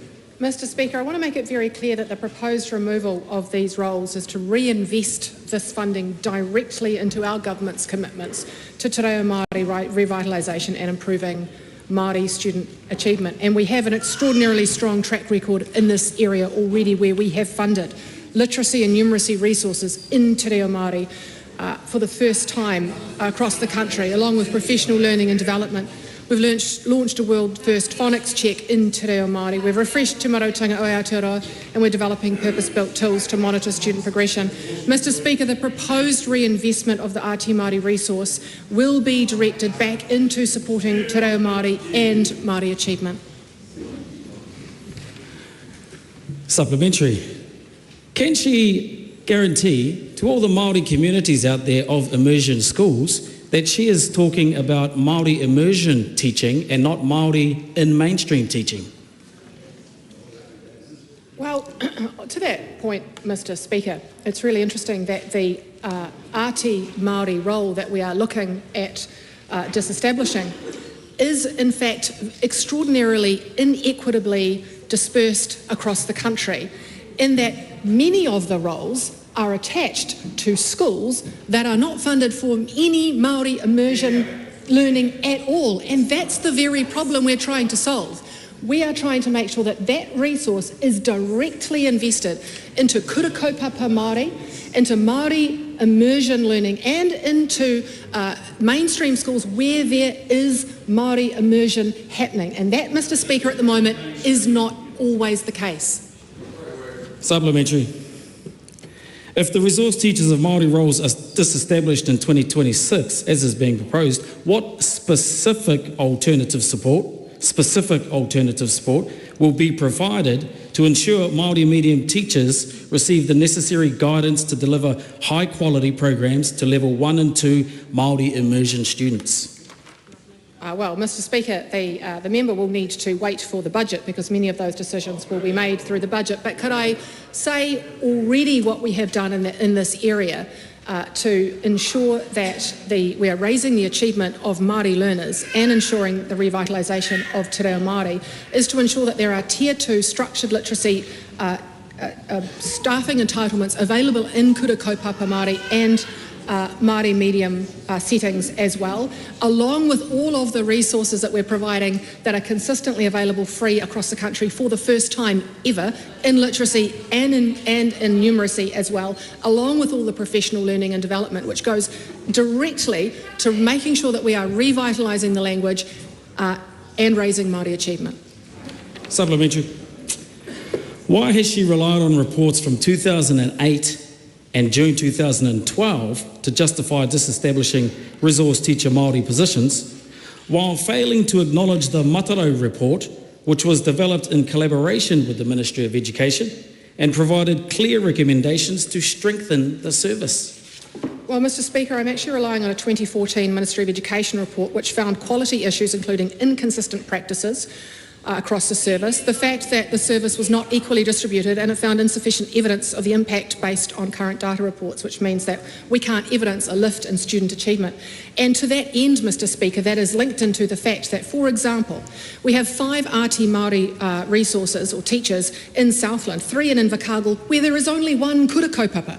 2 of them are in Mosgiel in an English medium schools with no Māori language funding. What are they doing there? Mr. Speaker, we are making sure that this resource and the money that's put into this resource is directly impacting tamariki Māori in Māori immersion and kura kaupapa settings, and currently it is not.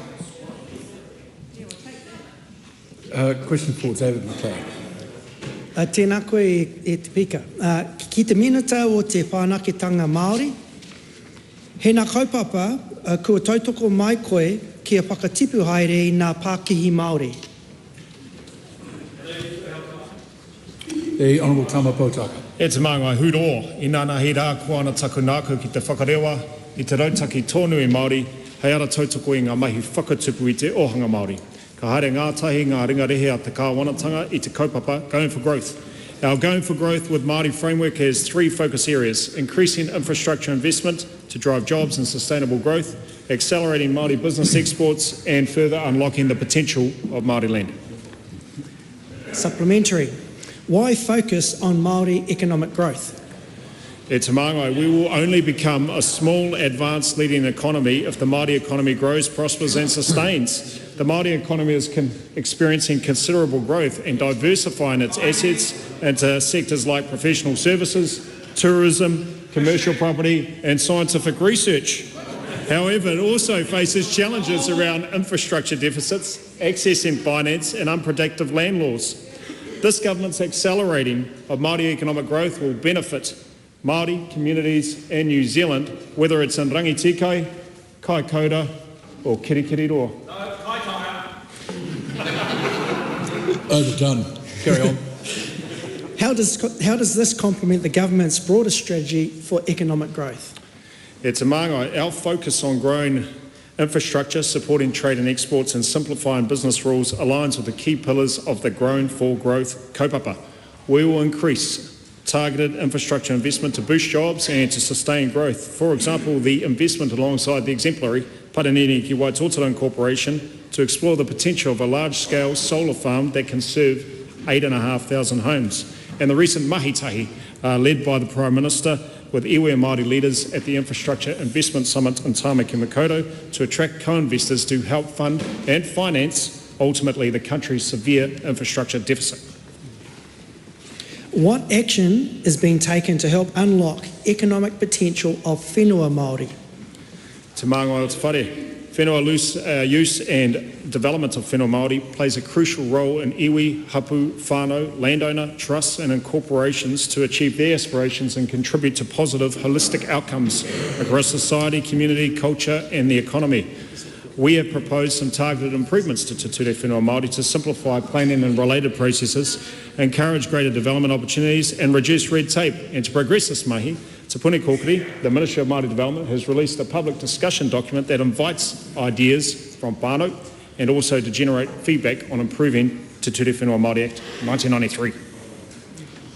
Question 5, the Honourable Barbara Edmonds. Malole Soiforman Wea, Mr Speaker. To the Minister for Social Development and Employment, does she stand by the Minister of Finance statement that, quote, our priority areas will continue to be hard-working, everyday New Zealanders and the frontline services like health, education and police you rely on, unquote? If so, what is the government doing to support community-led services? The Honourable Louise Upson. Mr Speaker, yes, our government's priority has always been everyday Kiwis and frontline services, which is why we have prioritised funding for the frontline instead of unnecessary bureaucracy. The government also supports many community-led services across a range of portfolios, including social development and employment. Supplementary. Why is the government saying that New Zealand not-for-profits make a significant contribution to the community when the Minister of Finance is actively looking to tax them on membership subscriptions that help run their services? Mr Speaker, in terms of my responsibility as the Minister of Social Development and Employment, many of the not-for-profit services provide wonderful services on the ground, and it is important that when government is funding those organisations, we know they're well run and that the public has confidence in them. Supplementary. What should local returned servicemen associations, or RSAs, do who could face higher taxes, increasing membership fees and thereby reducing support for veterans? Mr Speaker, as the Minister of Social Development and Employment, I don't have responsibility for revenue and tax measures. Point of order, the Honourable Kira McAnulty. So this question was transferred from the Minister of Finance to the Minister of Social Development and Employment. She is not answering on behalf of, which is a slightly different issue to the one we have here. Speaker's rulings are quite clear that if the government chooses to transfer a question, that minister is expected to be in a position to answer supplementaries. Up to a point. The question is transferred to the Minister for Social Development and Employment, and that is the breadth of portfolio responsibility that can be answered in this question. Order, sir. It cannot simply be the case. The government cannot narrow the range of potential supplementary questions to a question lodged by the opposition simply by transferring it to a minister who doesn't have the full breadth of responsibility for the question that was asked. Well, the point is that the decision is made based on the primary question which is asked, which is, does the minister agree with the statement made by the Minister of Finance? The answer to that was clearly given. The idea that then the minister should know everything that the Minister of Finance knows is not reasonable. You'll find, Mr Speaker, that the supplementary question that was just asked, bearing in mind that this question has been reworded, it was not lodged as written on the sheet now, it was a direct quote from the Minister of Finance being asked of the Minister of Finance, and the second part of the question is about government support to community-led services. The question that my colleague Barbara Edmonds has just asked is directly related to a matter that the Minister of Finance is currently consulting on, or is one of the ministers currently consulting on, that will have a direct impact on community-led services.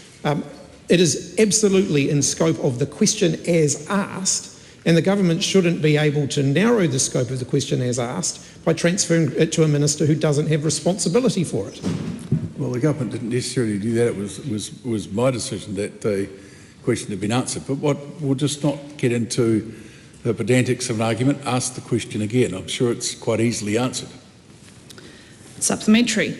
What should local returned servicemen associations, RSAs, do who could face higher taxes, increasing membership fees and thereby reducing support for veterans?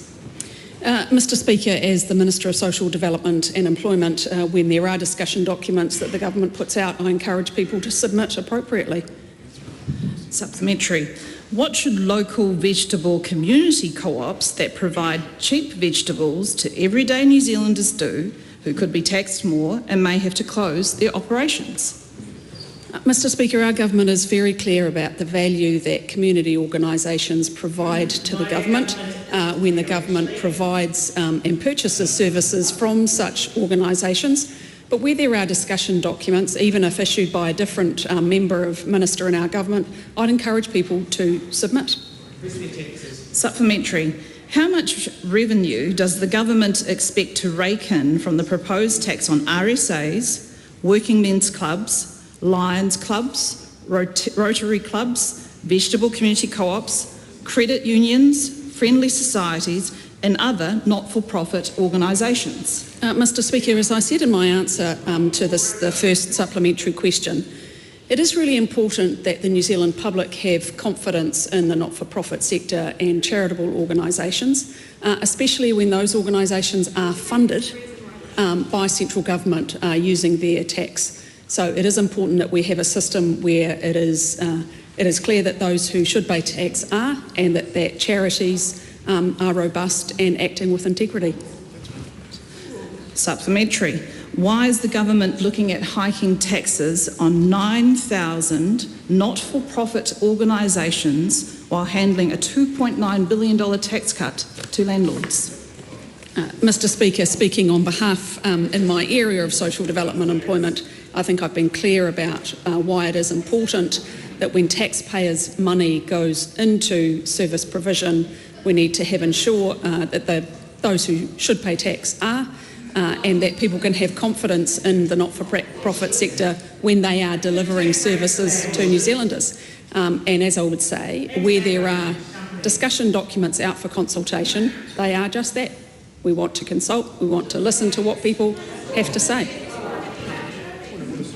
Point of order, the Honourable Kieran McAnulty. Thank you very much. There's been a few instances recently where a question directed to a minister is referring to a direct quote from the intended minister.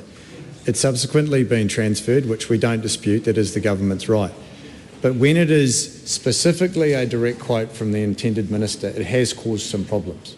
Would you at least reflect on that particular type of question and whether it is appropriate to transfer instead of just getting a minister to reply on behalf of the minister if they, in an instance where they might not be available?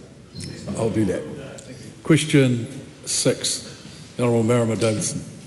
Ki te Premier, e tautoko ana ia I ngā kōrero me ngā mahi katoa a tōna kāwanatanga. The Right Honourable Prime Minister. Yes. Why are Auckland Council, Downtown Community Mission and Christchurch City Mission all reporting significant increases in rough sleeping following his government's changes to emergency accommodation? Well, as I said to the member yesterday, I'm incredibly proud of the progress that this government has made on emergency housing in answering the last part of her question. The reality is this is a government that has taken 5,000 people off the State House wait list. This is a government that has taken 2,500 families out of squalid motel rooms, and this is a government that has taken 2,000 kids out of motel rooms and got them in proper homes. I'm proud of that track record, and I would hope that member thinks that that is a great achievement and a good outcome for those individuals and those families. Before the question's asked, there may be answers that people don't like, but it doesn't mean that they can pose other questions by way of interjection. It must be rare and reasonable. Marama Davidson. Is rough sleeping on the rise under his government? Well, we don't have strong centralised data on homelessness, but what I'd say to the member is that it's really important that nothing has changed. People who need help with accommodation can come to MSD and get the support and the help they need. But what I am proud about, and I will not take lectures from the opposition on this, is that we have delivered a solution in emergency housing that sees 2,000 kids out of motel rooms into proper houses. What that means is they've got housing security, they can go to school, their school attendance is up. There's a whole bunch of upstream benefits of that. And I would have thought, the other side would have thought that was a good thing. Well, just a point here. That interjection is offensive to the House. The member knows it. So stop making it. 2 members particularly have made that interjection, and if it happens again, that they'll be off for an early afternoon. Why? Davidson, sorry. Ronald Winston-Peters. Prime Minister, when tens and tens of thousands of people, Māori and non-Māori, have stayed on marae, why would somebody describe them as rough sleeping? Well, all I can argue for is the fact that I'm proud of the fact that we are helping people who need houses, and we are getting them out of emergency accommodation, which has been an abject failure policy from the Labor and Greens government of the last administration. Why do frontline homelessness organisations say it is near impossible to get homeless people in dire need into urgent accommodation under his government? I disagree. Nothing has changed. If people need support for accommodation and housing, they can continue to reach out to the government. We will continue to support and help people get into housing, off streets and into housing. But I just say to both the Labor and the Green Party, the ultimate solution here is we need to build more houses. And we haven't seen support for Fast Track that would free up 55,000 new houses. We haven't seen support for the RMA reforms, so I look forward to seeing that. If support is available... Quite a few people over here, a little unsettled. Obviously a lot more stuff's to come. Banana Rama. If support is available to those who need it, why has there been a 53% rise in rough sleeping in Auckland City over the last 4 months? As I've said in my previous answers, there will always be support available for people who need it. Nothing has changed in that regard. But I am incredibly proud of the fact that we have taken 2,000 kids out of motel accommodation and put them into proper dry homes. I am incredibly proud that 2,500 families that were previously in motel accommodation are now in proper houses. And I'm really proud of the fact that 5,000 people who were on a State House wait list that went up fourfold under the last government are now off that list because they have housing being met. Why didn't his government listen to officials who warned that these changes to emergency accommodation risked more people sleeping on the streets? I disagree completely with the characterisation of that question, as I've explained before. There is no change. If people need accommodation support and help, that is available to them. But what is a fantastic result that I would hope that all members of this House would celebrate is that through focus, we have been able to prioritise families with kids and get them out of motel rooms and get them into proper houses in the private rental market, in social or state housing, and that's really important. Supplementary question, the Honourable Tama Potaka. To the Prime Minister, do those with severe housing deprivation, including many who are homeless, have a number of pathways to seek support in housing, including Housing First, rapid rehousing, transitional housing, social housing, housing support products, and emergency housing for those with a genuine need in most towns in this country? Yes, and that's why I say there will always be government support for people who need housing and accommodation support. There is no change. Supplementary. Sorry. The Honourable Marama Davis. If his government doesn't have centralised data on rough sleeping, will he accept that frontline organisations reporting an increase in rough sleeping is correct? As I have said before, frontline organisations, people who find themselves without housing or in a homeless situation, can continue to come to government to get the support they need. But I do want to make very clear that when you have taken 5,000 people off the State House or social housing wait list, that is a good thing. It means those people now have houses.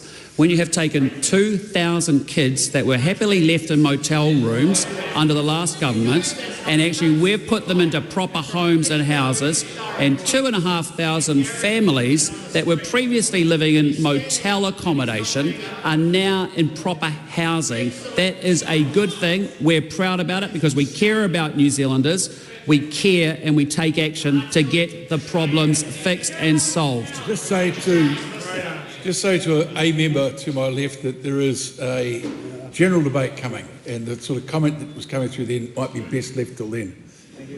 Question 7, Dan Vidwa. Thank you, Mr. Speaker. To the Minister for Building and Construction, what is the government doing to crack down on cowboy builders, and how will this make building easier in New Zealand? The Honourable Chris Pink. We're taking decisive action to make building easier and quicker in this country that will benefit Kiwis with homes that they can afford. At the same time, though, is reducing the compliance burden from those with a good track record in building at scale. We also need to ensure that the small minority of builders who are careless and cut corners are held to account. Supplementary, Mr. Speaker. What changes did the government announce today? Mr. Speaker, another good question. The 4 key areas that we've announced to rein in cowboy builders include: 1, giving more tools to the statutory boards for builders, plumbers and electricians, allowing them to initiate investigations. 2, making information public when a builder has been suspended for disciplinary reasons. 3, introducing a waterproofing class for licensed building practitioners so that Kiwis can have confidence in those vulnerable wet areas of their homes. And 4, establishing codes of ethics for key trades so that disciplinary action can be taken in the event that tradespeople engage in deceptive practices. Supplementary, Mr Speaker. What impact will these changes have for Kiwis? Mr Speaker, it's about consumer confidence. Kiwis need to feel assured that they will have quality, safe homes, but I would also point out that the building sector itself has also welcomed the changes that we've announced. The majority of tradies in this country, sir, are reliable, honest, ethical people doing a great job, and they don't want to be tarred with the same brush as the relatively small number who are letting the side down, and we're acting accordingly. Supplementary. Are there more changes planned to tackle cowboy builders? Mr Speaker, yes indeed there are. These will include increasing penalties where appropriate, but also tackling that long-standing problem of phoenixing, whereby dodgy builders and unethical people seek to avoid liability simply by creating a new legal entity. We're excited about the possibilities this will open up in terms of our granny flats policy, for which I give due acknowledgement to our friends and colleagues of New Zealand First for their advocacy. Kiwis deserve to have confidence in their tradies, sir, so that we can be more trusting of those who are doing good work, and it's part of the government's overall plan of making building easier and more affordable, growing the economy and lowering the cost of living for Kiwis. Question 8, the Honourable Dr Aotearoa. Thank you, Mr Speaker. My question is to the Minister of Health and asks, does he stand by his statement, no more excuses? We measure success in one way, better outcomes for patients. If not, why not? Mr Speaker, in the context it was made, yes, we know that too many Kiwis are waiting too long to be sent into emergency departments, receive first specialist assessments and have elective procedures. Our focus is on patients and delivering timely, quality health care for all New Zealanders. This starts with bringing back our critical health targets to drive accountability and ensure better outcomes for all New Zealanders. This has already led to key initiatives including Health New Zealand's Elective Boost, which will deliver an additional 10,579 elective procedures by June to reduce wait times.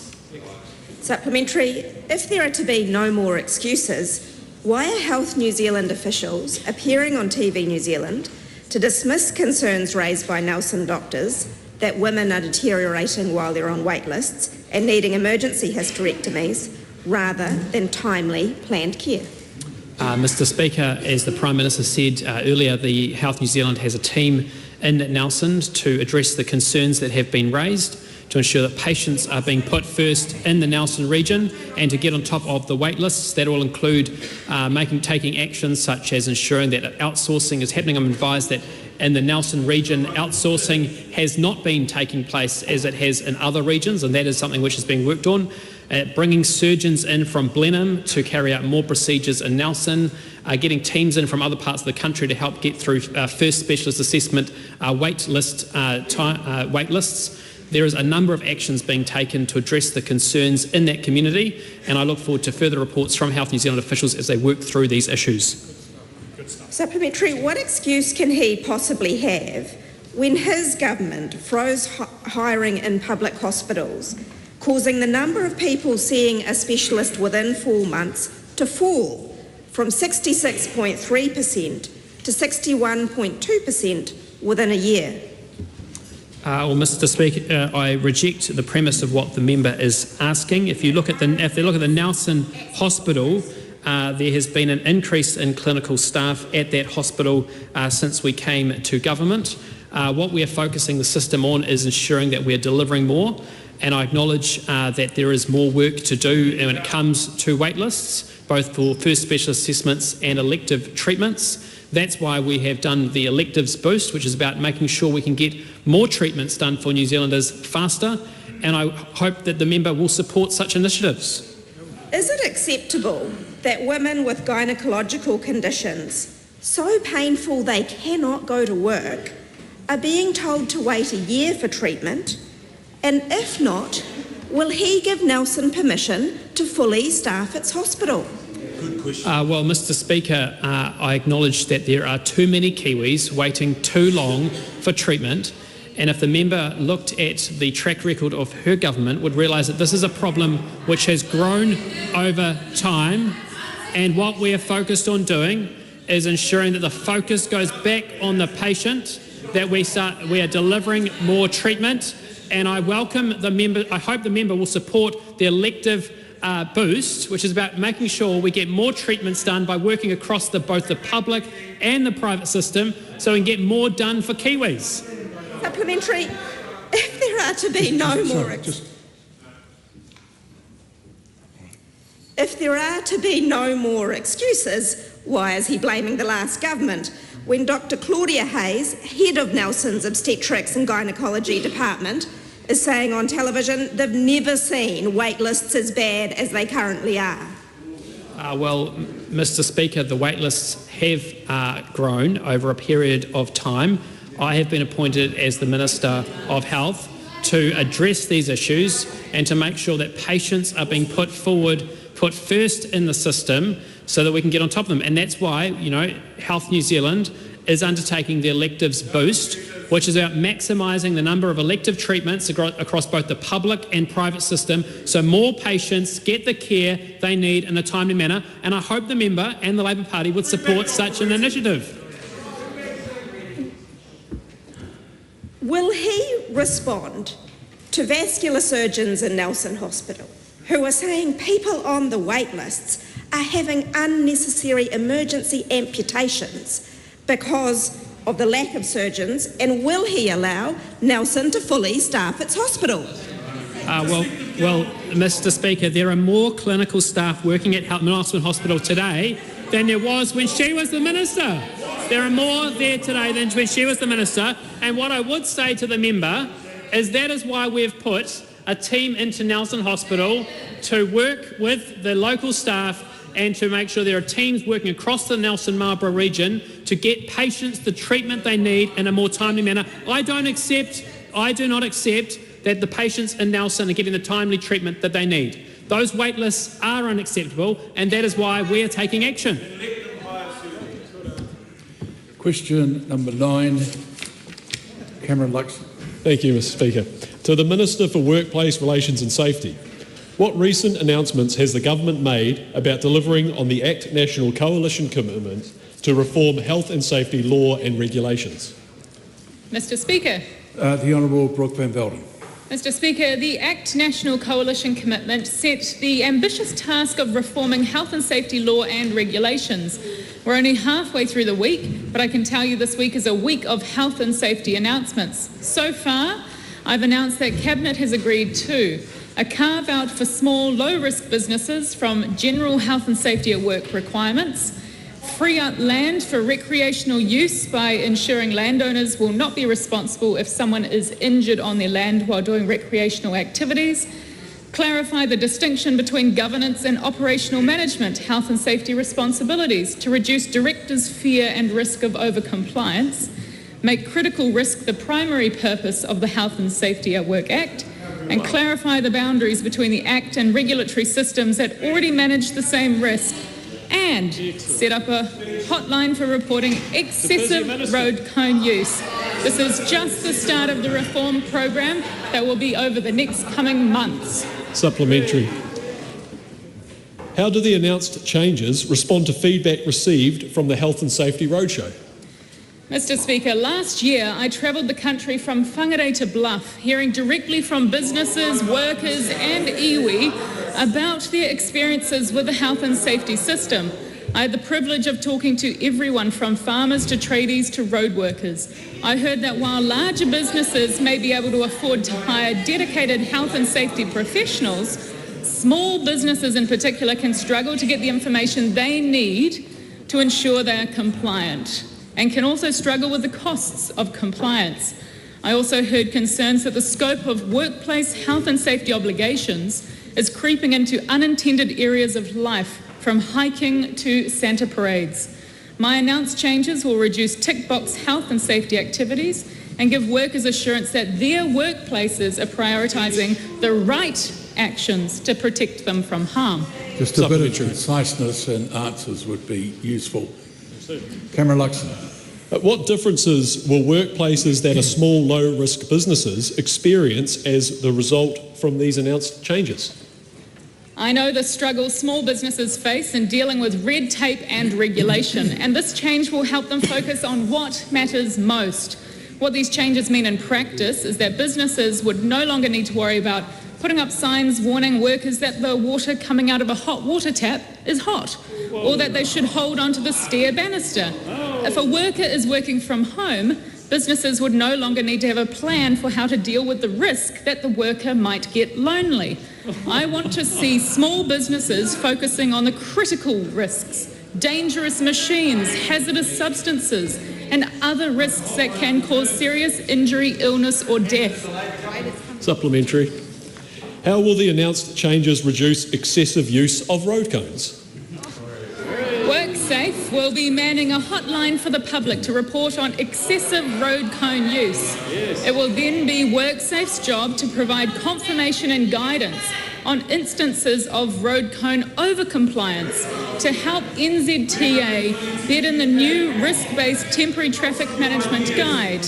Having WorkSafe focus on this pilot for 12 months will be a culture shift for the agency, but it signifies the broader direction this government is taking the health and safety system. Supplementary. Yeah, good. And then we'll have a concise answer. Thank you. How will the announced changes improve access to land for recreational use? Mr. Speaker, this week I announced that Cabinet had agreed to the legislative change so that landowners will not be responsible if someone is injured on their land while doing recreational activities. I've heard from a wide range of representatives of the Kiwi public who believe these changes will improve access to land for their particular recreational hobby, from deer stalkers to the Federated Mountain Clubs of New Zealanders. And I expect that hikers, trampers, fishers, deer stalkers, people who love the great outdoors will have more access to it. Nice. Awesome. Question 10, the Honourable Deborah Russell. Just wait for a moment while everyone settles down. Thank you, Mr. Speaker. To the Minister of Climate Change, is he committed to New Zealand staying in the Paris Agreement? Mr. Speaker. The Honourable Scott Mr. Speaker. The Honourable Scott Simpson. On behalf of the Minister, yes. Who represents the New Zealand government? The Prime Minister who said pulling out of the Paris Agreement is the fastest way to make New Zealand incredibly poor? Or the Minister for Foreign Affairs who said Paris is an international agreement that National went and signed up to and nobody knows why? Mr. Speaker, on behalf of the Minister, what I can confirm for that Minister, or that member who was a previous Minister, is that this coalition government is completely committed to its international and domestic climate change agreements. Does he agree with David Seymour, who said the Zero Carbon Act is wrong and the Paris Accord is wrong? Mr. Speaker, on behalf of the Minister, what other parties say about policy or their own ideas is their business, and I have no responsibility for that. Does he agree with trade expert Stephen Jacoby, who said calls for New Zealand to leave the Paris Agreement are completely mad, as it would mean the loss of market access and come with significant economic and reputational cost? On behalf of the Minister, Mr. Speaker, I want to reiterate this coalition's commitment to the international and domestic commitments that we have signed up to, and the member asking the question well knows that. What confidence can New Zealanders have in this government's climate commitments, which are integral to our trade agreements, when his coalition partners are attacking their foundations? Well, I'm not sure whether the member has been listening to my answers, but I want to reiterate that this coalition government is firmly committed to its international and domestic obligations, and I'm very confident that we can continue along that path. There is still work to do. Lots of progress is being made.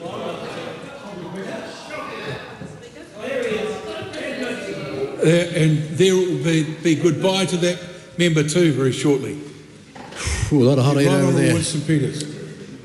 Is it not wise, Minister, for any smart, intelligent political party, or dare I say it, a government, to constantly re-examine the premise on which former policy was made to ensure that the principles on which the decisions were made are still accurate and still working? Mr. Speaker, the Deputy Prime Minister makes a very good point, because surely New Zealand is the only country on the planet that is transitioning from gas to coal.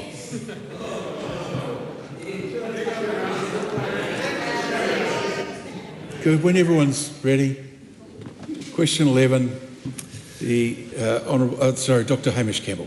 Thank you, Mr. Speaker. To the Minister of Commerce and Consumer Affairs, what recent steps has the government taken to unlock data and increase competition? Mr. Speaker. The Honourable Scott Simpson. Well, thank you, Mr. Speaker.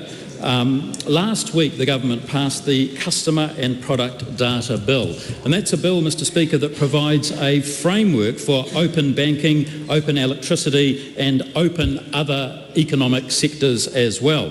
This is a piece of legislation, Mr. Speaker, that will increase competition by giving Kiwis more control and power over their data currently held by other entities with whom they trade. So the idea is that they will ultimately be able to get a much better deal, increase competition, and Kiwi customers, Kiwi consumers will be the better for it. Supplementary. How will these changes impact Kiwis? Mr. Speaker, Kiwis deserve to get the best bang for their buck. The change that this legislation enables will mean that there is a better sharing of consumers' data with, of course, their consent, and that will help them more easily shop around for best deals. Supplementary. What next steps is the government taking in this space? Mr. Speaker, the framework now being in place means that the first cab off the rank in terms of the open sector framework that this is providing will be the banking sector. And this is done through what's known as open banking, and it allows people to share their bank data with other apps or services to get better, more tailored financial options. Supplementary. What do these changes look like in practice? Well, very good question from the member. An example of open banking from our good friends in Australia is an app called NextGen Apply Online, and that's a service that speeds up home loan applications for customers while also reducing fraud risk.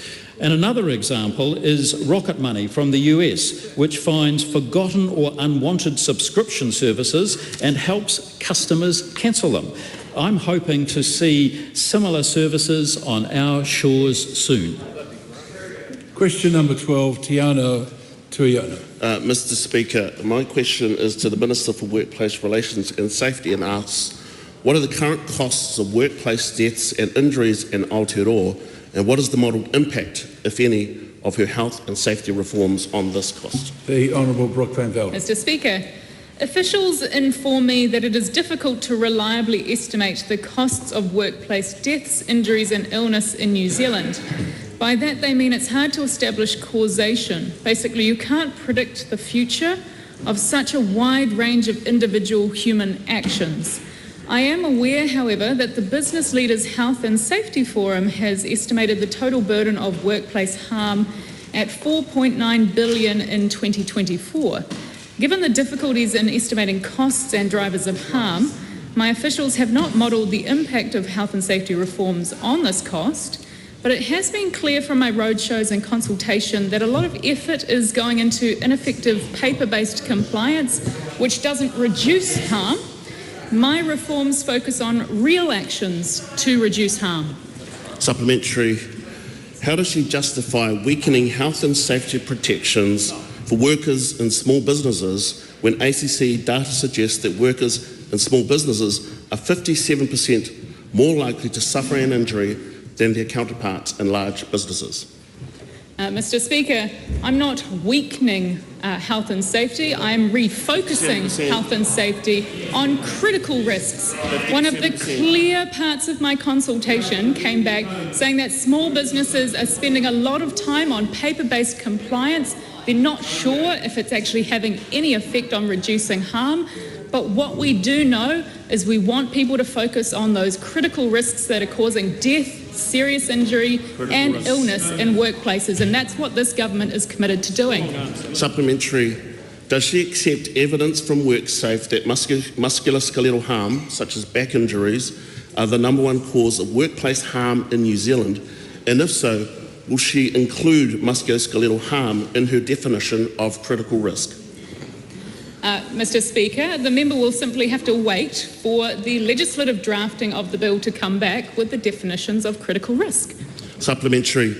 Does she accept that the second biggest cause of workplace harm in Aotearoa is mental harm, associated with around 40 work-related suicides each year? And if so, will she include mental harm in her definition of critical risk? Mr. Speaker, like I said, the member will simply have to wait for the legislation to come back and he can have his say at Select Committee on the specific definitions. But what I will say is we are seeing far too much compliance cost. We want people to be focused on those critical risks of serious injury and death at work. Businesses have far too much red tape and regulation, and they need our help as a government to clarify the law on where their focus should be. Supplementary. Since she and the Prime Minister have committed to, quote, all Kiwis returning home safe after every working day, will she resign as Minister if her reforms result in increased workplace deaths or injuries? Unfortunately for the member, I'm not going anywhere. That concludes oral questions.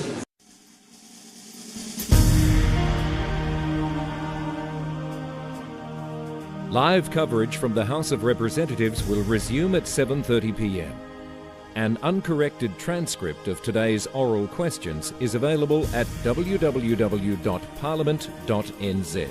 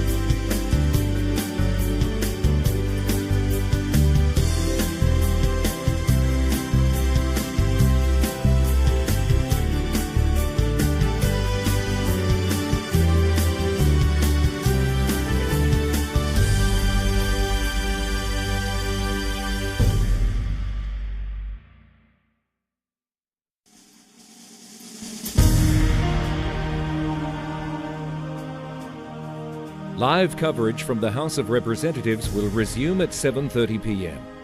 An uncorrected transcript of today's oral questions is available at www.parliament.nz.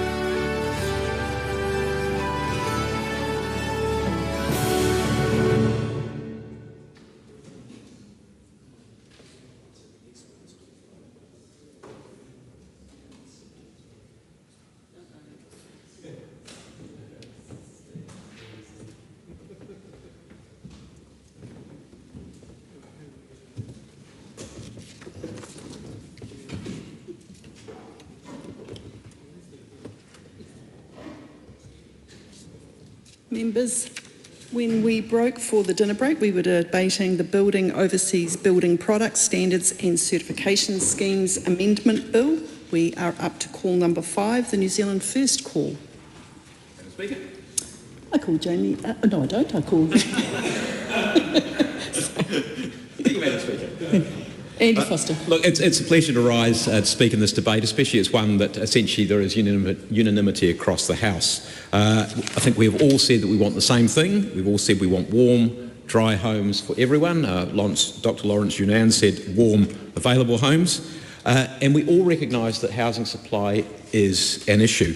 To have enough housing, enough quality housing to house adequately a growing population. And actually it's interesting just to reflect on the growth of our population over the last few years. Until 2019, 6 of the 7 highest ever net immigration levels were the years between 2014 and 2019, 6 out of the 7. And then of course 2023, it was stratospherically the highest at 4.5 times the long run average. But anyway, leaving that aside, hopefully we also, not only do we want homes, Madam Speaker, but we also want homes built as part of a well-designed, connected, supported communities with good infrastructure, because it's not just about building homes, it's about building in the context of a wider community and a place that was good to live. But this bill is all about, they've also got to be not just warm and dry, but they've also got to be affordable. Because we can have fantastic homes, but if nobody can afford them, that is not going to get us anywhere. And that's true of whatever part of the housing spectrum you're on, whether it's a private housing, whether it's social housing, whatever. They've got to be affordable to somebody because there is no magic money tree. And we have to make sure, and we, as a country, we need to make sure we get good value for money out of all of these things. I was interested that Cam Luxton's, and it's always good to talk after Cam on building issues, that he made the point about being a property-owning liberal democracy and that being really, really important. And I 100% agree with that. But it was interesting to see the reaction from the Green Party, which has almost questioned that. And I'd just like to say that the value of being a property-owning as opposed to a property renting is really, really important. I mean, think about our ageing population. Think about our ageing population. We're expecting now twice as many people to enter retirement to be based on, to be living potentially on superannuation alone, with the hope that somehow people in that situation are going to be able to afford whether it's rent or whether it's a mortgage, and that's a ticking time bomb, and it's ticking quite fast. So property owning liberal democracy is really, really important. And we also need to think about creating, as I said, community, and I think it's far, far better when we have people who are an anchor in a community, and the longer you stay in a community, generally the better. Now whether that's long-term rental and secure rental, or whether that is owning a property, I think that gives you a lot more commitment to a community.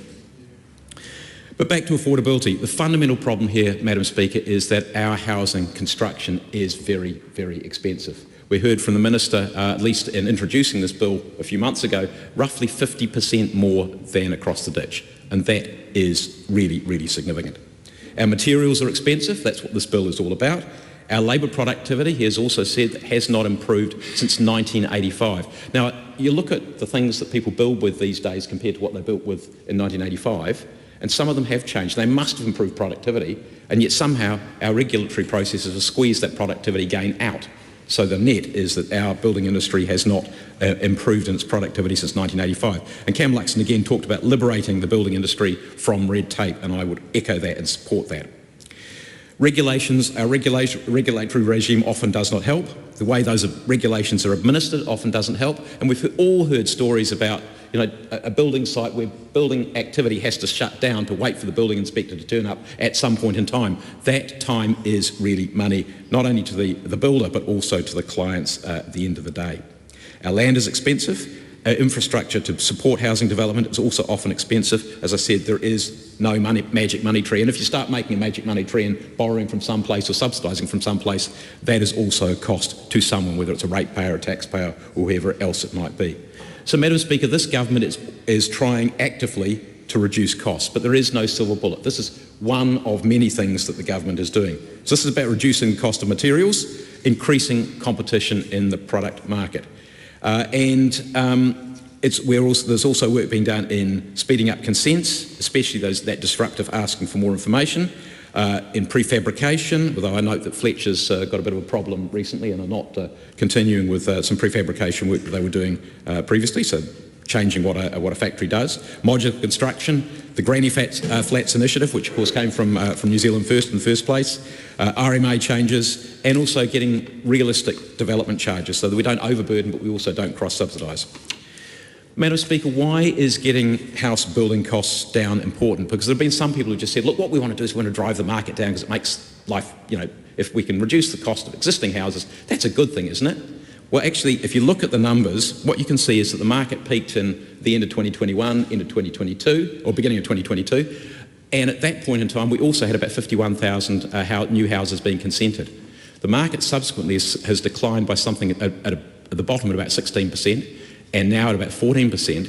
But what's happened also is there's been a slide in the number of building consents applied for, going down from about 51,000 to about 31,000.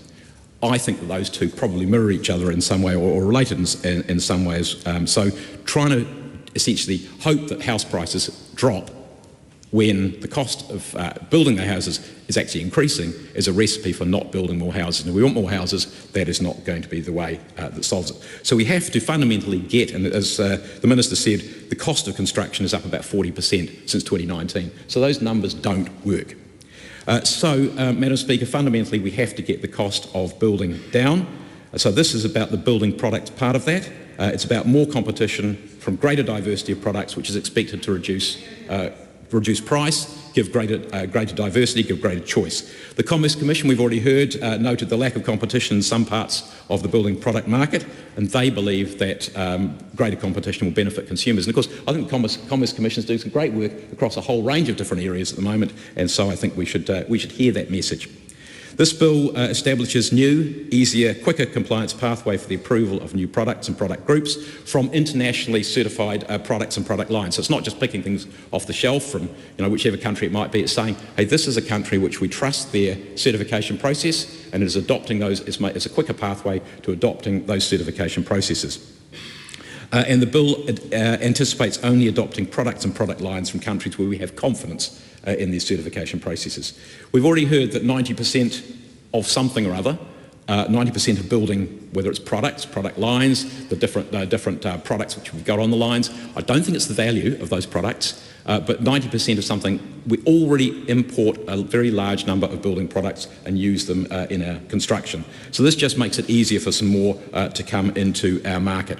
But the really important thing, Madam Speaker, is that it is really essential that the quality of those products is as good as we already have. And the Select Committee worked really, really well on this, as we normally do, a very collegial Select Committee, talking about the safeguards, the processes that are there, and I traversed this comprehensively in my second reading speech. Because we all remember the leaky building crisis. We do not want to go there again. That was painful for everybody, very expensive for everybody. But what we heard through the Select Committee process is that the processes now are much, much more robust, of course, changes to legislation as well, and that we also have the safeguard of a highly skilled and qualified building advisory panel for MB and for the Minister.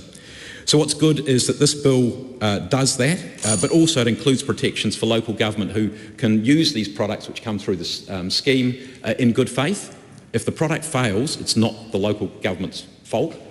It never was with leaky buildings, and it shouldn't be now, and now at least they're indemnified against that.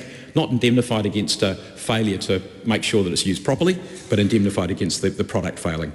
What it doesn't do, and I raised this in my second reading speech, is provide safeguards for the end user or end consumer should the product fail. And this is a place which I hope the government would stand behind and say, look, something's failed, we certified that, we approved that, we let that come in, we will help you with that and with getting things put right. Madam Speaker, just to finish off, this is a good bill. I think there's unanimity around the House. It's shortly to become law. It is part of a multifaceted response by this government to New Zealand's housing challenge, and I commend this bill to the House. I call Mariamino Kapakingi. Tēnā koe, Madam Speaker. I rise to take a short call on this, and I made some comments through the Committee of the Whole House just around my own experience in that, and what it means to build affordable homes, and what it means to use your own product, and it's used to go into Opodi Forest and use your own trucking teams to bring your houses from Awanui to Tikau. Experiencing very similar outcomes too in Tako, in places like Tako and Ahipara. So I raise these names, Madam Speaker, because they are small Māori communities, they are tribal communities, and they have their own solutions. So if this product, this safe and better and quality product comes true, then we're going to pick it up and go with it and make good of it. We support this. Maybe I just want to make this final point, though, is to say that none of what we're doing here interferes, or that the solutions that goes on in terms of, say, the small committees that I've just referred to, because we got to build 16 homes without any interference, not too much interference, let's say, with anyone else. So, and not to when Mr. Chair, Andy Foster, referred to, where it's a good committee, and I'm not on it any longer, but we wouldn't want to mistake collegiality for agreeing and wholeheartedness for what comes through certain select committees. So just wanted to say, tautoko tēnei ampake, tēnā koe te Speaker. There's some nonsense from the left. Madam Speaker, I call Scott Willis. Thank you, Madam Speaker. We are also in support of this bill, but we do have some concerns and questions, Madam Speaker. If you'll indulge me, I want to tell a bit of a story, because I have been involved in the construction of alternative buildings in the past. And in 2019, running an NGO, I did work with a whole lot of volunteers and a whole lot of sponsors to build New Zealand's first climate-safe house. And the purpose of this house was to address a very real issue. Somebody who was living in a caravan and a garage, who'd been flooded multiple times, whose own home had lost insurance and needed somewhere to live. And this was a situation of real hardship. And it was thanks to the Otago Polytechnic, actually, who wanted a good project to work on, and some creative people, that we hatched this idea of building a modular, transportable eco-home that was self-sufficient, that could be moved when this particular part of the village becomes uninhabitable, because it is flooded so many times. And the idea of that was to use new building techniques, low carbon construction, low waste. And there were fantastic donations from Formans, who produce structurally insulated panels based in Christchurch, UPVC windows, Otago Polytechnic, the Dunedin City Council, Eclectic Home Design, Naylor Love, DS Building, Fulton Hogan, Dave Littleton Engineer, Brands, Fulton Hogan, Fisher and Paykel, Dunedin Roofing Systems, Logic Group, etc. Lots of people who donated to make this happen. The thing that we were doing, however, was using new materials that the Dunedin City Council, the building consent team, didn't know how to deal with. And the Polytech teams of aspiring builders didn't know how to build with this new material. And this is a real concern, because we want to make sure that the new systems are understood. SIPs, structural insulated panels, are a structural system. They are useful for the primary structure of the building and therefore everyone in it. And any shortcuts in certification or any poor understanding in how it can be constructed can lead to problems. So we also need, alongside access to new materials, we also need training schemes. And I've been really impressed with foremans who have worked to help train people up in how to use SIPs. But are we going to have all of those training schemes provided for all the new materials that come in? Are we going to have systems to help our building consent officers to understand how things work? So we're certainly, this bill makes it great sense when we're thinking about claddings and linings, but we also need to be much more careful if we're thinking about structural components that need a different level of certification and compliance.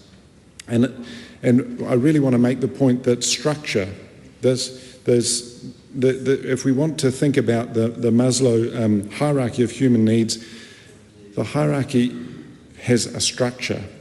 And if we get it wrong, then there are problems. There are costs, there may be lives lost, etc. So I want to make sure that when we're working on this, we're not doing it with shortcuts. And we're also thinking not just about the cheapest houses we can build, but what is the lifetime cost? Because we don't want cheap and nasty. We want affordable, but cheap to run, affordable to run, lifetime cost. So I'm really, really heartened in the regulatory impact statement. The Commerce Commission has looked at strengthening code mark, for example, convening a critical minerals task force, the Build Ready scheme, building product information requirements, product substitution guidance, etc. These are really good recommendations. We want to make sure that we have products that are understood, and we have the skills in our community to make sure that they are used and employed appropriately and quickly. I call Dan Bidwell. Madam Speaker, today is a good day. It is New Zealand's Liberation Day. And no, I'm not talking about the liberation in terms of tariffs. I'm talking about liberation from not being able to use overseas products for the building sector. It's a good day, Madam Speaker, for tradies, for developers, for manufacturers, for those wanting cheaper, warmer, drier homes and buildings, and for our economy.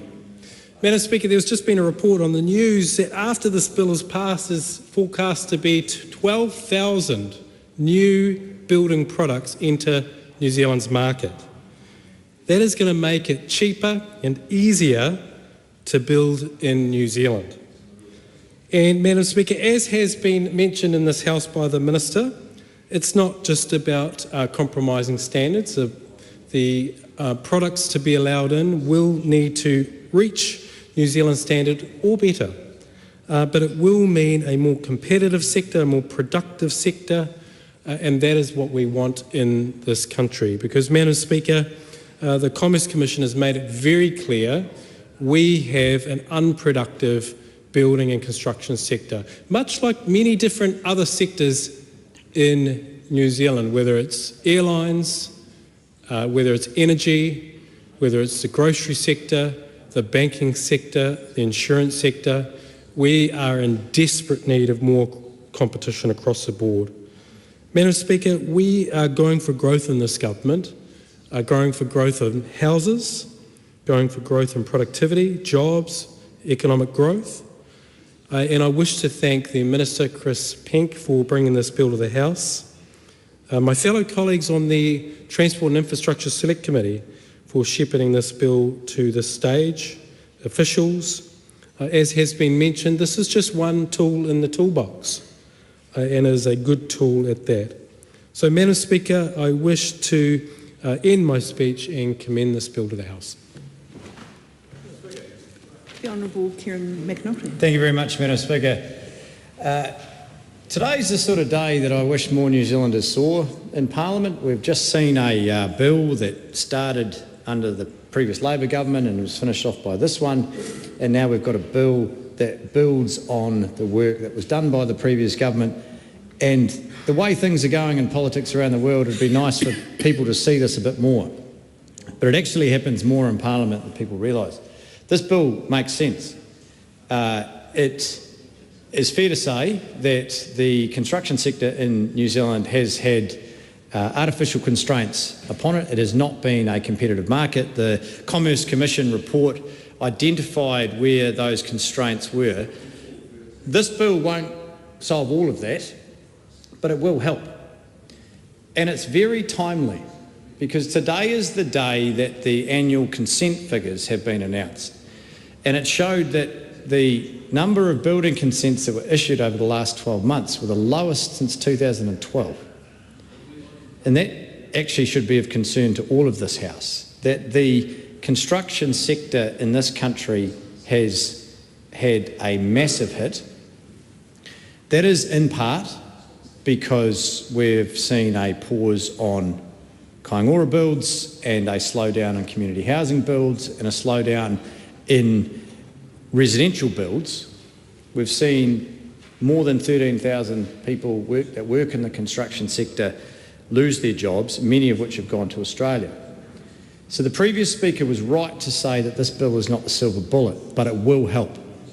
It will help because so often the cost of construction is linked to the cost of materials, and the cost of materials is linked to the variety of materials available.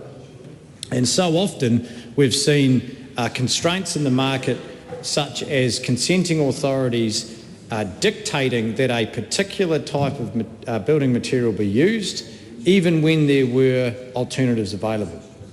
And that sort of behaviour does not help in terms of trying to keep the cost of building as low as possible. Whilst we support this, Madam Speaker, it's important to point out that we talked to the Minister during the Committee of the Whole House stage and sought his assurance that the regulatory powers available to him would be used, if required, to preserve local manufacturing. Because at the end of the day, this bill allows products that are manufactured overseas and certified overseas to be used with equal application in this country. Part of the reason that local manufacturing has struggled is because it hasn't been a competitive market. Now, yes, this will provide more options, but more overseas options. And it's important that the government takes that seriously, because there are local manufacturers who produce building products who haven't had a fair run, and we need to be assured that they will get a fair run under this. That it won't simply be overseas manufacturers getting access to the market and that have such dominance of the market that they will drown out or strangle local manufacturing. That would be counterproductive. It's important that consumers get a broader range of possible when it comes to building supplies, but it's also equally important that those supplies aren't all manufactured overseas.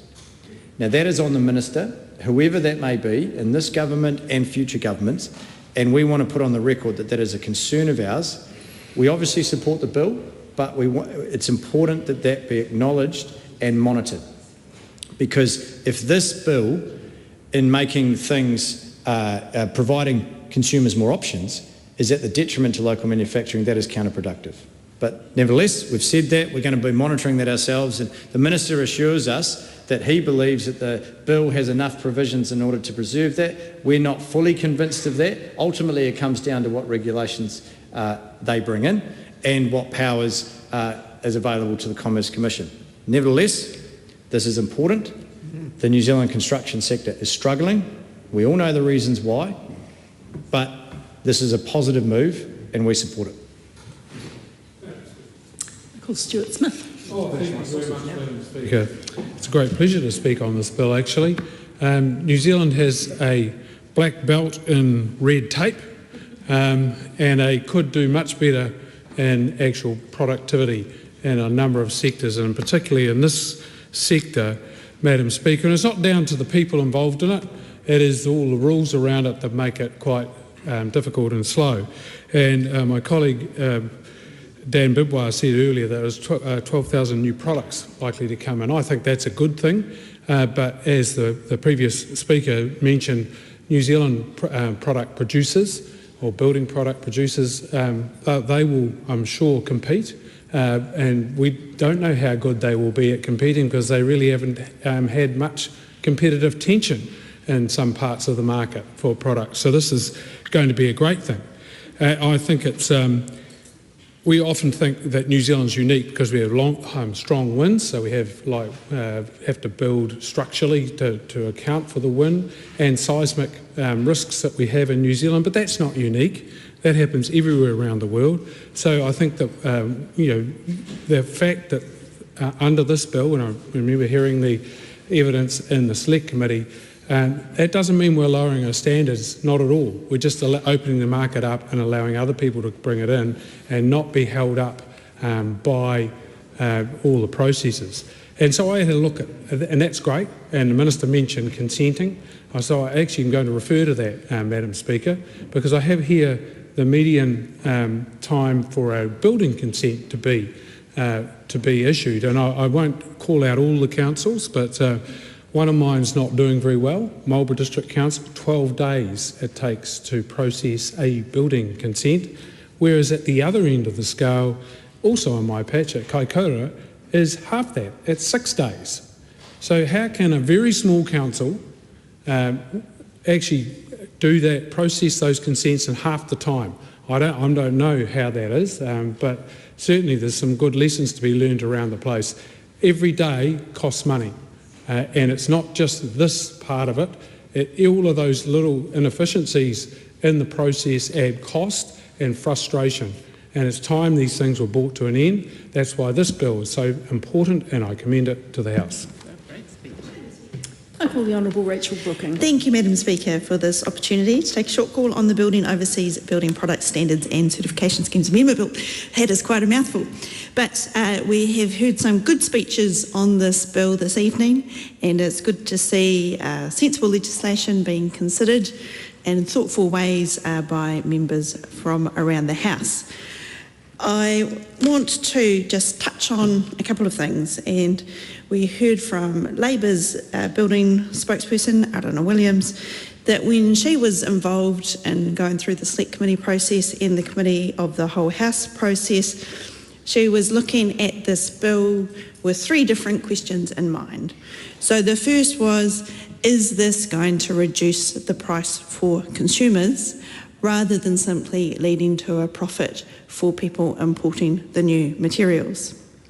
So we've just heard from Honourable Karen McAnulty, it's very important there that that is monitored. That's something to keep doing after this bill passes. Another issue that Aotearoa Williams was focused on is that health and safety and quality issue that the previous speaker just referred to. And the advice that was given during this process was that it will not be compromised, and that's very important, Madam Speaker. The third issue is, are local manufacturers of building products getting a fair go?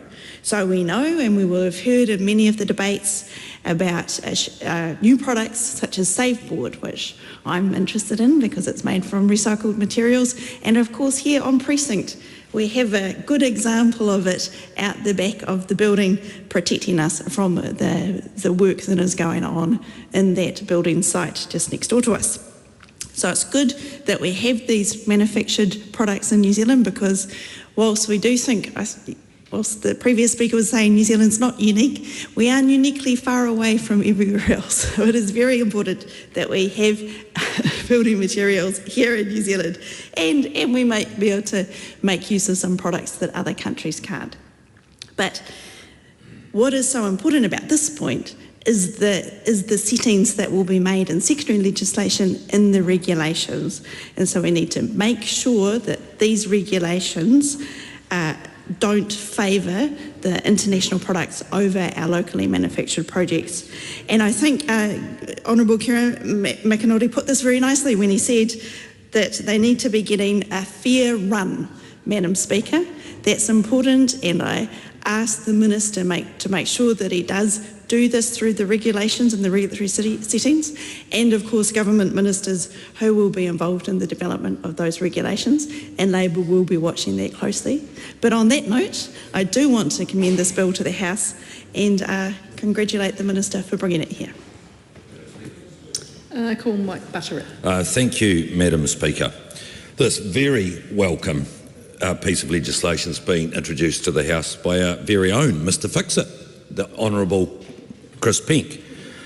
While the Minister Penk may not be Bob the Builder, he is, however, rebuilding our legislative framework, one plank and one nail at a time. And this rebuild will actually have a significant and positive impact on the building and construction sector in this country. Because we know right now we're facing a market where the competition for building products isn't working as well as it could and should be. And we have barriers that are preventing high quality overseas products from entering our market. So this bill's about removing those barriers, increasing competition and giving builders and homeowners more choice, ultimately driving down costs. This bill will recognise overseas standards and certifications, streamline the use of international standards and accept overseas certifications for building products. Simply, this bill provides for more competition, which means more choices, lower prices for building products, increased resilience to supply chain disruptions so we can get products from more countries, and a quicker building process with fewer barriers and faster consenting. To sum it up, this bill's about improving the competition, lowering costs and making the building industry more resilient. So this is just one part of our ongoing work to reform the building and construction sector to meet the needs of all New Zealanders. Can we fix it? Yes, we can. Will we fix it? Yes, we will. I commend this bill to the House. I call the Honourable David Parker. Thank you, Madam Speaker. I listened to Mr Foster's contribution and agreed with much of it.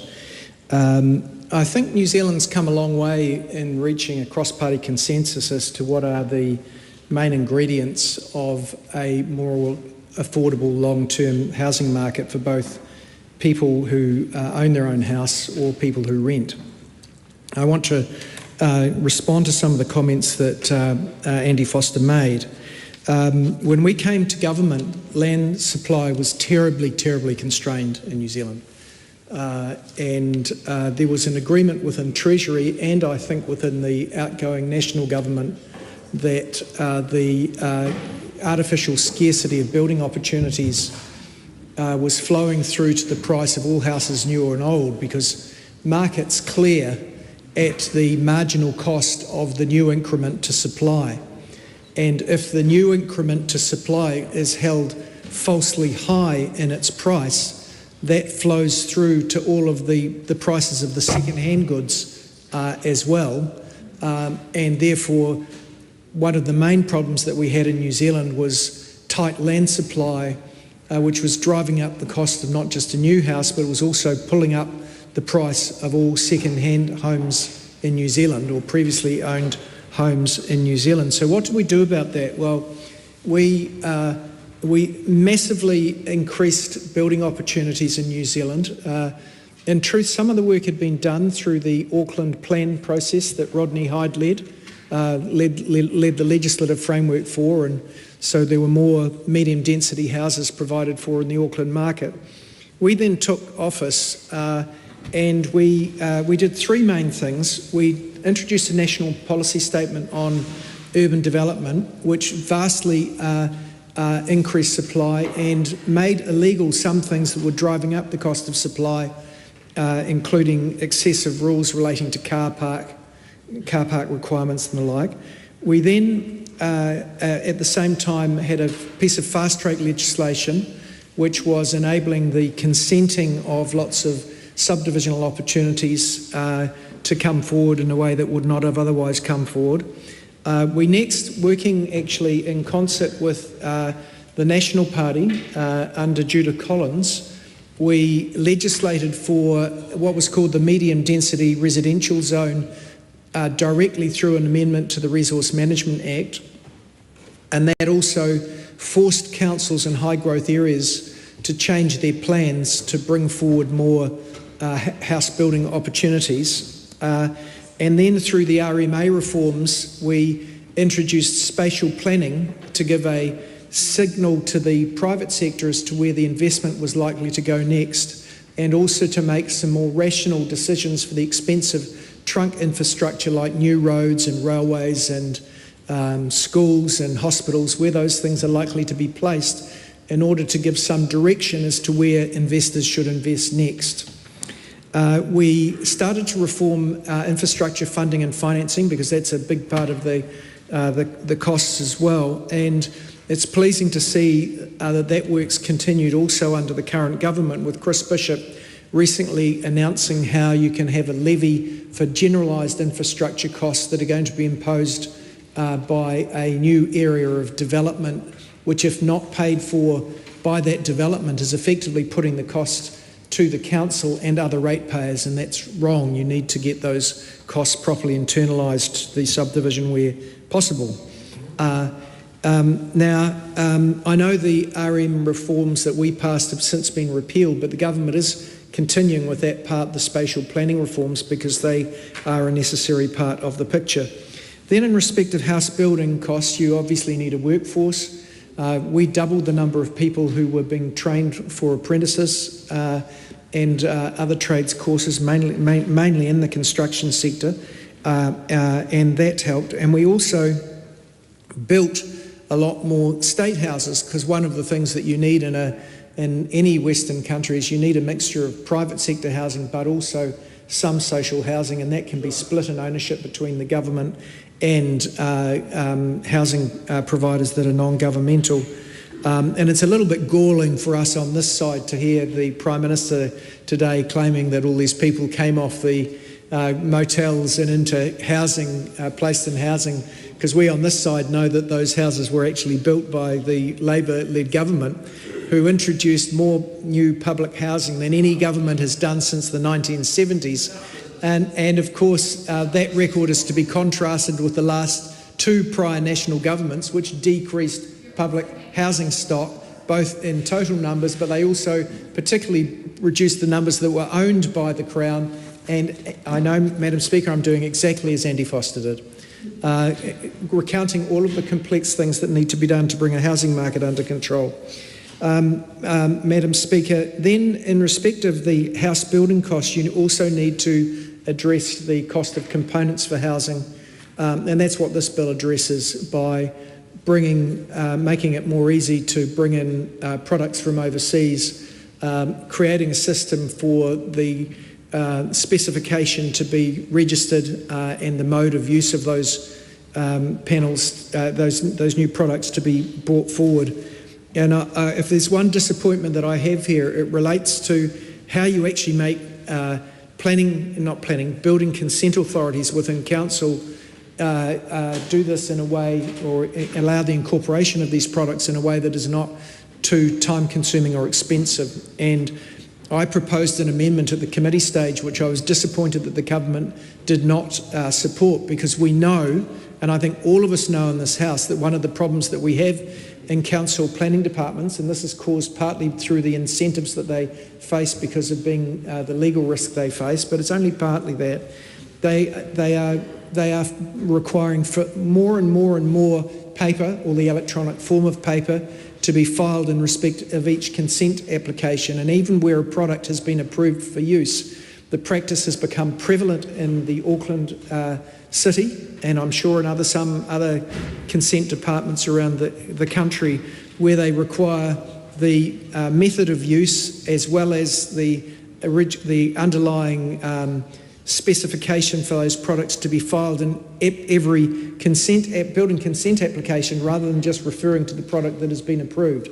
Now that is wrong, because there are already obligations on the architects and the licensed building practitioners to use them properly, those products properly, if specified, and they should not have to put all that additional detail in. Now, the answer that the Minister and the Chair gave was that that's not required by law. Well, it's not required by law But you can't beat City Hall, because when the City Hall asks you for those documents and you're the architect or the builder, what are you to do? Because the only way you can beat City Hall in that situation is through judicial review, which would cost tens of thousands of dollars and cause delay, and therefore the architect or the builder is effectively forced to do what the council unreasonably asks, the council building consent department, because they either go to the back of the queue, have a fight that they're not going to win anyway, and they end up paying the extra $300 fee for the extra information that the council's sought and charge them another hour of their own time for, and they give up.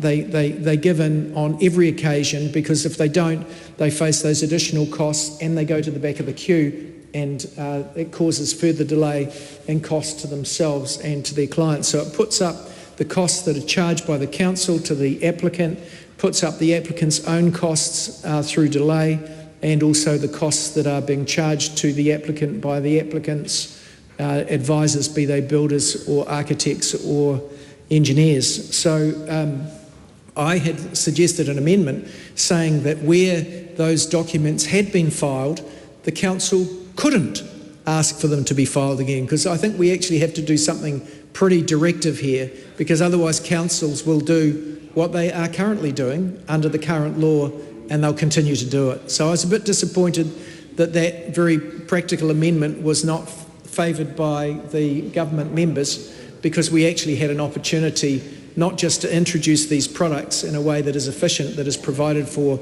in the book here, in an authorisation of those products to be used, as we did with jib board substitutes.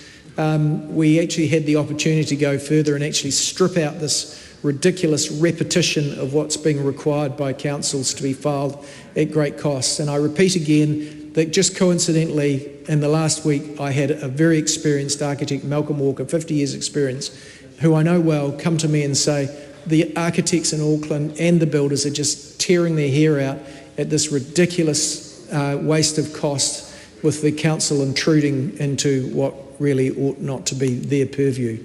Nonetheless, we support this bill as being a helpful addition. I call Vanessa Wennett. It's an honour to be the final speaker in this third reading of the Overseas Building Product Standards and Certification Schemes Amendment Bill. So, as many have traversed through this evening, this is an excellent piece of legislation that will allow greater competition through the introduction to the New Zealand market of a new variety of building products and other systems. So this is going to be supported by the regulatory schemes that go alongside it. This means that the standards of the products coming in will be as high, if not higher, than others. One of my colleagues across the House mentioned a building manufacturing company from my electorate called Formance, who make structural insulated panels, which are excellent, apparently harder to get consent to be used in Dunedin than they would be to be used in Christchurch. Yet another of the crazy problems that we have in New Zealand, where there's huge variation between regions of what is acceptable. So this is another area that we'll be attacking with different legislation. But under this piece of legislation, we will be massively increasing the options for the building companies, for the architects and designers. This will make a tangible difference to the costs of building in this country, which, as we've discussed, has been far too high for far too long. It's slowing down our economic growth. This is something that is a part of our plan for going for growth, and we will fix it. We will get it done. I commend the bill to the House. The question is that the motion be agreed to. Those of that opinion will say aye. Aye. To the contrary, no. The ayes have it. Building Overseas Building Products Standards and Certification Scheme Amendment Bill, third reading. I call on Government Order of the Day number 3. Child Protection, Child Sex Offender Government Agency Registration Amendment Bill, committee stage. I declare the House in committee for consideration of the Child Protection, Child Sex Offender Government Agency Registration Amendment Bill.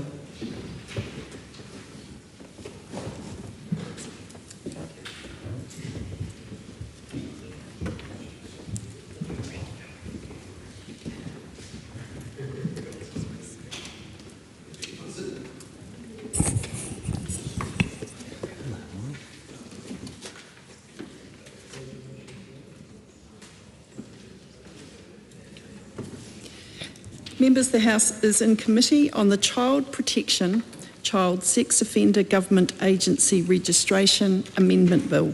Members, we come now to part 1. This is the debate on clauses 4 to 40, amendments to parts 1 and 2. The question is that part 1 stand part. I call Lawrence Sunan. Thank you, Madam Chair.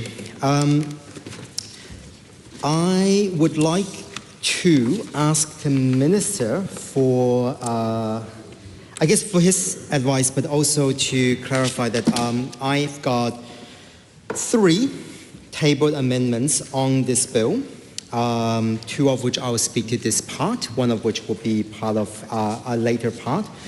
But I'll speak to my first amendment because one of the things that we have seen in the context of this bill is the Attorney General's Section 7 report in terms of consistency with the Bill of Rights.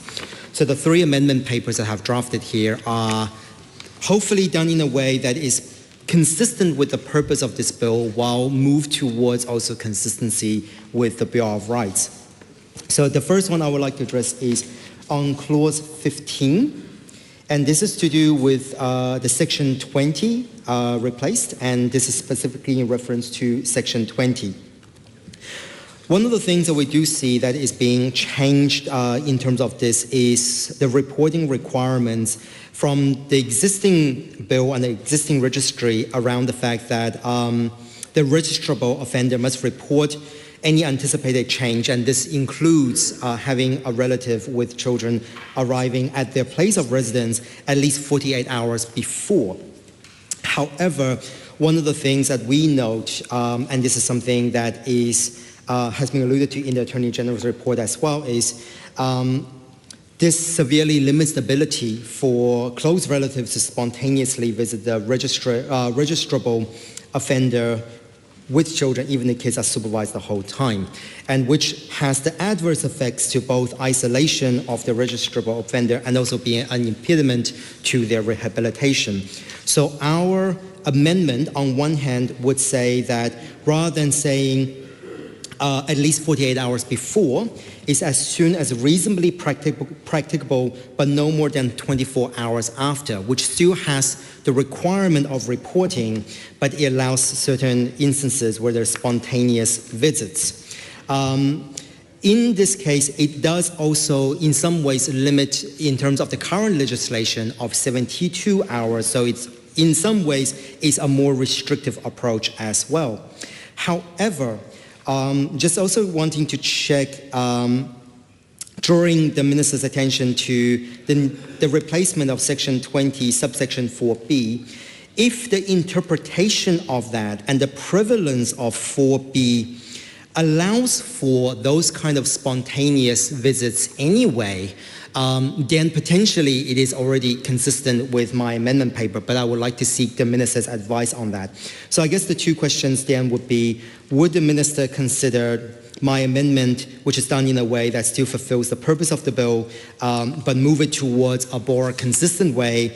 And also, if the Minister doesn't, then would the Minister clarify if what I'm proposing in this amendment is already covered under Section 24B of the legislation? I call the Honourable Ginny Anderson. Oh, thank you very much, Madam Chair. Look, I'm interested to know a little bit more in and around the name suppression. So we've had some quite good information come through the Select Committee and in terms of in terms of the amendments to the Child Protection, Sex Offender Government Agency Registration Act.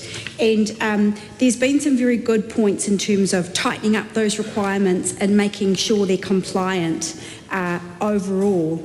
I'm interested to hear from the Minister as to what was identified as those gaps and weaknesses. We know that the Sex Offender Register has been operating reasonably effectively. There's no reports of there being any issues, but the main purpose of these changes has really been to enable there to be a tightening up of any lags, of any alerts in order to prevent children or young people being subjected to any unnecessary risks.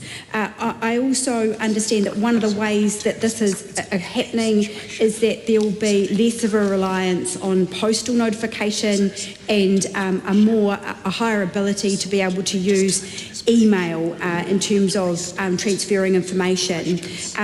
Coming with email, just interested to know if there's been any analysis done on what if it's not received? We know that there's a lot of spam these days in our email boxes. This is quite important information that's going to be conveyed back and forwards, and just really wanting to know what types of verification in terms of email address, what types of assurances the Minister has had that if you're giving this type of heavy information via email that has an impact on when people are being notified about quite sensitive and really important information, how has he been informed that this will be ensuring that the information reaches the designated person? I've also got an additional question. I note in the regulatory impact statement that the paper proposes technical or minor amendments to the existing Act. And it doesn't alter the policy intent legislation or the implications for the Treaty of Waitangi. I do note there's kind of been a general trend under this government to kind of remove Treaty of Waitangi references, and I'm wondering how this one squeaked through. The amendments will not significantly alter the existing impact of the legislation for registered offenders who are Māori, but there's no implications there at all. So I'm wondering if there's been any other advice received specifically on the implications that come under for the Treaty of Waitangi, noting that it's recognised that some of the required personal information provided by a Māori individual on the register must be treated as taonga, and the personal information relates to as it relates to a person's whakapapa. It also notes that mātauranga Māori is not generally considered to be owned by the individual concerned, but held by them as a kaitiaki on behalf of past, current and future generations. So it's nice to see that those provisions have remained. I'm just wondering, there's other pieces of legislation that we've discussed recently in other areas that haven't left those parts that have Treaty of Waitangi implications with them. Just wonder if he had a response as to why they'd remained here. It's also important to note, Madam Chair, that there will always be a retrospective part, I understand, to this legislation, and I'm really interested to know if there's been any additional information that the Minister received in and around implications to the New Zealand Bill of Rights Act. We know that by introducing these changes, they not only apply to those offenders who are yet to be registered on the sex offender register, but also all of those who are already on the sex offender register. And so it would be really interesting to know if the Minister had any additional advice as to any potential legal challenges that he may foresee coming as a consequence of this, or whether he's had adequate information and advice to think that that's not a risk for this piece of legislation. Madam Chair, I'd just like to wrap up. So the questions I had for the Minister was to get down to the email delivery, secondly the implications under the Treaty of Waitangi, and then thirdly the retrospective provisions that are entailed within this legislation. Time has expired. Stuart Smith. There's one question. Or seek leave, sorry. Leave is sought for that purpose. Is there any objection? There appears to be none. So I just have to clarify now what we're going to be talking to. The question is now that parts 1 and 2, schedules 1 and 2, and clauses 1 to 3 stand part. Thank you, Madam Chair. I call Helen White. I was going to ask, and it does stretch a few provisions, but about the times that have been chosen for notification. So I can see that if you have a child that is coming to the house, then there is a time frame that has been chosen of 2 days, and then there's another time frame that's been chosen if you're leaving the country in terms of notification. I'd like to know from the Minister, how were those times chosen and how robust are they really? I can see that there's been quite a lot of consultation with various groups as part of the review, and so it is a work in progress, but I wondered how those particular times had come to be the picked amount. And I would also like to know a little bit more. We have got a Bora issue, but there's been a decision that this is a proportionate response. So I wondered if the Minister could actually just talk about the nature of that balancing act and why in this situation we've decided that this is a proportionate response. It's fairly obvious that it's about the impact and the risk to children, but I think it would be good for the public if there was an elaboration on that point. Thank you.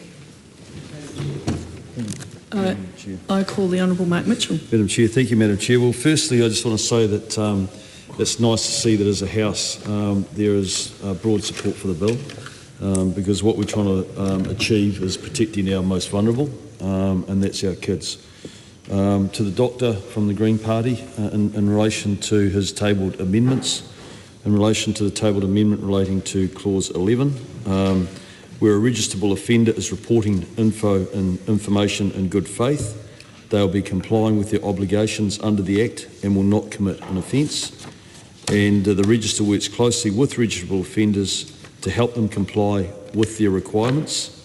It is only when a registrable offender knowingly provides false or misleading information that they may be charged.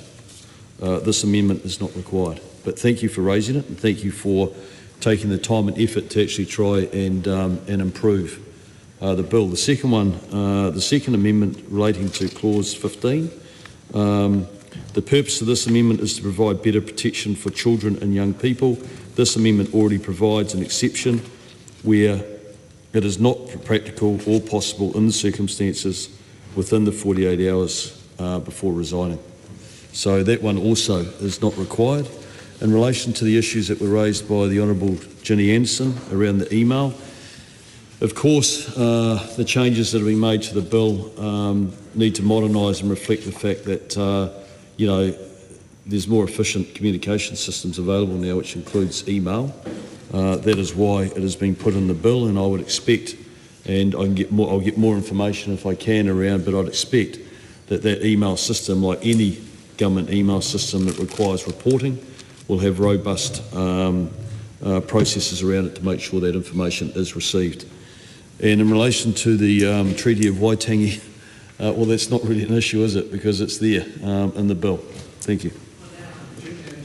I call the Honourable Dr Duncan Webb. Oh, thank you, Madam Chair.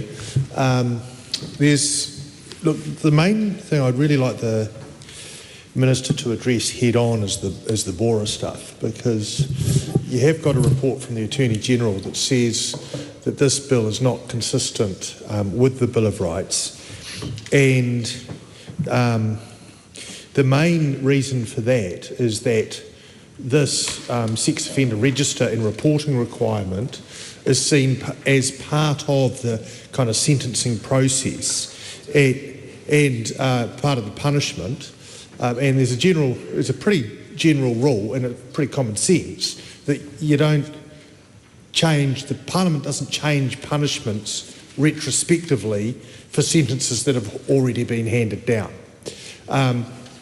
Now, we know that the Bill of Rights Act is not absolute. It says there in the bill itself that where it's justified in a free and democratic society, that limitations to those rights, including the right against double jeopardy and retrospective penalties, exist. But it's got to be a pretty high bar. Now, I guess I'm asking for some, more than just a reassurance, a commitment from the Minister, if you like.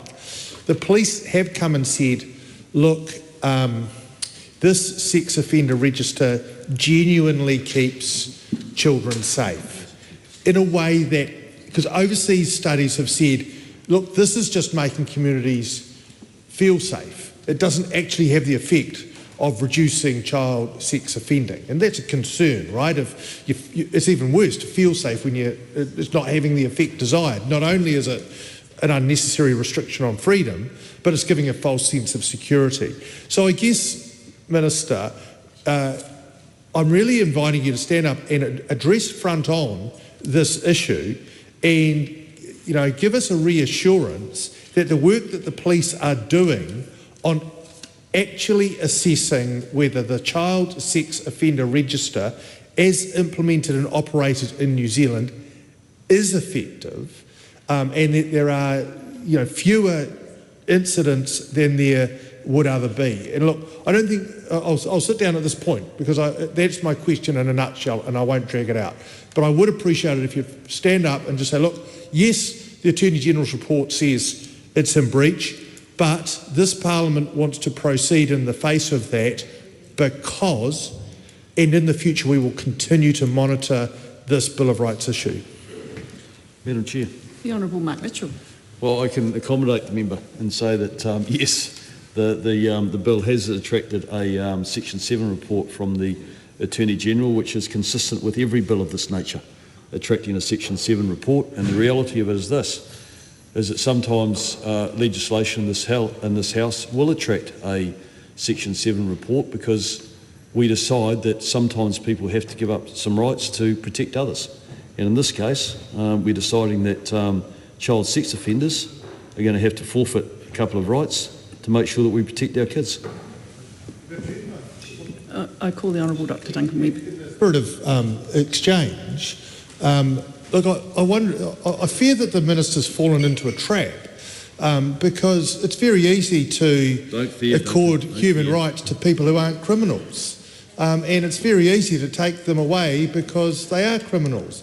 But one of the hallmarks of a civilised democratic society is that human rights and Bill of Rights rights are accorded to everyone. And I'm a little alarmed that the Minister just stood up and said, well, these people are sex offenders, so we took rights away from them. Now, sure, you can take liberty away from them. That's what sentencing does. But the Bill of Rights sets out a framework which says, look, be very careful.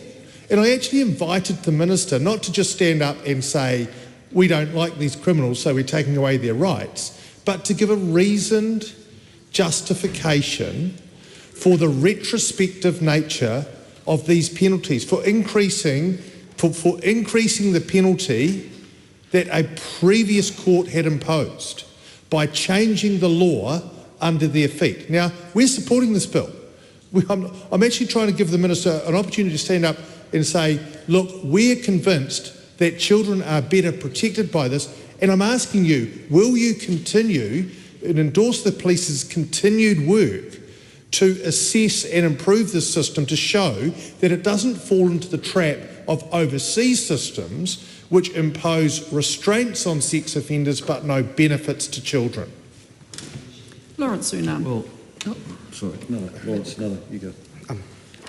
Thank you, Madam Chair. I think with what I was about to contribute as well, I think the Minister may be able to tie it all together into a response. I want to say that thank you to the Minister for addressing some of my amendments, but I think for the one on Clause 11, it does deserve some sort of fleshing out, because I agree with the previous speaker, Honourable Dr Duncan Webb, around the Section 7 report being quite of a serious nature, because sometimes the government, any government or this House introduces legislation that does limit rights, which is what Section 5 of BORA is supposed to do. It looks at things on balance, whether the right is meant to be, or it's ought to, or it's justifiable in terms of being limited. But in this case, it was considered by the Attorney General that it wasn't.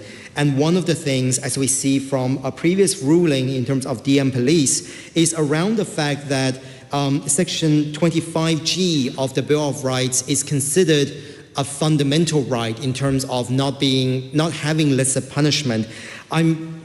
Was really reassured by what the minister said in terms of that the punishment or any consequences in terms of the relevant personal information will only be on the registrable offender if it was deliberately misleading or giving wrong information. I think that's actually really reassuring.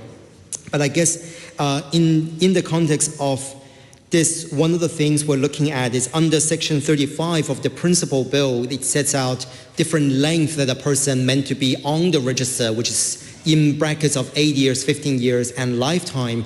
And for someone to be having to do all of these, which is understandably important, but also very bureaucratic in some ways of having more reporting requirements on very specific details, the concern that would be highlighted by the Attorney General is on the onerous nature of that reporting. So part of my amendment was around possibly what the Minister has clarified already, that in some ways we do take a benefit of the doubt that people genuinely want to do the best they can in terms of the register and give as accurate information as possible, but sometimes they may not fill out a form correctly because people make mistakes, and that's sometimes okay.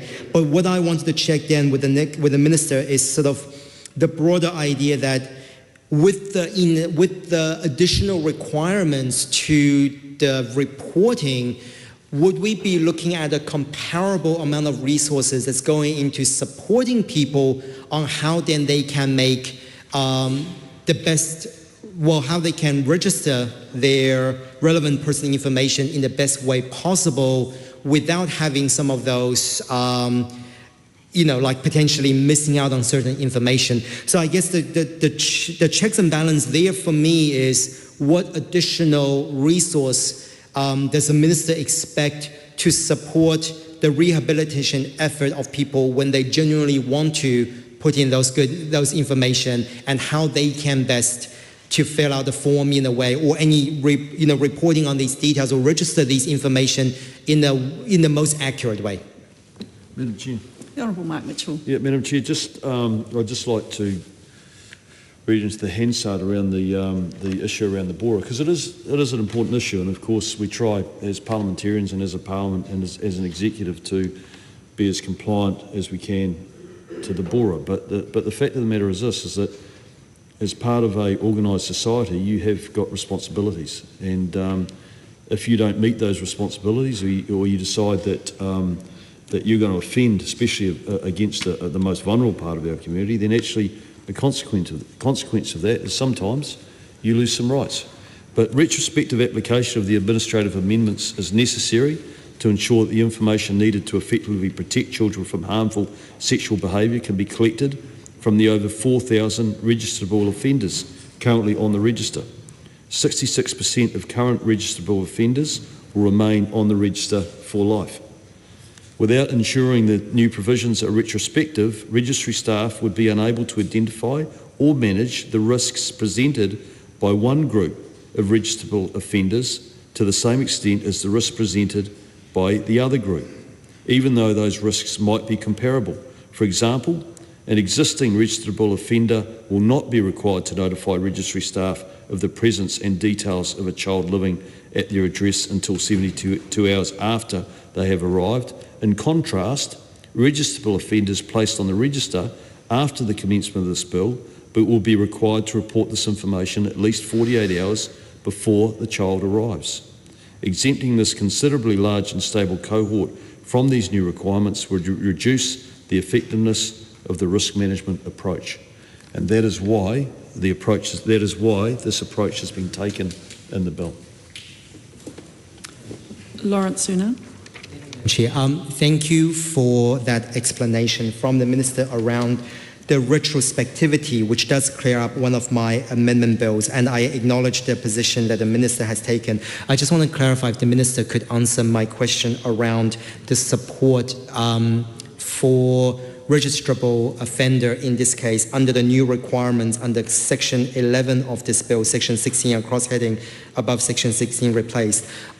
Because of the fact that there's now more requirement, is there going to be equitable or improved access to support to ensure that those registrable offenders understand fully when and how they're going to be able to register the new requirements for the relevant personal information.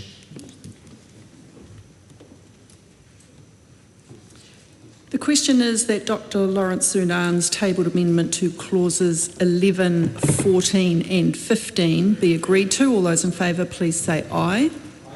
To the contrary, no. The noes have it. A party vote is called for, Mr. Clark.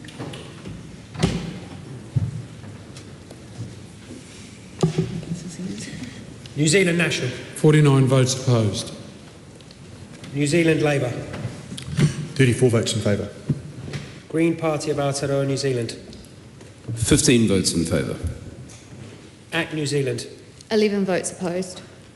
New Zealand First. 8 votes opposed. Te Pāti Māori.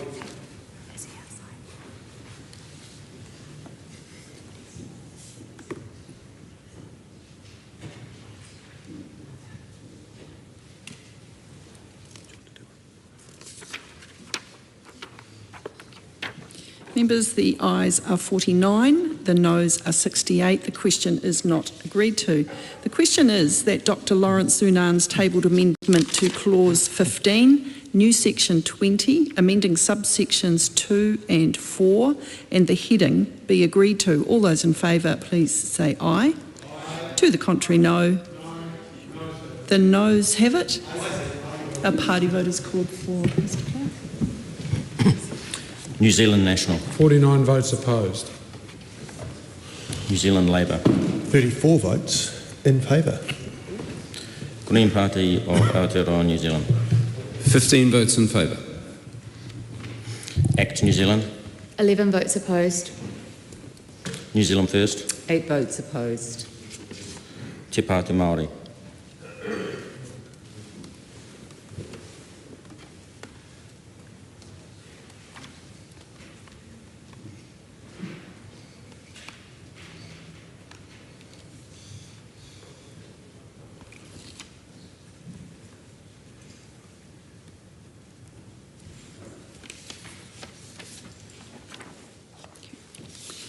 Members, the ayes are 49, the noes are 68. The question is not agreed to.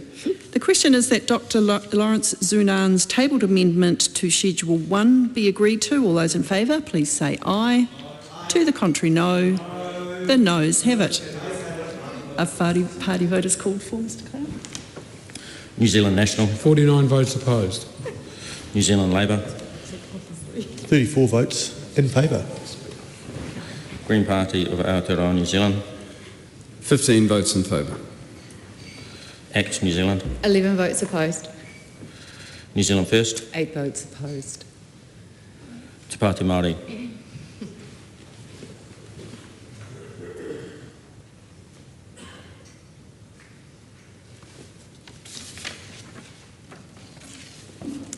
The ayes are 49, the noes are 68. The question is not agreed to. The question is that parts 1 and 2, schedules 1 and 2, and clauses 1 to 3 stand part. All those in favour, please say aye. To the contrary, no. The ayes have it. I will report this bill without amendment.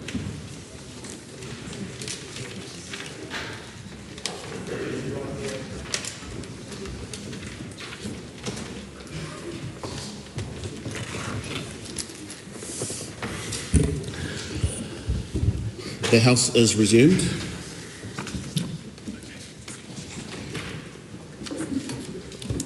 Mr. Speaker, the committee has considered the Child Protection, Child Sex Offender Government Agency Registration Amendment Bill and reports it without amendment. Mr. Speaker, I move that the report be adopted. The question is that the report be adopted. Those of that opinion will say aye. To the contrary, no. The ayes have it. The bill is set down for third reading next sitting day. I call on Government Order of the Day, number 4. Regulatory Systems Primary Industries Amendment Bill interrupted debate on second reading. Members, the Regulatory Systems Primary Industries Amendment Bill. We're on call number 4, which is the ACT Party call. Thank you, Mr Speaker. Andrew Hogarth. It's good to be here reading for the second reading of the Regulatory Systems Primary Industries Amendment Bill. As has been covered by the previous 3 speakers on this bill, it is very much a technical bill looking to correct, the odd spelling mistake, the odd punctuation mistake, and also small changes and evolutions over time in the agricultural sector. I'd just like to probably speak on 3 parts of this bill that relate to my work, and just thank the Select Committee for some of the amendments and changes they have made. First of all, this bill contains a provision to provide a regulatory mechanism for the recognition of methane inhibitors. Now, this was something that previously the Agricultural Veterinary Compounds Medicine Act did not recognise. They obviously, when that bill was passed, these were a new thing, not known about, and so we had no place to register these to judge whether they were safe for food.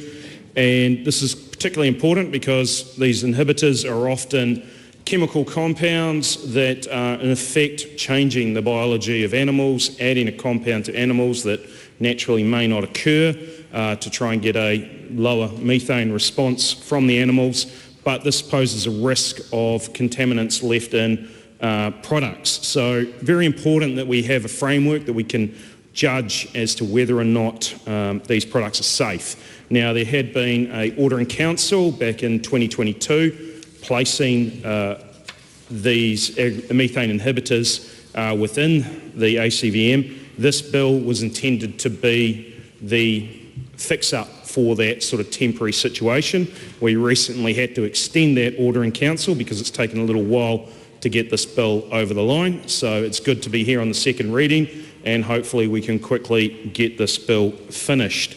So that's a good aspect of this bill.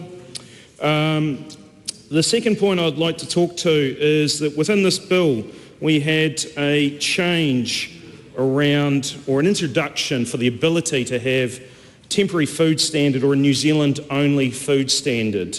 Now, this is obviously important in terms of the fact that, we're part of the joint food system with Australia. It has many benefits. It enables our processors and producers of food to be able to export to Australia and vice versa, with not needing to change labels, not needing to change compositions. If it's good on one side of the Tasman, it's good on the other side of the Tasman. This provides a lot of benefit to our food producers and exporters here in New Zealand. However, of course, there may be things that we want to do that are very unique to New Zealand that the Australians may not be up for doing a standard on, and so having this ability is important to New Zealand because since we've gone into the joint system, we haven't had the ability to create our own independent food standard. Now, obviously there was some concern that was raised as to whether or not this signalled a lack of interest from us in the joint food system. So there has been a change made to clarify that this is only for the situation where there is not an interest from the Australians in pursuing a joint food standard, that we would first work through the joint system to see whether or not there was that agreement. If we've explored that option, the Australians aren't interested, then we have that ability just to give confidence to not only the food sector but to our trans-Tasman neighbours that we are committed to the joint system. And finally, I just want to talk on a change to the NATE Act. Now, there was going to be initially in this bill a ability for more data sharing from the NATE system. This would have been useful in terms of for police being able to find stolen animals. Also, I can think of several situations where heifers escaped, ran up the road for a couple of K and ended up in someone else's paddock, and they are left not knowing whose these animals are. being able to ring up the database and say whose do these belong to would have been particularly useful. Thankfully, Facebook community group came to the rescue on that day, so there was a value in having this, but obviously there was a concern from some in the sector around privacy matters, and I think it's really important that farmers have confidence in the NATE system that their data is secure, that it is important, because NATE is particularly important in terms of that traceability of being able to contain any diseases. So having that strong confidence from people is important, and I guess MPI will work on how can we proceed better in the future with that data sharing capability, and we'll work with the industry to come up with solutions there. So I'd just like to commend the Primary Production Select Committee for their fine work on this bill, and I commend this bill to the House. Thank you, Mr. Speaker. I rise on behalf of New Zealand First, and we are pleased to support this bill, the Regulatory Systems Primary Industries Amendment Bill. As we've heard, it's a bill that fixes up a number of different acts, lots of bits and pieces in different acts. So this tidy up will make some redundant statutes and inaccuracies in existing legislation. It will fix those. New Zealand First is focused, and we're committed to delivering support for our primary industries. And these industries are, as we know, the backbone of our economy. And we support and have always supported attempts to streamline regulations for sectors like the primary industries. New Zealand First wants sectors like agriculture, forestry and fisheries to both be competitive and efficient, delivering to the world as they do for us. In 2014, Mr. Speaker, the Productivity Commission called for legislative maintenance, and this bill finally addresses that call. And our party is committed to a strong economy that grows from the foundations set by our productive primary industry. The New Zealand First Coalition agreement with the National Party and our friends over on our right in the ACT Party, we wanted to look at the different reviews around regulatory blocks and addressing them, and so that goes forward in our coalition agreement in addressing the regulatory blocks. We are also about reducing those regulatory burdens for our primary industries. And Mr. Speaker, this bill modernises a series of laws managed by MPI, making them work better across and cost less for the taxpayer. The small but key changes the bill makes will help government agenda to trigger economic growth, and that is what this side of the House is about, economic growth, and fostering more sensible rules to govern regulation. Finally, Mr. Speaker, in one act, what we are dealing with here, it actually goes across 17 different acts and actually repeals 5 of them. So this bill actually does a lot in one go. Plus, one aspect I did just want to talk on quickly is one of my portfolio areas around horticulture, and the New Zealand Horticultural Export Authority Act is a small change here where in circumstances where you would want to give an exemption or a waiver or a refund, especially for our exporters in times of disasters, and if we just think in Cyclone Gabrielle, people who couldn't export in a year, this actually allows the ability to give that waiver, the exemption or that refund where previously you couldn't do that. So I again, Mr. Speaker, will commend this bill to the House and fully support. Very well. Kia ora. Thank you, Mr. Speaker. We are also in support of this bill. It's not a particularly contentious bill. It is something that makes sense. It's something that is tidying up, fixing up little bits and pieces, which is all very valuable. And I do note that the member opposite who spoke just recently that, just prior to myself, talked about this as improving economic growth. Of course, economic growth on a finite planet is a nonsense, and we do not support that sort of one-eyed focus on economic growth. We particularly prefer the idea of economic resilience and ecological restoration and social justice. And these are things that are much more important and shape a whole world view rather than a simple fixation. So just to address my colleague's point about economic growth and the myth and the magical thinking that we hear from the other side, but not to rest on that, this bill is a very simple bill that addresses some small things, but we do have a few issues of concern. The Forest Act amendment to allow for the milling of Indigenous timber felled before July of 1989, for example. We've got a few concerns. Would like to know how we are going to regulate that. What are the difficulties that might be presented in regulating this, and what are the impacts of the nutrient decay within the immediate environment? How do we make sure we have a functioning forest with strong biodiversity? So that's one concern that we have noted. Another one is the Fisheries Act amendment, the removal of the Māori land court hearing requirement to establish taiapari instead of marine reserves.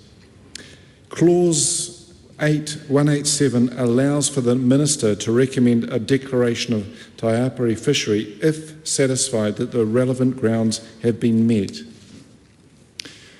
We see in this that there are some potential treaty implications and wonder whether this has been considered or what the government will be doing to ensure that there's no breach of treaty here. And we've written to the Minister regarding both of these concerns.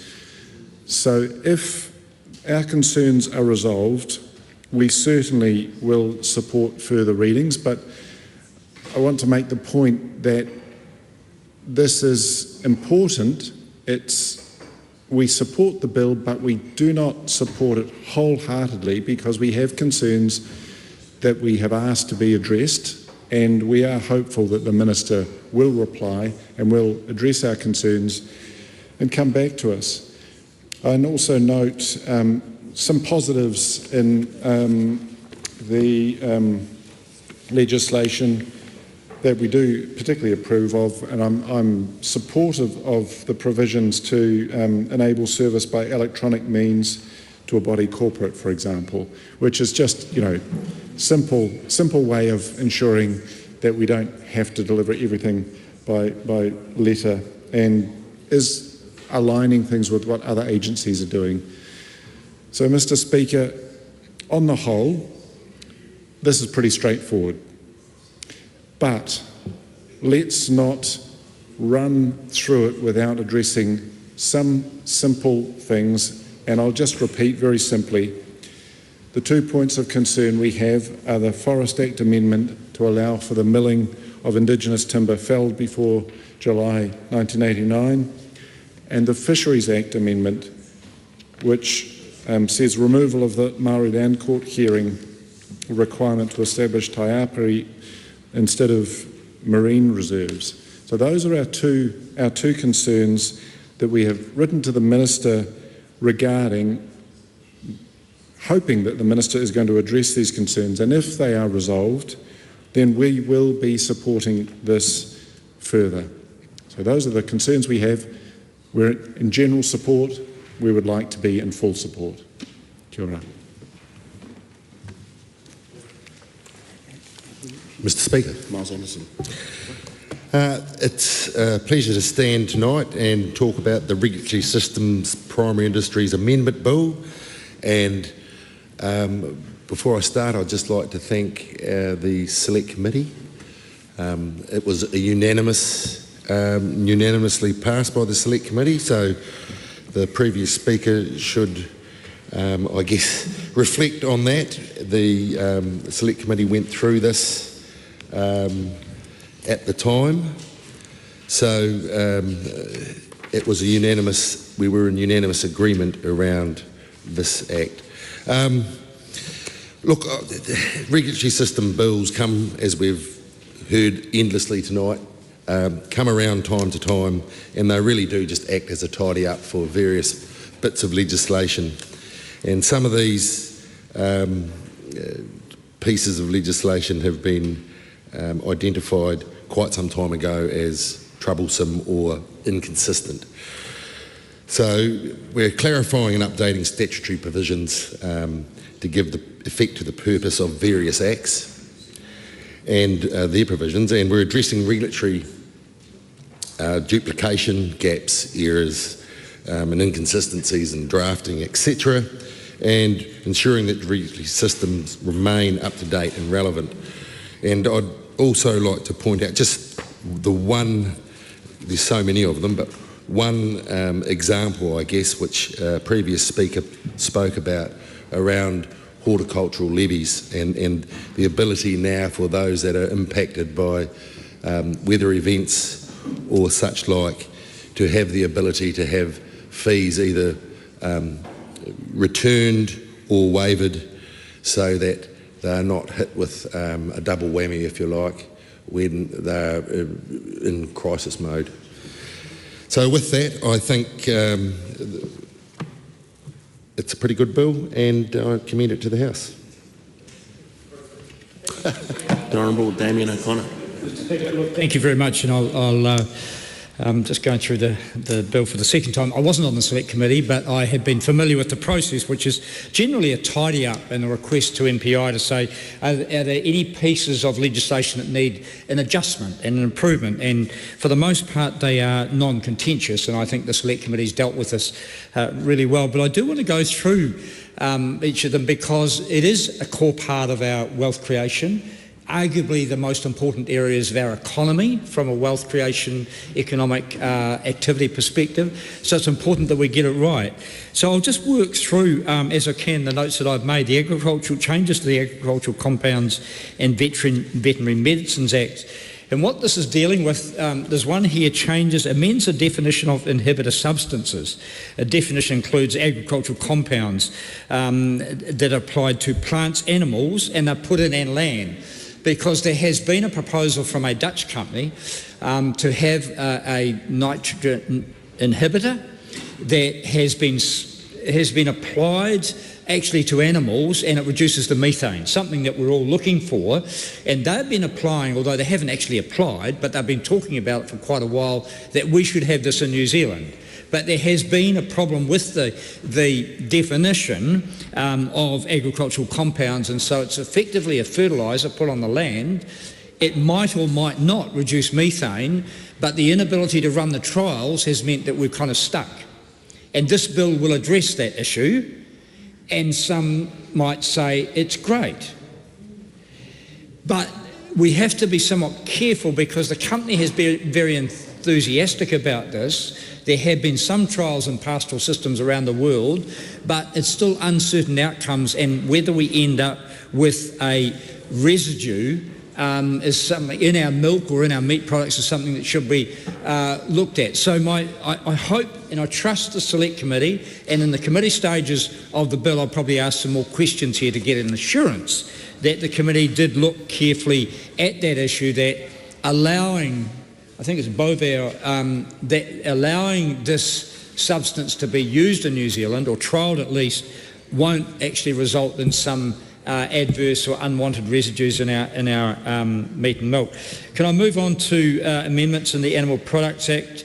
And it's dealing basically with who verify, as I say, not too contentious there, but really important that we do get these things right. The ability to export products that are not going out for sale but are going out for testing, a sensible adjustment, and as I say, some complex regulatory issues that we have. And there's been much made of growth on the other side of the house. I do want to remind the House, the whole House, that actually when it comes to economic growth, as my colleague David Parker reminded me, economic growth under Labor governments has been far greater than that under national governments on average since World War II. Now, I wasn't here, or neither was Mr Parker, but that is a fact.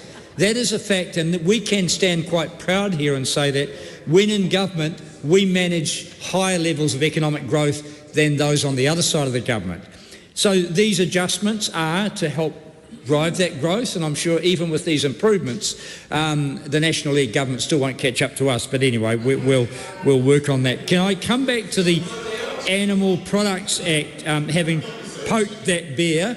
Can I come back to the Animal Products Act? And one of the adjustments here is, and these might seem like technical issues that are quite boring, but actually critical when it comes to selling safe, assured, high-quality products offshore into our markets. And this, the one around the Animal Products Act, one of them is empowers regulations prescribed in relation to verification of animal material. The point is that sometimes the market requirements will be greater than the assurance programs run in this country.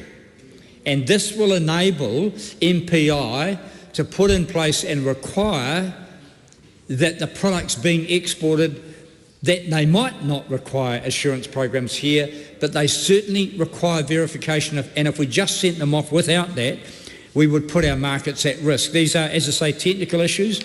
I'll be asking questions as to whether the parameters of that have been accurately assessed by the Select Committee. Mr Speaker, I'll go forward onto other areas. There's one around the draft codes of animal welfare, and they're basically developed by NAWAC, an independent organisation, and generally they have to be notified when they're on draft form so that people can give feedback on that. It's a good process. The old regulations said that you had to do it in these certain newspapers, and we've moved on from that. These regulations will change the way that NAWAC and MPI notify. Good move forward, I say. Moving right on to the Biosecurity Act, where changes have been made, and we have import health standards, and they are very strict and quite complex processes of enabling products to come into our country that might pose a risk to any of our primary production systems or industries. And so this will enable some flexibility, because sometimes it does take years to, literally years, to develop an import health standard that is robust. Once it's locked in place, if there's a need to change it, it's quite a complex process. This adjustment will allow some technical changes, and then the reinstatement of an import health standard from the right places with the right adjustments as is appropriate to keep on with our growth perspective. Can I just come on to another? It's clause 88 in this, and it comes down to, and it's off the back of Mycoplasma bovis, when the suspected pathway for bovis coming into the country was being investigated, and that won't be the only case, but the ability for inspectors or for those investigating was very limited in their ability to seize information that might add to the case to either prove the pathway or take legal action against the person who might have imported or contributed. This adjustment here will make it easier for that information to be gathered. I'm not going into every other area, Mr Speaker. I know you'll be very pleased to know that, but can I just move on to one area, which is the NATE area, and there are adjustments to the NATE Act. This is the act that requires farmers to track and trace, or to identify and then to notify of all animal movements. And this was a nightmare, a particular nightmare, when it came to eradication of Mycoplasma bovis. Fed farmers, in their wisdom or otherwise, had campaigned against NATE when it was proposed in 2007 or thereabouts, and pushed back on it to the point where it wasn't implemented. The incoming national government did implement NATE somewhat reluctantly, in the knowledge that actually the world was moving in that direction. But that reluctant implementation meant that farmers didn't really understand the why and hadn't put NATE in place as it should have been. And so when it came to MPI trying to track and trace animals for Mycoplasma bovis, it was a nightmare. The system has been improved. Farmers understand now why they need to do that. But there was a clause in this piece of legislation making technical adjustments that would have allowed the transfer or the sharing of some of the information gathered in the NATE system to other government agencies.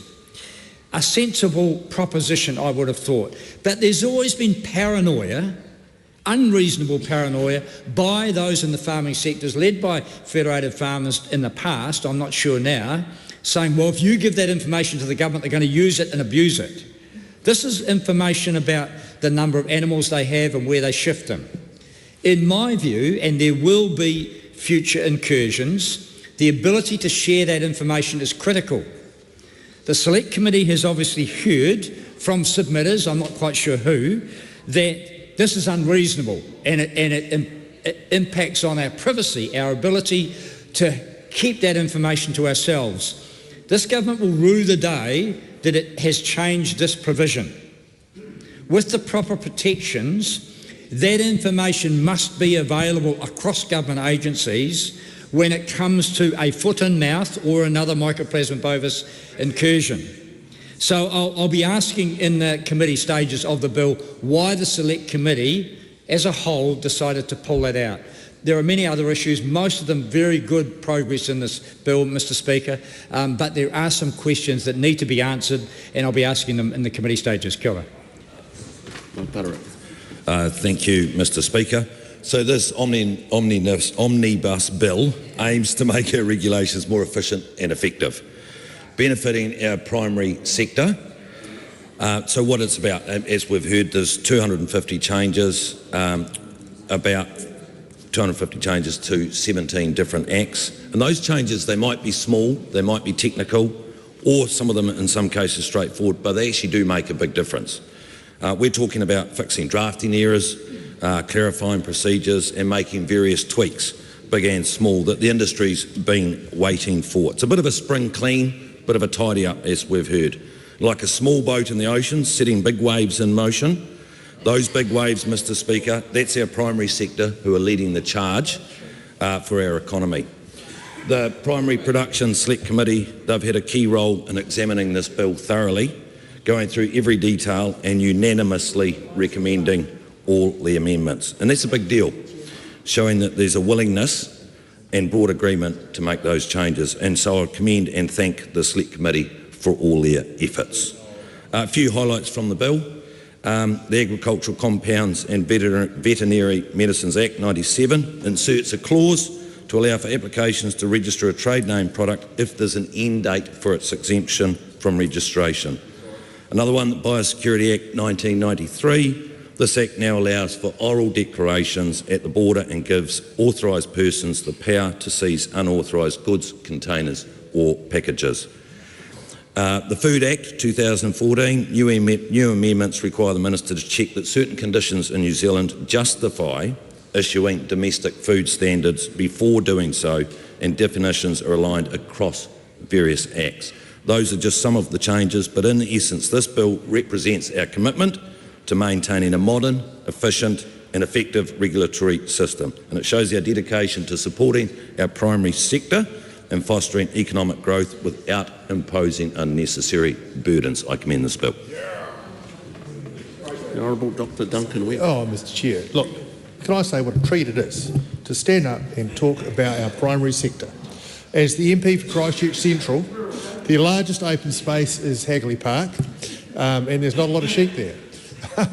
But I am absolutely, and I was at Kirwee the other day, we're in the South Island field days, and had a good walk around and a good old yarn.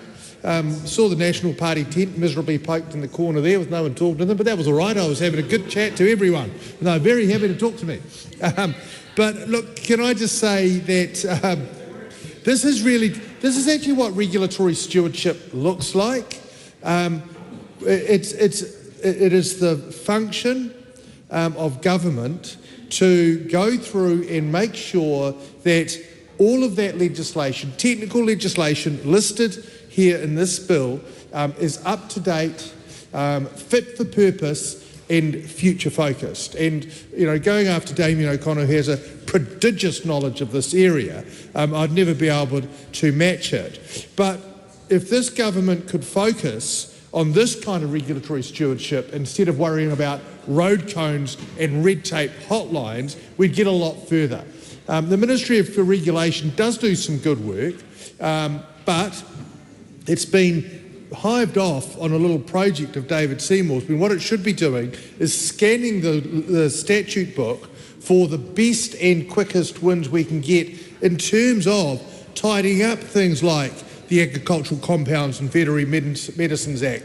Because if we can make our agricultural industry more effective by those small tweaks in an omnibus bill like this, where everyone wants to get together and say, yes, look, that's a good idea. And of course, officials, this is the stuff that officials love, because they've been sitting there, there's someone at a desk deep in MPI who is overjoyed that finally, after years and years, we're solving the problem that's been causing them a headache for all that time. So look, it's good that the Primary Production Committee, I hear it's a fun committee, it's great that they've done their work as well, because there is real value to be added on this kind of legislation, which is making sure the legislation is up to date and actually does its work.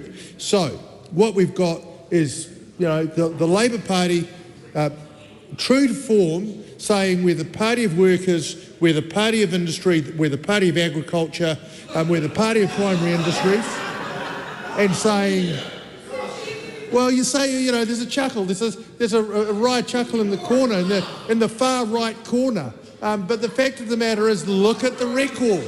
Look at what we did in government. Look at what we did with free trade agreements. Look at what we did with Mycoplasma bovis. The primary sector did really well under the Labor government and the later Labor-led government. So look, very happy to see this bill passed through the House, tidy up these regulatory standards to make sure we have legislation and a regulatory framework that works for everyone, makes New Zealand better, richer, safer and more competitive. Katie Nibby. It is wonderful to have so many people just throwing all of their love for the primary sector out tonight. Look, as the MP for Napier, which is a large rural seat, just shy of 10,000 square kilometres, Wairoa District, Gisborne District, Hastings District, not the Hawke's Bay, James Mega, Hawke's Bay. Anyway, look, I think as my colleagues have rightly mentioned, 250 amendments to 19 pieces of legislation just goes to show just how much impact there is across our legislation on the primary sector. And this is the latest in a long line of regulatory systems amendment bills that we have brought through this House this term that tidy up a whole lot of things that, as you will notice in some of the points that have been made, really just delegate authority, change names. It's all future-proofing. It's future-proofing, so we don't have to come through with every single piece of legislation here and write a new law and make a new amendment. So with that, I say this is a very, very practical bill that's going to back our farmers. It is going to get New Zealand back on track, and with that, I commend the bill to the House. Honourable Rachel Brooking. Thank you, Mr. Speaker, for this opportunity to speak on the Regulatory Systems Primary Industries Amendment Bill. Now, it's very good saying, Mr. Speaker, that if there is a problem, fix it. So this is a good regulatory process where problems have been identified and they're being fixed. So well done for everybody who's involved in that fine work that we should be doing in this place. Now, I want to talk about two different aspects of this bill, if anyone can hear me, Mr. Speaker. The first is a little bit of history around walking, and the second is some changes to the Food Act. So we see in the Select Committee report that the Walking Access Act 2008 is going to change what is the Walking Access Commission to the Outdoor Access Commission. It's not all about walking, it appears, Mr Speaker. I just want to note some whakapapa that I have to this agency is that in the olden days there was the New Zealand Walkways Act 1975, and there have been great discussions about access to private land and the Queen's Chain. So there's a press release on 4th of August 2005 announcing a group chaired by John Ackland. Members here might know his daughter-in-law Kate, an 8-member panel. And talking of daughters, my father was a member of this panel as a rural historian. And that, I said daughter-in-law, oh, not daughter-in-law? I thought, I apologise for that. I thought she was. Is Miles Anderson going to correct me? Niece-in-law. Thank you for that. Good category fathers there. So this group of individuals were sought to seek to clearly establish concerns of interest groups and the extent to which agreement can be reached on measures such as clarifying existing public access rights along water margins, establishing the location of gaps in the Queen Chain and how they might be remedied, the establishment of a code of conduct and protecting the security of landowners. So, Mr Speaker, the work, it was reported back in February 2000, and then from that we have the Walking Access Act 2008 and the commission that was established. So that is some involvement of my family in that particular issue. I want to move now to the Food Act, and Part 9 amends the Food Act, and specifically Clause 234 says that the Minister may issue domestic food standards, and this is something that I'm sure we'll traverse in the next stage of this bill, in the committee stage. But I do note this clause allows for a food standard where it's not part of the Australian New Zealand food standards for either of two reasons, being both A and B. And A is that standards have been or are being developed under the Australia-New Zealand Joint Food Standards Agreement for inclusion in the Australian-New Zealand Food Standards Code, but New Zealand has chosen under an annex of that agreement to opt out of the standards. And then, or B, is that there's no such standard.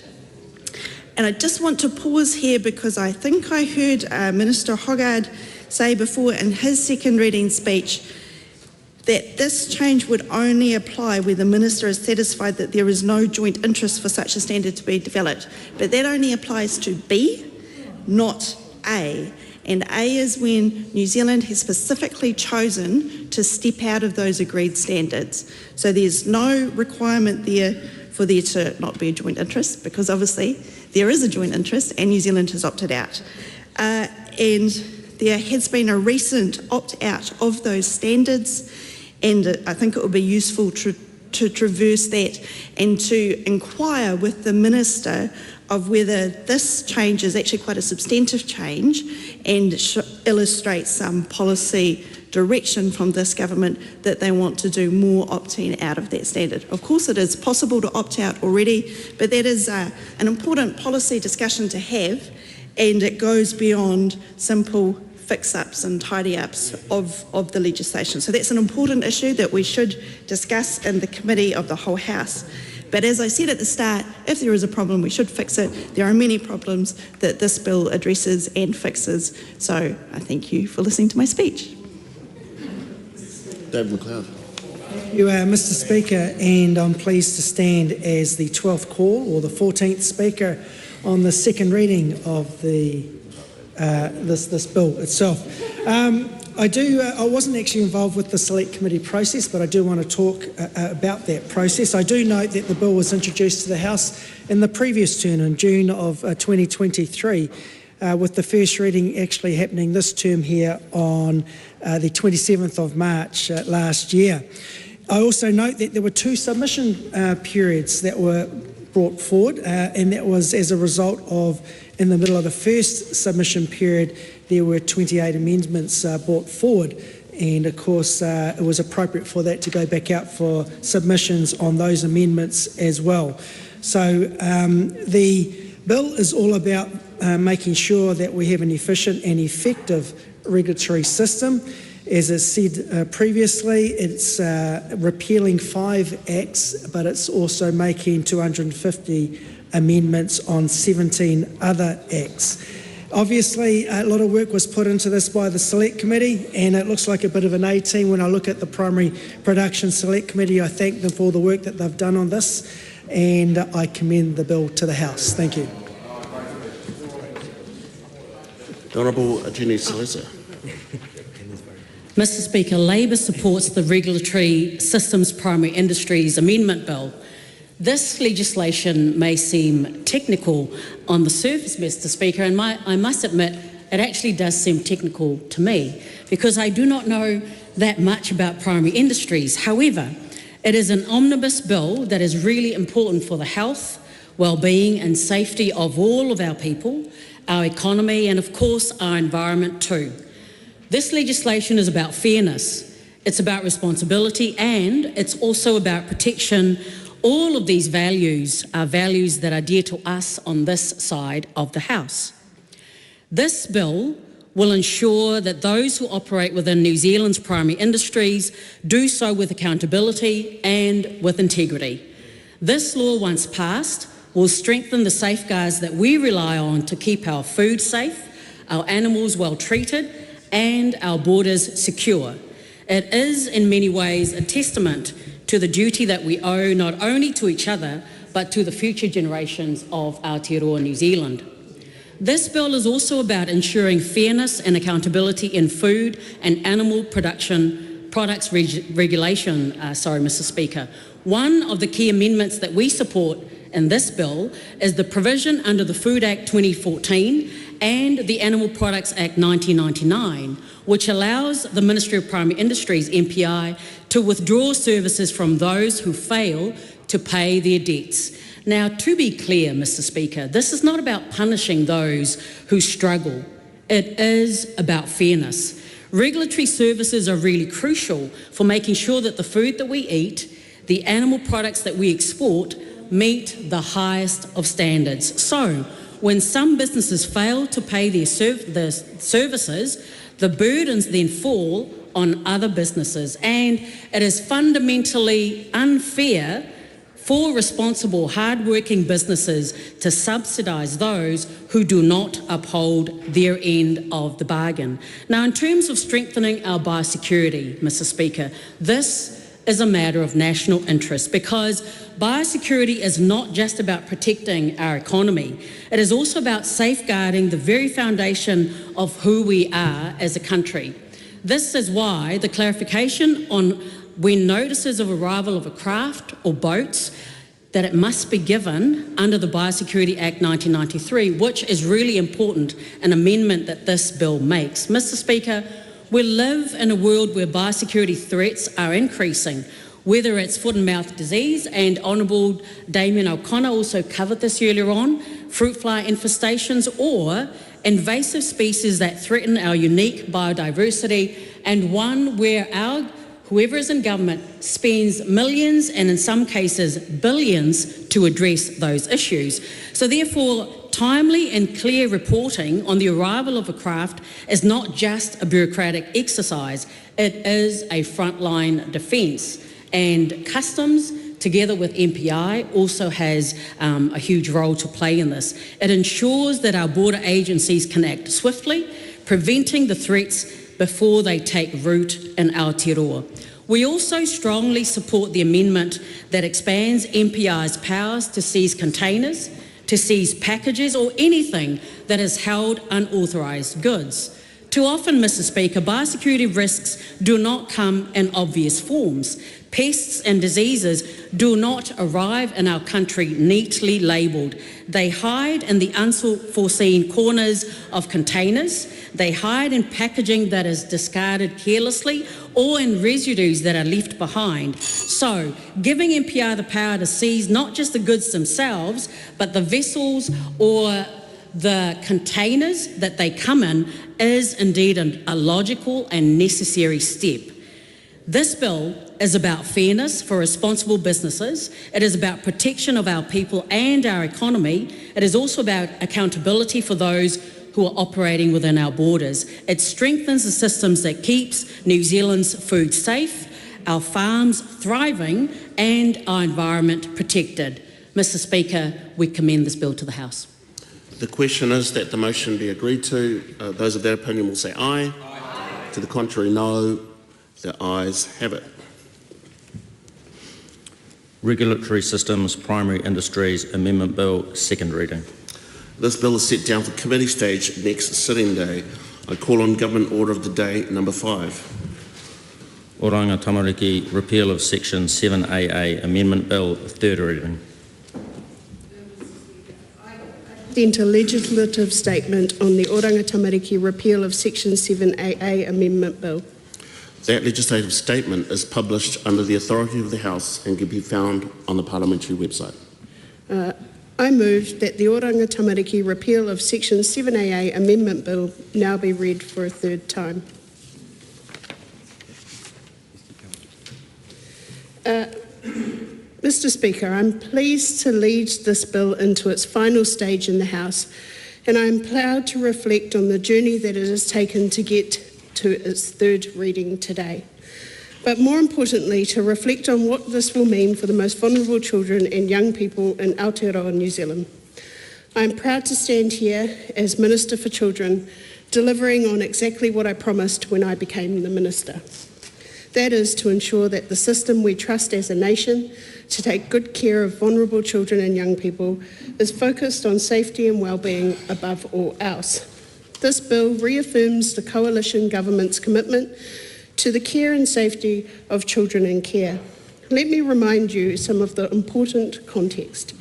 Section 4A of the Oranga Tamariki Act 1989 requires that the well-being and the best interests of the children or young person are the first and paramount consideration in the administration or application of the Act. And yet I've stood in front of you and in this House multiple times to share stories from caregivers and Oranga Tamariki staff and people who deal with Oranga Tamariki, whose experience has highlighted that Section 7AA of the Act has been misused and potentially put children in harm's way. Many shared that Section 7AA has led to decisions that were not in the best interests of the child in cases where the race of a child was prioritised over their safety and well-being. Similar stories were echoed through submissions on the bill.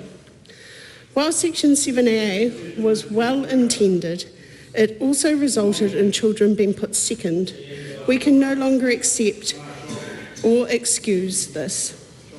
We can no longer deny that Section 7AA has led to confusion and conflict in a system that cannot afford to get such a crucial care decision wrong. What happens now? What happens in practice to these young people matter. These children's lives are not lived in theories or in the comfort of academia or privilege. The harm that comes their way is not academic, it is real. That is why I make no apology for repealing Section 7AA from the Act to remove any confusion for people on the ground making decisions on a daily basis to keep children and young people safe. I introduced the Oranga Tamariki repeal of Section 7AA Amendment Bill while I was in opposition, and the government of the time denied it going through. I then introduced the bill in the House in May 2024 and nominated the Social Services and Community Committee to consider this bill. Once again, I thank the committee for its consideration of the bill. I thank members of the public and the thousands of submitters who put time, effort and heart into having their say on the bill. I'm especially appreciative of the lived experience perspective from submitters with a history in care and the protection system. This included those who were in care as children or young people, and those who have crucially supported the system as caregivers, strategic partners, social workers, social sector partners, and many others. By majority, the Social Services and Community Committee recommended to insert provisions related to strategic partnerships between iwi and Māori organisations and Oranga Tamariki alongside other duties of the Oranga Tamariki Chief Executive. As I've said throughout the journey of this bill in the House, the work the 10 strategic partners have done to prevent young people entering care and to improve the outcomes of those already in care cannot be overlooked. I was very clear that I wanted this work to continue. I have read and heard what members of the public have said, and I've heard from the committee and I listened. The Honourable Mark Mitchell. I am trying to listen to the speech. This is a minister delivering a speech on what is a critically important piece of legislation. I cannot hear her because there's two members of the Māori Party there that are chipping away at her constantly. Okay, there are members of the Labour Party. I cannot hear what she's saying. Point taken. Interjections must be rare and reasonable, so I would like members to take that into the account. And I do want to acknowledge the interest in this particular bill as well, but members need to be heard and ministers need to be heard. I call the Honourable Karen Shaw. Thank you, Mr. Speaker. As I said in my second reading speech, I commend the committee's majority recommendation that the strategic partnership provisions remain in the Oranga Tamariki Act. This commitment in legislation, rather than as an operational prerogative, is an important one. However, what I want to make clear is this bill does not negate the importance of cultural connections for children and young people. I have no issue with looking to whānau, hapu or iwi as a solution for placements when appropriate, but safety must come first every single time. I recently received feedback that Section 7AA supports decision makers under the Act to have regard to the cultural connections of Māori children and young persons. Their concern was that this would no longer be available for reference after the repeal. This is not the case. Section 5 of the Act requires anyone who exercises power under the Act to be guided by the concepts of mana tamiti, whakapapa and whanaungatanga. The bill does not remove this requirement.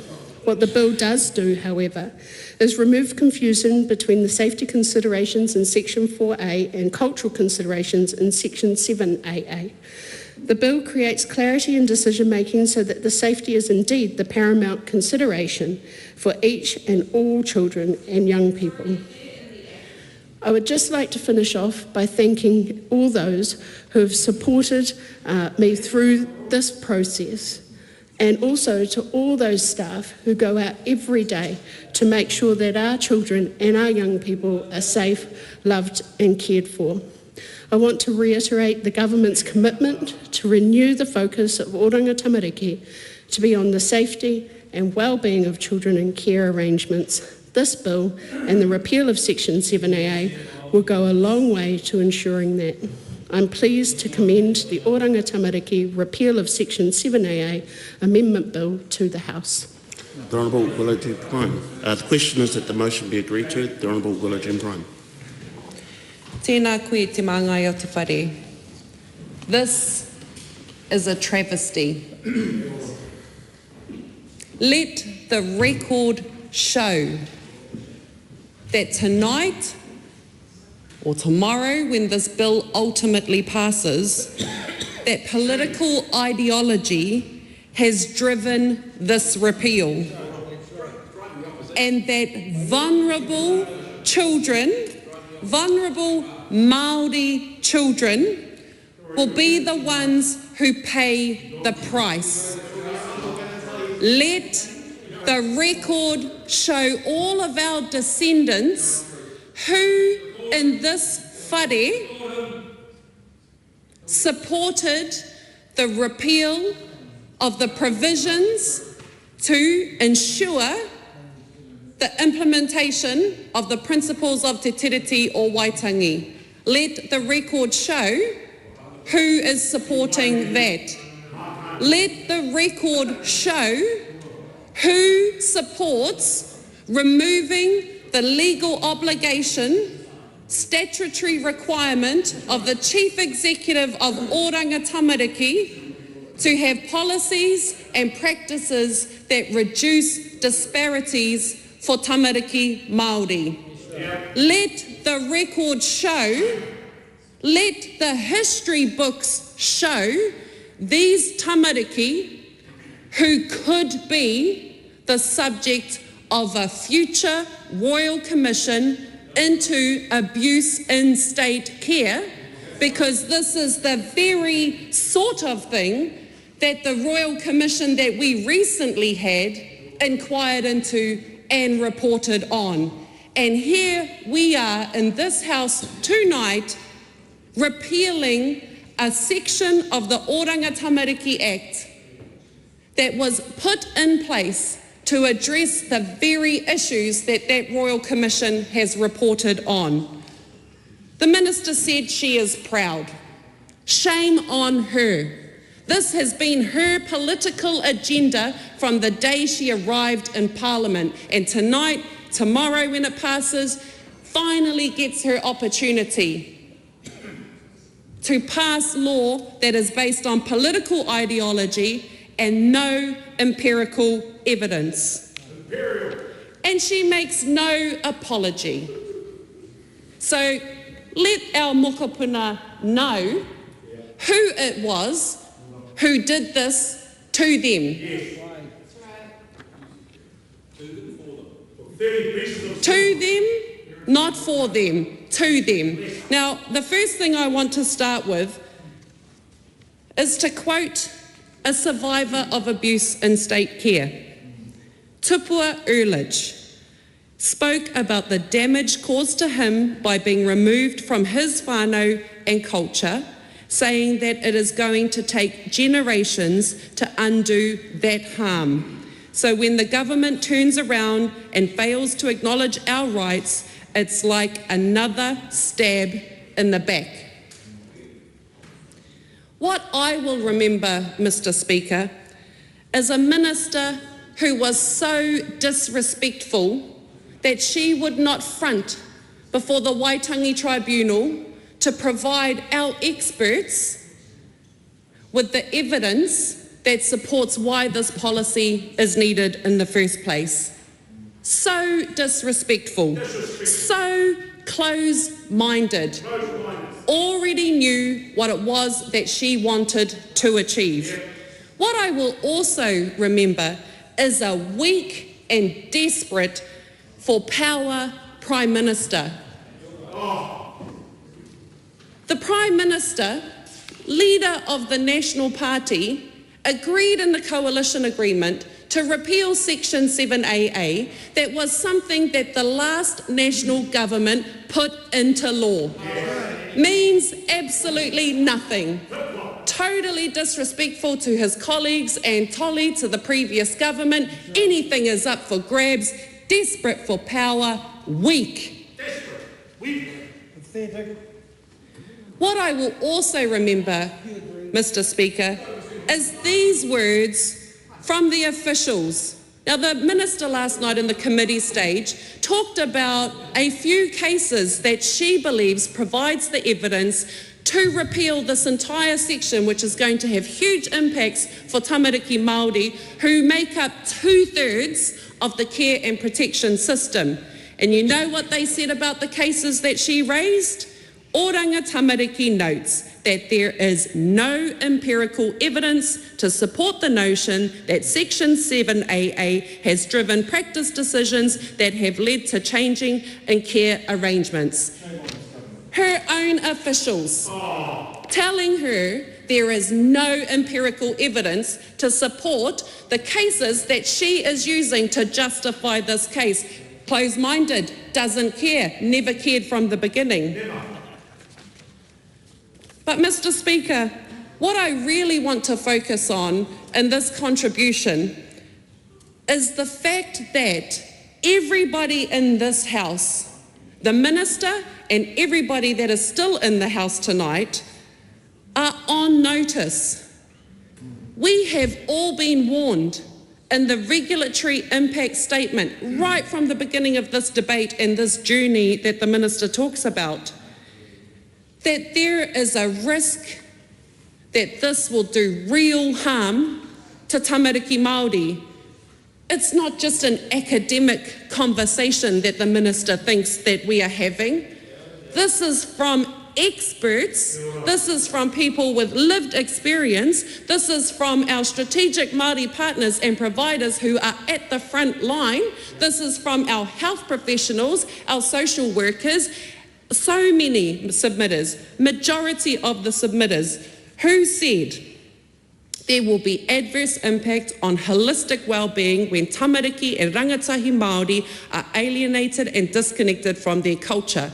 And the issues that they have highlighted, now listen up, it will be an increased risk to physical, mental, psychological, cultural and social distress due to the shift away from prioritising familial connections, identity, cultural understanding and care placements, practice approaches and access to appropriate cultural supports. That disconnection from whakapapa, whānau, identity, language has serious and long-lasting negative impacts on tamariki and rangatahi Māori, including intergenerational trauma. Why would anybody inflict that on a vulnerable Māori child? An innocent Māori tamaiti. Why would anybody agree to that in the House tonight? How can you all sleep at night, is my question to you. Mr. Speaker, as I have said, there is no evidence to support this. This is all political ideology. There was no consultation. This impacts only Māori children. No consultation with Māori, no consultation with strategic partners. Not a single strategic partner supported this repeal. It is a clear breach of te tiriti or waitangi, as identified by officials, as also found by the Waitangi Tribunal, and the reports all say that this will cause harm. In my final time that I have, Mr. Speaker, the other thing that will always sit with me from this process has been those who took the time to make submissions on this bill. They poured everything they had into their submissions. As I mentioned at second reading, grown men crying in front of the Select Committee because of the impact they know that this will have. But the other one I wanted to highlight was the mama who themselves grew up in state care, who have suffered from that disconnection to their culture, who are raising their own children while they are trying to put the pieces of the puzzle together for themselves and raise their next generation, and e tangi hotu ana te manawa o wera mama mō wā rātou tamariki. We saw it with survivors of abuse in state care presenting before our committee. They told us the impact that this will have. We saw it from the mama telling us the impact it's had on them and for their pepe. And yet here we are tonight, none of that mattered. It's still going to be repealed anyway. Shame on all of you. Mr. Speaker. Dr. Lawrence Zenan. Mr. Speaker, I rise on behalf of Te Pāti Kakariki to strongly oppose this bill, because this is a bill that is hard to justify. There is no justification on why this bill needs to be introduced into this House in the first place. We have seen and heard throughout the Select Committee stage, throughout the committee stage, of the harm that this will cause to our tamariki for generations to come. But let's look at the bill first. One of the fundamental protection and bottom line that is being removed as a result of the repeal of 7AA is the reporting requirement by the Chief Executive of Oranga Tamariki. There is a reason why that responsibility and why that reporting mechanism needs to be there in the first place because our tamariki, our mokopuna have been heard in the system. There needs to be some form of accountability. There needs to be some form of transparency. We have heard from the minister that those reporting mechanisms will remain, but that is not what we have seen, and that is not what we have been told from those on the ground. Because one of the fundamental aspects around reporting on disparities will not be reported on because there is now no longer a legal obligation for the chief executive to report on that. That is a problem. We have heard from the minister over and over again anecdotal evidence, singular evidence, but not empirical evidence. Never once was addressed the countless of people from legal experts, from those who have been harmed in the system, from community organizations on the ground who are working with these people, from strategic partners. Never was once mentioned their opposition to this bill. Even in the anecdotal evidence that was presented, we have heard and was reported to us that those are not even 7AA cases. They are not relevant to the bill that we're currently even talking about. Sounds like she made it up. That is not genuine. We are supposed to be an evidence-based house. When we are talking about bills, they are based on solid empirical evidence, and that is not what we have seen when this bill, as we're going through third reading, as this bill becomes law. Throughout the committee stage, Mr. Speaker, we have questioned over and over again, what is our tutelity obligation? We've heard the fact that this repeal fundamentally misunderstands the role of tikanga Māori, fundamentally misunderstand the relationship that our tamariki, that our mokopuna have within Te Ao Māori, within the ecosystem of the Māori worldview. Mr. Speaker, Māori and also tamariki, in this case, all tamariki are considered taonga. In Chinese culture, from my area, we have a similar term. We call our tamariki bao, which literally translates to treasure. The idea of tamariki, of our future generation, as taonga, as treasure, is a universal concept. We know for a fact that when we are looking at Aotearoa, when we're looking at the system that is presented to us, we know what is good for Māori is good for everyone else. This bill does nothing to reflect that. We have heard from multiple of our colleagues in this House when questioning the minister on what is the role of iwi, what is the role of whānau and hapu and iwi in this. There is a fundamental misunderstanding as well around what that strategic partner meant. We heard from our colleagues of the beauty that could come out of that strategic partnership. And we are worried that the repeal of this bill will see the diminishment of some of that collaboration and much needed healing from generations, from centuries of trauma.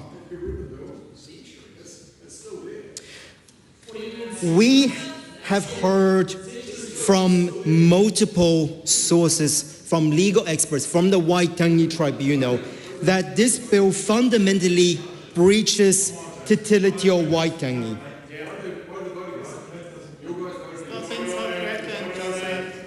Can I ask members to not have conversations? Apologies to the member. I would like members to not have conversations across the chamber. Dr. Lawrence Unan. Thank you, Mr. Speaker. What is our vision for the future of Aotearoa? I would have thought that our vision is to protect our tamariki. Our vision collectively is to protect our mokopuna. We have heard from the report on abuse in state and faith-based care, like what Honourable Willow Jean Prime just mentioned before, grown men breaking down, talking about the experience they had in our care system. One of the things that's fundamentally addressed as part of that is the strained or broken whakapapa and the violence and the ill treatment that we have seen in the system. And this is one of the reasons, Mr. Speaker, that 7AA exists in the first place. We have seen for too long stolen lives and marked souls as a result of our system. And Māori has been disproportionately affected by that system. Mr. Speaker, when are we going to stop sacrificing our mokopuna and our tamariki for a capitalist system that they did not ask for? When we are looking at the system, there has been far too often that we trade the hopes and dreams of our future generation for a quick buck right now.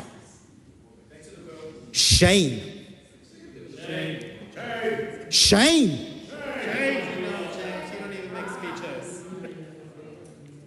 Why do we need to do that? Why do we need to sacrifice our mokopuna as a result of this? It is not just the repeal of 7AA.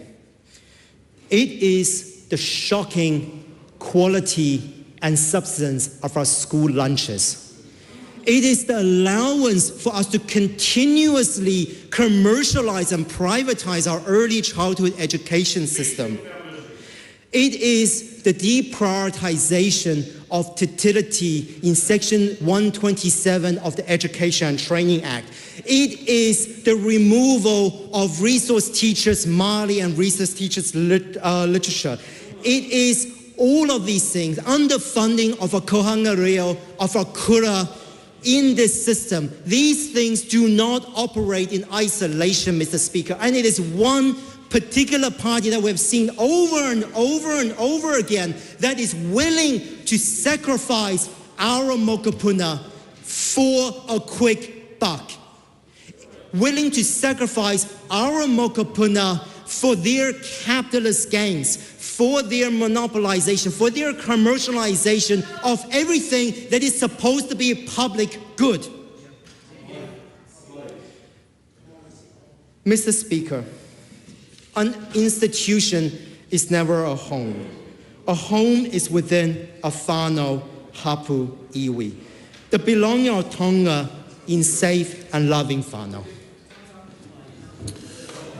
This debate is interrupted and is set down for resumption next sitting day. The House stands adjourned until 2 p.m. tomorrow.